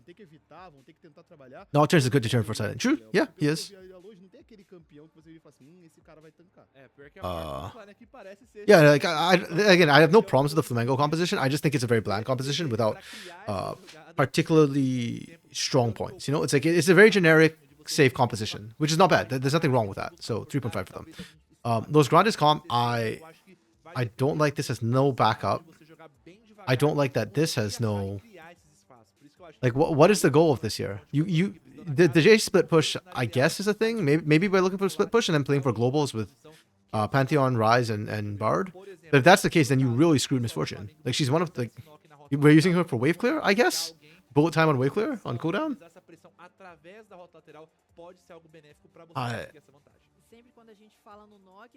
Okay, whoops. I don't want to erase that. I'll leave the 2.5. I'm going to give this a 2. And I'm willing to downgrade this to a 1.5 depending on what the hell they do. Because I don't understand what their comp is supposed to do. The closest thing I can think right now is, Los is going to have to sack Jason Rice. I think that's how they have to play this, right? Like, just go for split push with Rise or Jace, and then back up with the team. I guess. But the reason why I really loathe that is I don't think you can push fast enough, and you have to send multiple members. You have to overload with numbers advantage, because Nocturne can also back up Cassante on the side lane or Ari on the side lane. So that means you have to overload on side lane. And if you overload, then the other side of your team gets screwed. So I really don't like that sort of idea. Maybe using Rise wave clear, I guess, or Misfortune wave clear, but it just feels really bad and anti-synergistic. So. Yeah. Yeah, I'm very much not a fan of this Los draft, which is like whiplash. I love their game 1 draft. I hate their game 2 draft. Like I just don't. Yeah. Okay. We'll see. Maybe it'll teach me something new. Again, I'm personally quite not understanding already currently the Rise prio. So maybe there's something about the Rise that makes this comp work that I'm not aware of. Because I feel like I'm pretty comfortable with all the other picks in this draft. It's just the Rise one it's a bit weird to me. O setup mid jungle eu acho muito poderoso por conta disso que você falou, professor. Acho que o Ryze no começo ele precisa daquele tempo, né, de realmente itemizar. São muitos itens em que ele precisa destacar. É arcanjo, é normalmente bastão das eras. Então, todo esse tempo eu acho que o Pantheon ele consegue encurtar.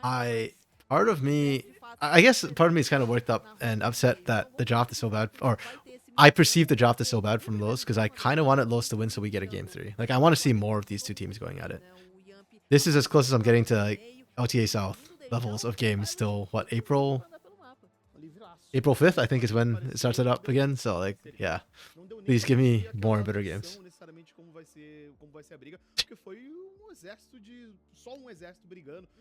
That checks out. Winner. Upset plays on Fnatic. Yeah, EU. I'm an NA caster with LCP. Sorry, I'm not an NA caster. I'm a caster living in NA with LCP roots, whose heart belongs to LTA South. So what's adding you to this, right? We're just collecting them all. With, I guess, technically cultural roots to LPL, though that's a bit of a stretch at this point.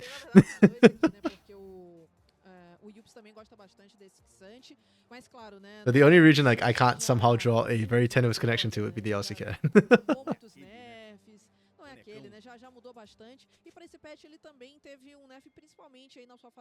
Okay, on to the Rift for what might be the final time today. Today is only 2 series. Oh, tomorrow, the schedule is really weird this week for the first 2 weeks, I guess I should say.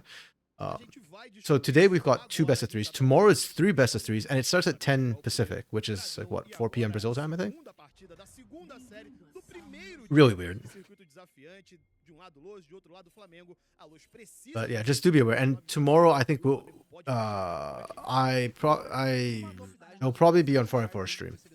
Just keep an eye on Twitter and in the, I was gonna say CBLOL Discord, the LTA South Discord, for the announcement of whose stream it's gonna be on.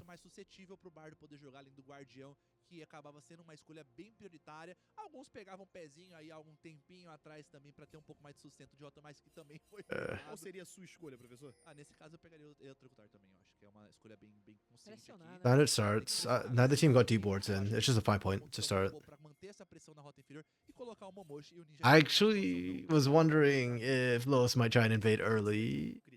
His Braum is really strong, but I don't know. I feel like he can get a lot of poke ability with Bard in these early skirmishes, but no. That's interesting that Steiner dropped a very deep defensive ward. Oh no, he wasn't Steiner, sorry. It was... Wait, how did Flamengo get the ward on blue? Sorry, hold on.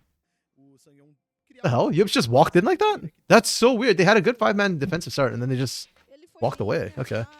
Well, really good on Yips to notice that and actually get that ward down so they know where Steiner's starting.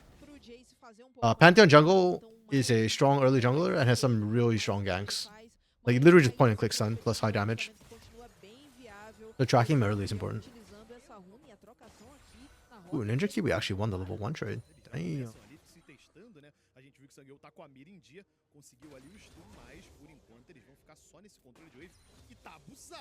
Lunar, yeah, failed LDL training at LCP roots, living in LTA. Yeah. Living in LTA North, but watching a lot of LTA South games. Da rota e foi exatamente o que a gente não viu aqui nesse começo, então acaba sendo pouco mais complicado para esse Brown jogar, mas ainda assim os dois suportes gastando curar aqui, acho que o Momoshi estava tentando buscar. Wait, so basically, yeah, you're in a very similar situation with me then, in terms of like the connections to leagues that you can claim, except I'm not an LDL trainee. I've had boomer hands, always. Okay. Junior's invade is... Yo, show me the invade. I don't care about the subside fight. Yubs is probably going to die, but... If Yubs doesn't die, I'm very upset. Okay, I'm very upset. Why are we not watching this trade down bot? This is the crazy side. Sheener gets the... Oh, Sheener won this fight. And by default also wins the rest of the fight. Oh, can they dive on this? Surely they can't. Yeah. See, this was why. This fight right here was why I was wondering if Los would invade level 1. Because they can actually do a decent amount of damage level 1. Or it's easier for them to actually win out those trades and they don't have to like a hard commit to it. Yo, Cavi! That level up screwed Cavi! Oh my goodness. Los Grandes is throwing! Okay, no. Oh, Netuno is able... I don't know what I'm looking at anymore. I'm so confused. I thought Los was throwing and then they didn't and Flamengo threw? Like, what? Please give me a replay of that. I am so confused right now. How did we get here? Who are we? Where am I? Give me the replay. There's literally nothing to watch. Give us a replay. And that's why I was screaming when they like, showed Yups and Super Clever trading, because I don't care what happens up there. They're not going to kill each other. It's 2 fat tanks going at it. The bot side fight was much weirder. And I actually want them to start the replay, like showing the beginning of the fight that we missed as well. The invade that came through.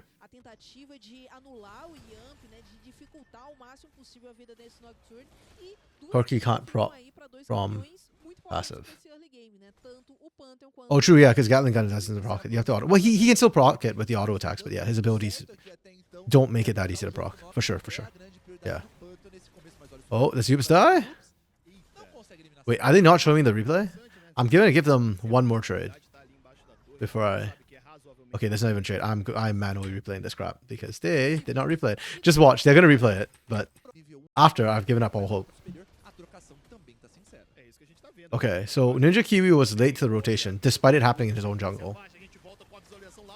The Tuno gets the first, and that's why it looked good for Los Grandes. And I thought at this point you just walk away, right? Like you've already got the buff, you're fine. And then I thought Cabby inted because the whole fight's over, everybody's disengaging.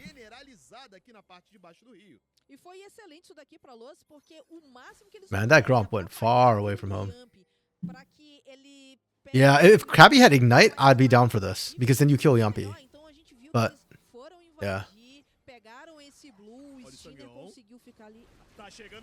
And then that level up, oh man, that smite from Yumpy saved him. It literally gave him the level up. And here I thought they entered, but yeah, I didn't account for Natuno. Natuno roams up. And then Natuno cleans up. Getting the double kill is kind of huge. Because Corki got first blood, so it should have been a lot worse. But as it stands, yeah, Los actually end up ahead. Pretty significantly too, because MF is already going to bully out Corki a little bit in lane. So, right, let me just get back to where we were. Yeah. Oh, they actually aren't showing a replay. Damn. Now here's the other. Here's the issue with Los Grandes. They are ahead. They are winning lanes. They are somewhat expected to do that. Jace beats out Cassante. MF can bully out the Corki depending on how it goes. But where do you go from here? Like once the junglers hit 6 as well, they have access to the globals, I guess. But I just don't see the win con for this Los Grandes comp. Besides be better and stronger and just win, I guess, by default. But to me, that's not very... Like, that's not a reliable way to win. That's like a solo queue win con. Just be better. The scaling is not great for them either. I mean, it's not great for Flamengo, but...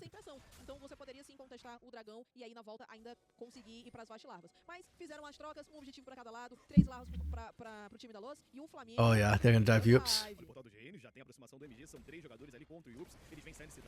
What? Why did Sheena take 2 random tower shots there? Oh my goodness. If Sheena and MG die here, it's on Steiner. It's 100% on Steiner. It's on Steiner. It's on Steiner. What are we doing? The hell was that dive? That 2 random turret shots? Like, bro? Okay, well played on Yups to go and clear the wave, actually. Recognizing that, because he saw Steiner and MG behind. Well, saw MG specifically, Realm Warp behind. But they couldn't get past the turret, so...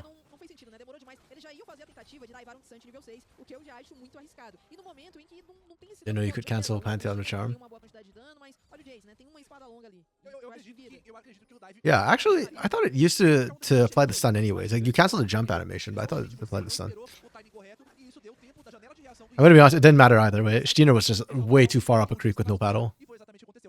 And taking the 2 turret shots meant that he didn't have enough health to actually try and fight that. That was just a freebie they gave away. Yeah, can you tell that I am not happy with the freebie that Sheena gave away, the turret shots?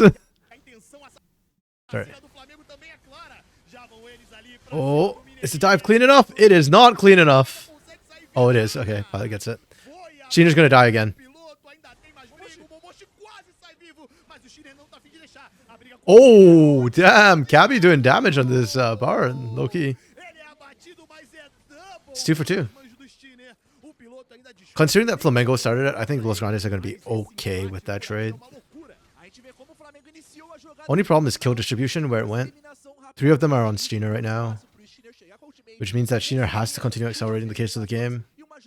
Because Pantheon doesn't scale very well.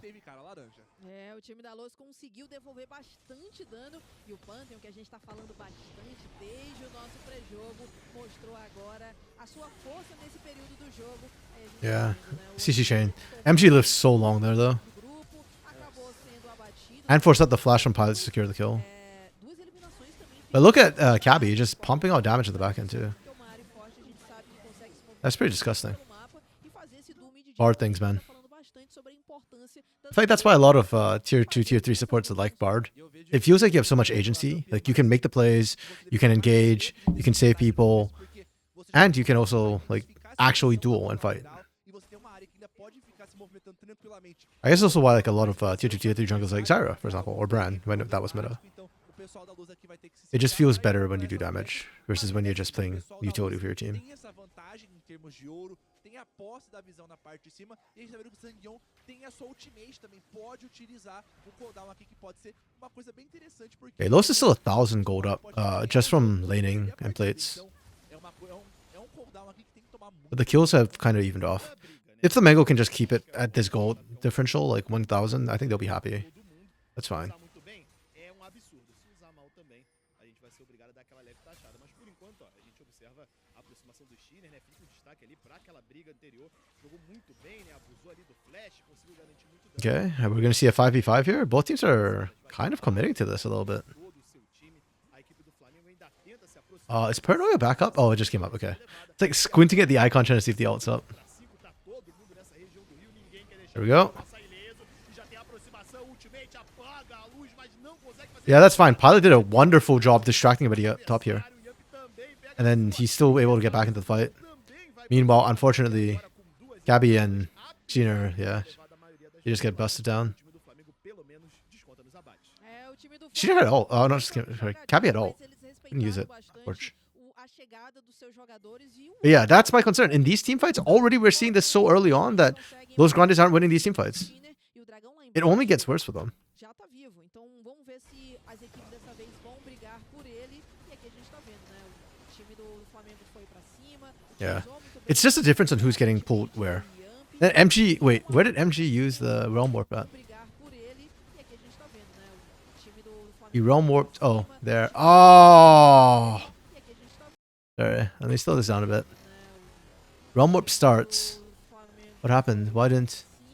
The CC chain was just too long. Oh, I feel so bad, unfortunately, for Dina there.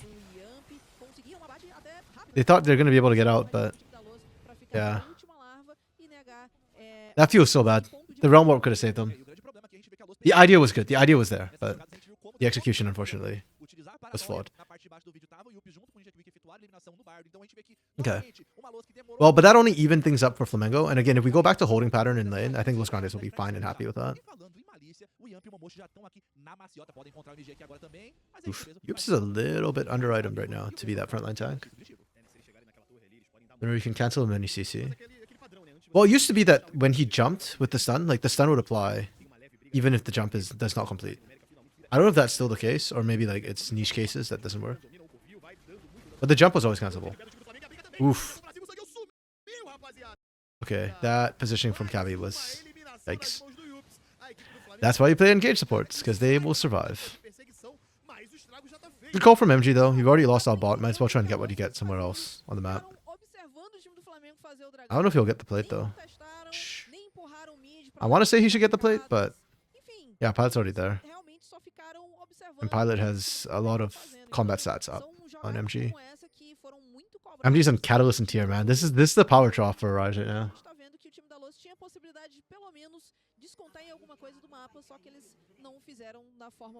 Los just need to play for Super Clever. I kind of don't like the way they tried like one gang top, it screwed up, and then they just left it alone after that. That's still your strongest lane you should be playing for. I mean, I guess you could play for Natuno as well, maybe. But the comp screws Natuno, so even if you get Natuno hit here, I don't know if it's meaningful.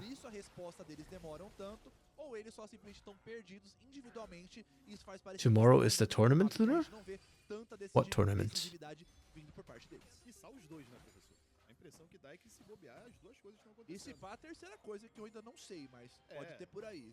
College basketball. How many sports do you follow? My goodness, man. American football, basketball, plus a crap ton of league. Ooh. Good flash from MG. Okay, MG's hands have been pretty good. I mean, I know it's the assumed thing when he's like a Korean import, but yeah. He's been pretty on point.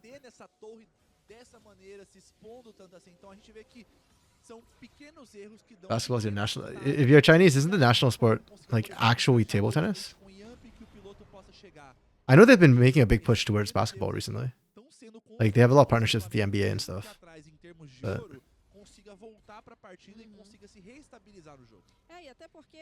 I always thought the national sport for China was table tennis. Para nós aqui chegar em 15 minutos, tá uma diferença de 600, é como se tivesse tudo empatado. Até porque a maior Despite first brick, Los are only like 400 gold in the lead or 600 gold in the lead now. Quite small.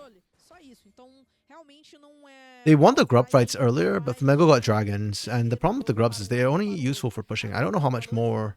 Well, I guess grubs is better for Los Grandes' win con, right? Because we already said if they have a win con, it's pretty much just split pushing later on. That lane. You know, that hurts. And I do both table tennis and bowling.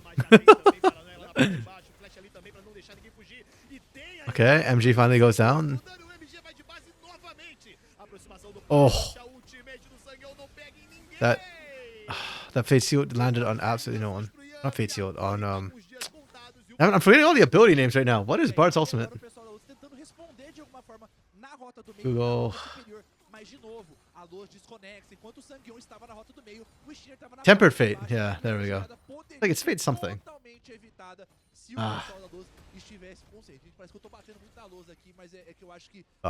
Yeah, see, like Super Clever is doing so much work on the other side of the map. I almost feel like, look, I get the argument that you play away from Super Clever, so it's distracting, so that Super Clever continues getting the 1v1. But at the same time, like I just think the right call is go play for him and try to make a play there. You're losing on the other side of the map, and sure, like Super Clever is doing work, but you're slowly bleeding out on other places. I don't know, man. I just, we'll see.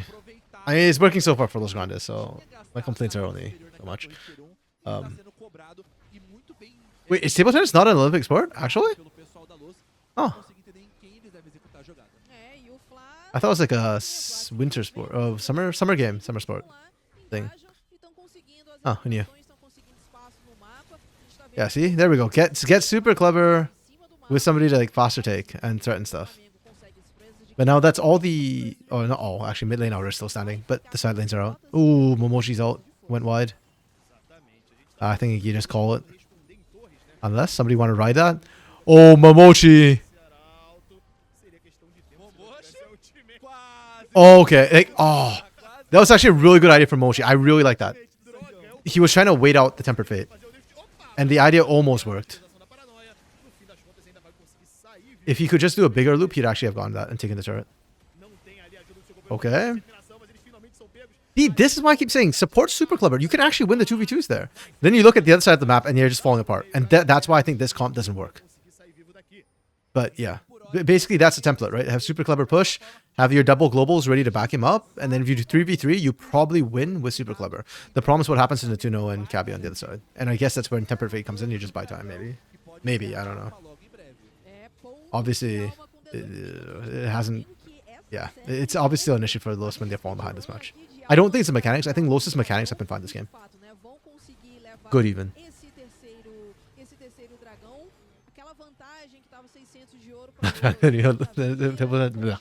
Table tennis, pardon me, has been an Olympic sport since 1988. O time da Los precisa ter muito cuidado, porque pro próximo dragão eles já vão ter que lutar. E a gente viu o que aconteceu no When is League gonna be an Olympic sport, man? You guys see the announcement, by the way, earlier today about the Esports World Cup thing, Esports World Championship, and how like the second split is the winner, or second split slots are going to be, second split is how the slots are going to be decided for the EWC. Damn, I can't speak properly. So winner of Brazil gets to go the EWC. As well as MSI. That's what they did last year? Wait, did Brazil even have a slot at EWC last year? I'm going to be honest, I didn't watch EWC at all. So I don't know what it was last year. I don't know how they decided. I thought it was they just invited teams. And whichever teams... Yeah, we didn't, right? Yeah. This year, LTA South gets a guaranteed spot. I can't say Brazil because there's a chance that, you know, it's just that she'll just win and then go. Or Leviathan, because Leviathan had the like, prods. Well, at least Leviathan at least has Brazilians, but yeah. Oh, that turret went down. I actually hate that they changed it so that teleport still works on the destroy turrets. I wish it was like the old teleport where if the turret gets destroyed, you wasted your teleport. That makes you have to like, think a bit harder about whether you want to teleport or not. Okay. Oh, the stun, the charm landed. Okay. That's fine. I don't hate that Yampi just used the paranoia to cut out vision to guarantee the turrets. And when all is said and done, yeah, Flamengo keep within 2 turret distance, even though they lost bot inner. It's getting harder and harder for Los Grandes to take turrets. They have to push out further and further. This Nocturne early pick for Flamengo, I know this wasn't the intention of it because they blinded it. They first picked it, but it's doing a lot of work actually to try and stop this, the way this comp works for Los Grandes, because they can't. Trying to split push into the inhibitor turrets is going to be really tough with the Nocturne, and that's why I don't like this Los Grandes draft. I don't feel like it's doing anything. You self-countered. The Nocturne came in early. You knew what you're playing into. Okay. Oh, last year was only the major regions. Yeah. Yo, Dark Knight, Flamengo sweep? Maybe. Maybe. It's looking like it. I mean, the game 1, they won against a bad draft. Game 2 here, I feel like Los Grandes has not great draft. So I certainly do favor them. Is there a... Yep, there is a TP ward back here. Watch for those, for Pilot to come in for the flank.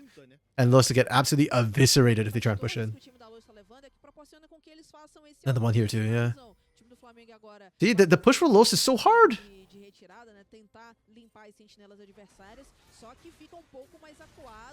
Oh. They got the flash out. Okay. They are so split. And there we go. There's the TP flank I was talking about. Pilot finds the backline.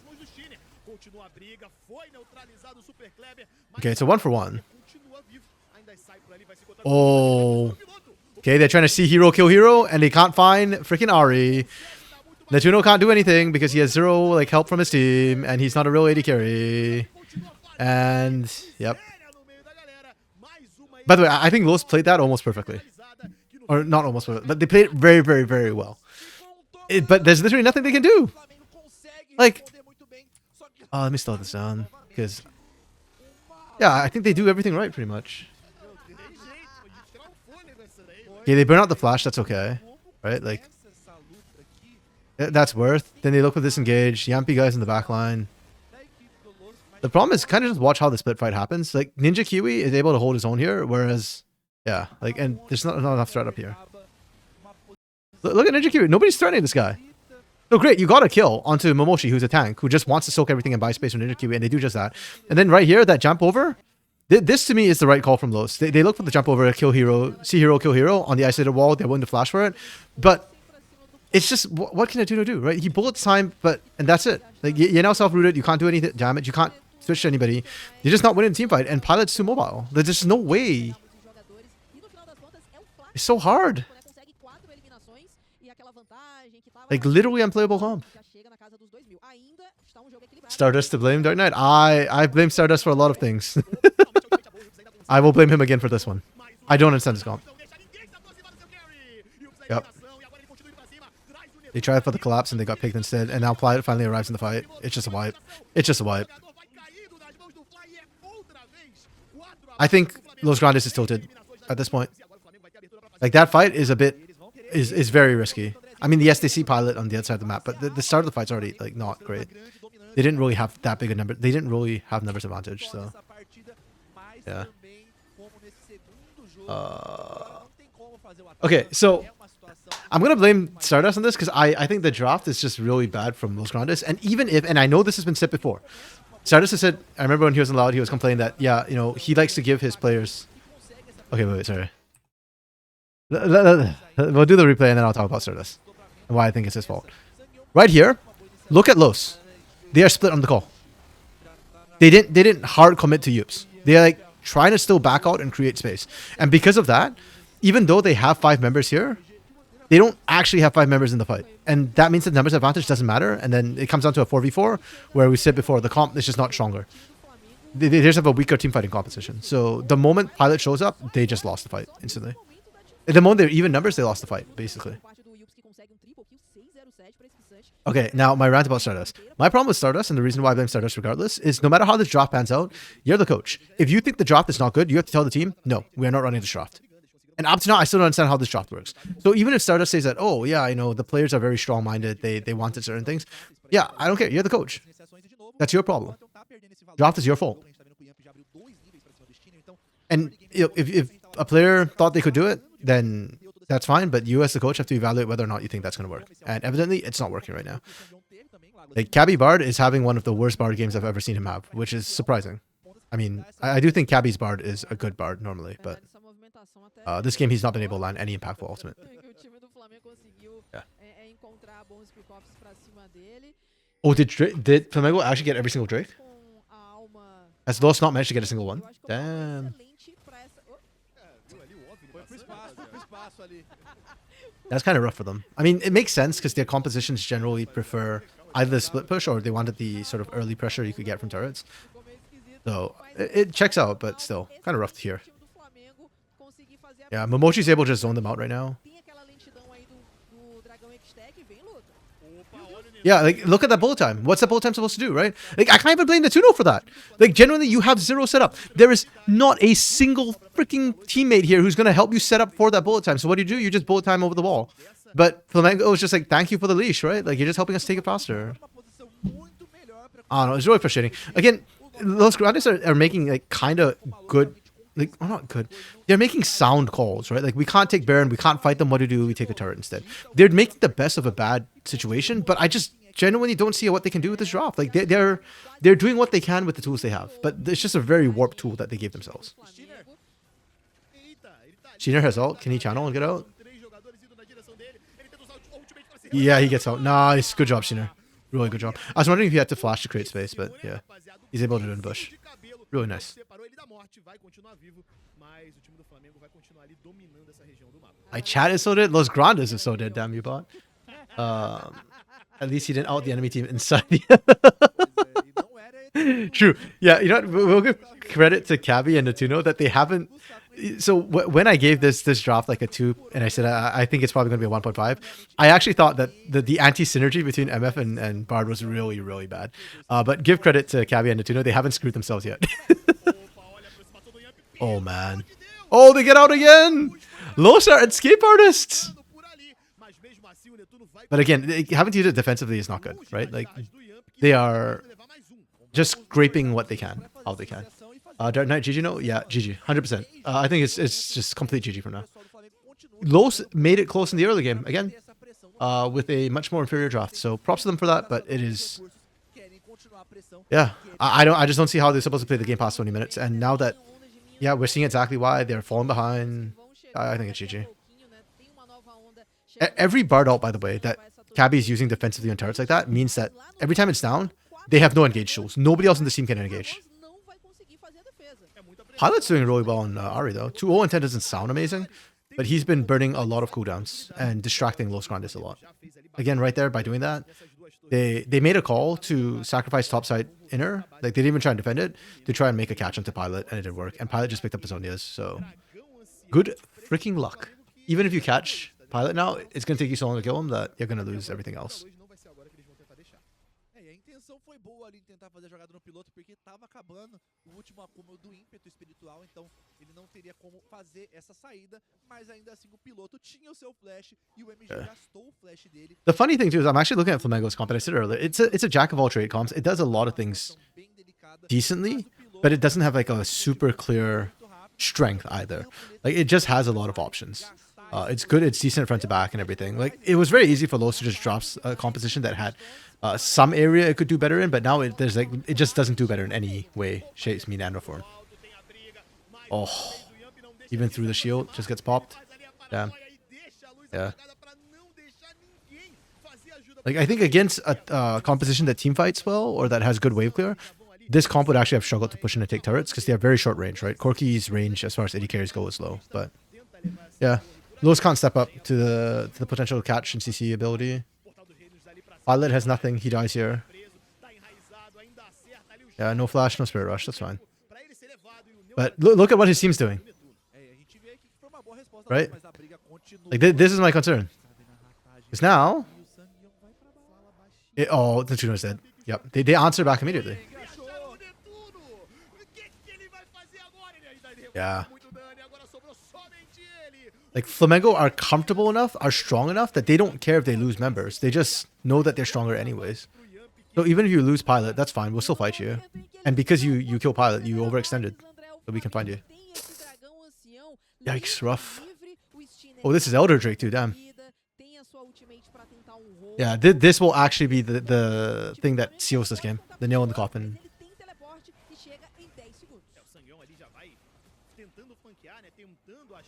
Why does this ward have 4 health bars? Is that a controller?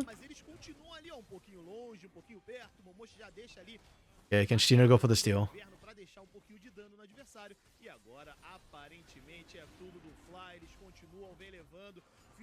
I lit some tank position, by the way.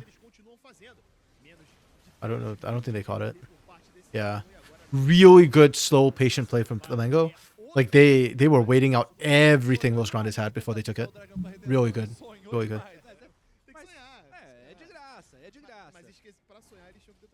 Not gonna lie, this team has more discipline than what we saw in LTA South sometimes. I think I saw Loud and Pain throw harder. Play with far less discipline than the Flamengo team so far.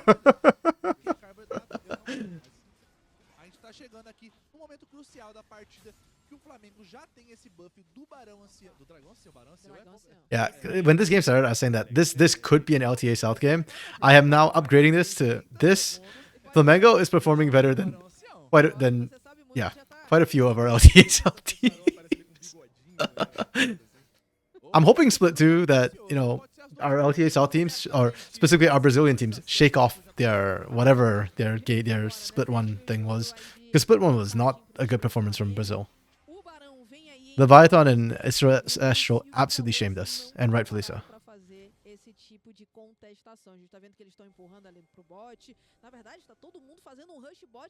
Oh, Atakan's up. I forgot this was even a thing. I'm surprised Flamengo didn't go for it. This might be bad from Flamengo, actually, that they kind of let Atakan go for like 10, 12 minutes here. They should probably have taken it early on spawn. Yeah, the win con for Los Grandes is literally just super clever split push and save us, please. He's trying. He's trying so hard. Yeah, Flamengo gave that for free. I take it back about the whole discipline thing. This looks like a CVLOL game. This looks like themselves from last split. Yeah, actually. This does look like Los from last split, doesn't it? Even though like everybody's changed out except for Cabby. And super clever. It's our AD carry is completely irrelevant. I'm sorry, BRTG, I love you, but you're utterly irrelevant. Super clever as the hard carry of the team. Our mid laner is like trying, but somehow can't connect. Though, to be fair to Natuno this game, I think Natuno is doing what he can. I just think the MF pick was like the most egregious part of this competition. And I know Ezreal wasn't available, but this is a comp. Like, if this is the way you want to play it, you need something like an Ezreal who can both wave clear and stay safe. Instead of Misfortune, who literally just can't do anything. Like, look at that bullet time. What are you doing? There's no setup for you. You're dead. You're screwed. You're under turret. You're dying. Just melted under turret, too. Freaking A, man. Freaking A. Really well played from Flamengo. I am super impressed. Damn. Okay, that actually just hypes me up for tomorrow's games, because we get to see all the other teams play tomorrow. And the other teams, I mean, out of the other matches, like this Kaboom roster, like after what we saw from Flamengo, I think this Kaboom roster should be doing the same thing, right? Like if you look at the skill level on this roster, it's just as good, you know. Flamengo, Kaboom, Los Grandes disappointed me a little. Hey, now they show the post match. What the hell? Why were they trolling me earlier? Why did they wait till now for the post match to come out? Okay. Yeah. Yeah, I just feel bad for Natuno. His damage numbers are bad, and it's like not even his fault. There's literally just nothing he can do. The game was also closer than I thought. Or actually, yeah, I mean, this was probably like within 1,000 gold, right? Yeah, super clever tried his damnedest this game. Really, really, really tried. MVP this game for me. Who would I give it to, actually? I don't know, man. This year's from Flamengo was really clean. I think as a team they played really, really well. So it's hard for me to like pick out one person. I think I'd be okay with Yampi.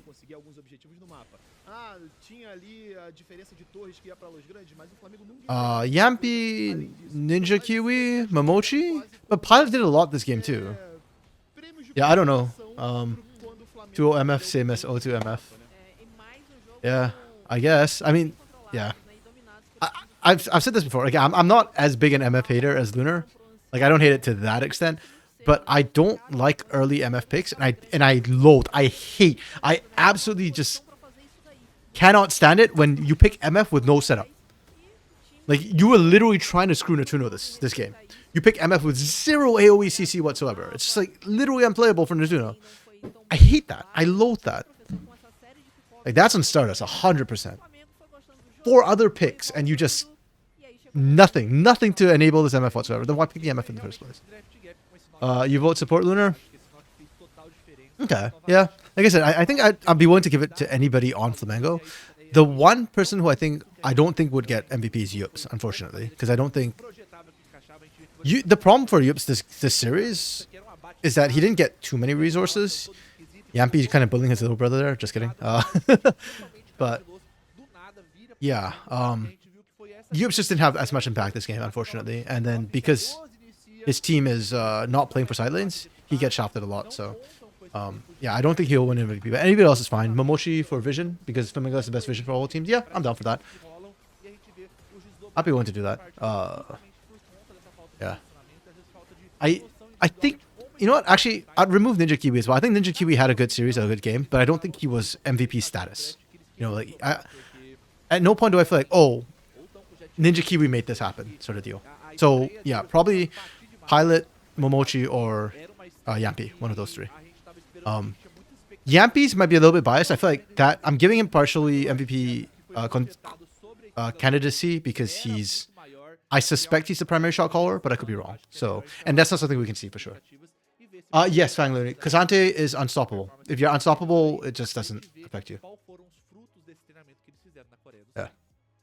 But you have to be in that like charge up state, the unstoppable phase. Yeah. Yep. That's one of the reasons why Kazante is like hyper busted back in the day, and even now is still such a strong pick, is because it's really hard to stop him from doing stuff. Basically, you'll always have some sort of relevance. Yeah. Okay. But that's it for today's games. Tomorrow we have some interesting matches. We've got Rats versus Dopamine. Which is really funny, really fun, pardon me. And I think it's also a match that I can't remember if it got played in the OQs. I think it did. And Dopamina won that one. So then we get Rise versus, wait.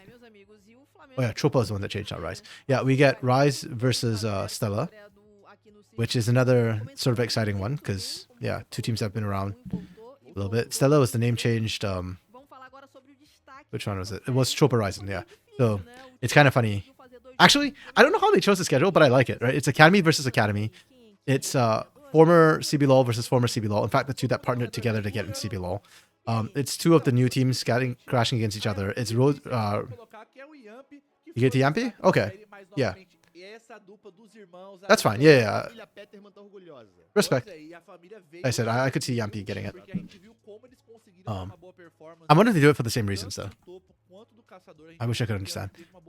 Yeah, Rosa versus Ryzen is, you know, the 2 new ones that promoted last split. And then Kaboom versus Corinthians. It's just big names, right? I think Corinthians actually going to get bodied by Kaboom. I'm sorry. This Kaboom roster is just really, really strong. But yeah, I like the narratives that actually all 5 matches have today. Yeah, I think these 2 are going to be close-ish, and then this one's going to be an absolute one-sided stomp. Sorry, Corinthians. Yeah, Boris team. Finally. I think, was it Wilkes earlier was saying that too? That he's looking forward to watching Rats play. Which, yeah, I'm down for that. Boris team. Yeah, I mean, I like that they have Chiari. I like that they have the Drake Hero or Soweto. I think both these junglers are good in very different ways. And I'm hoping that they play a 6-man roster. I don't think they will, but I'll be down to it. Also, they have Crostiel, who's finally changed his name to Crostimel. Oh, Crostimel. Yeah, but Dopamina is a funny team. I like their old name. The Chicago Bulls. They have Bulla. I don't know how Mikao and Kojima, how this is going to play out between the 2 of them. Because to me, it's like old blood, new blood. Yeah. I'm on the Kaboom money's too strong. Oh, 100%. I was shocked that they managed to retain as much as their roster as they did. They only lost Natuno, and Natuno was just very unhappy on this roster. So, yeah, I wonder how Natuno is going to feel on those Grandes by the end of the split, because Series 1 was a bit rough for them. But yeah, no, very, very happy, very, very excited. Okay, so that's it. Couple things. Tomorrow, I will not be streaming all the games. I am going to be casting in the evening, so I cannot watch all the games, and the timing is really weird too. So this is Pacific time. Yeah, but they're starting early. This will be the only week that they're starting early at 10 a.m. Pacific. But they'll be doing 3 series instead of, and it'll be the only day they do 3 series instead of 2 series. So yeah, that's gonna happen. Then next week will be Monday through Wednesday. Week 3 is Monday through Wednesday, and then it goes Monday, Tuesday, Monday, Tuesday. I guess it kind of alternates after that. But yeah, the first 2 weeks are a little bit weird. So Mikau is not continuing with the team. He's only playing the first match due to regulation during night. Oh, okay. Thank you for the update. Yeah. Okay, that makes a lot of sense. I honestly kind of prefer it that way because I'm sorry, Mikau. Like, you're an absolute legend. But I think it's time to make way for new blood. And I think Kojima kind of got robbed a little bit when he got removed from the Fuxu roster and sent back down to Academy. I think Kojima is really good. So I'm glad that Mikau will be there. And I hope that Mikau sticks around as, like, maybe, you know, as a positional coach or something, you know, for the team. Because I love it when veterans kind of help the new buds, you know, kind of develop and come up a little bit in the scene. So I hope that happens. But yeah, so tomorrow we'll start at 10 a.m. And so the third thing is that not only will I not stream all the games, but it might not be on my stream at all. I'm talking with 404 and see if he can stream all the games. If he can, we might just do it on his stream so that he can keep streaming the last couple of games when I'm not there. So yeah, watch out on Twitter and on Discord for updates on what happens tomorrow for this English stream. But yeah, that's it for today. Thanks all of y'all who dropped by. I'm glad to see a lot of y'all all dropping by, as well as some new faces. Second May for following as well. But yeah, good to see you, Dark Knight, Fang Leone, Wokes, Lunar, as always, of course. I'm missing somebody else who dropped by. Yeah, okay, I'm missing names. I'm sorry. Memory of a Goldfish. But thanks all of y'all who came by. It's good to see all of y'all, and it feels like it's been too long because of the break and everything. Yeah, and we continue on tomorrow. Bye.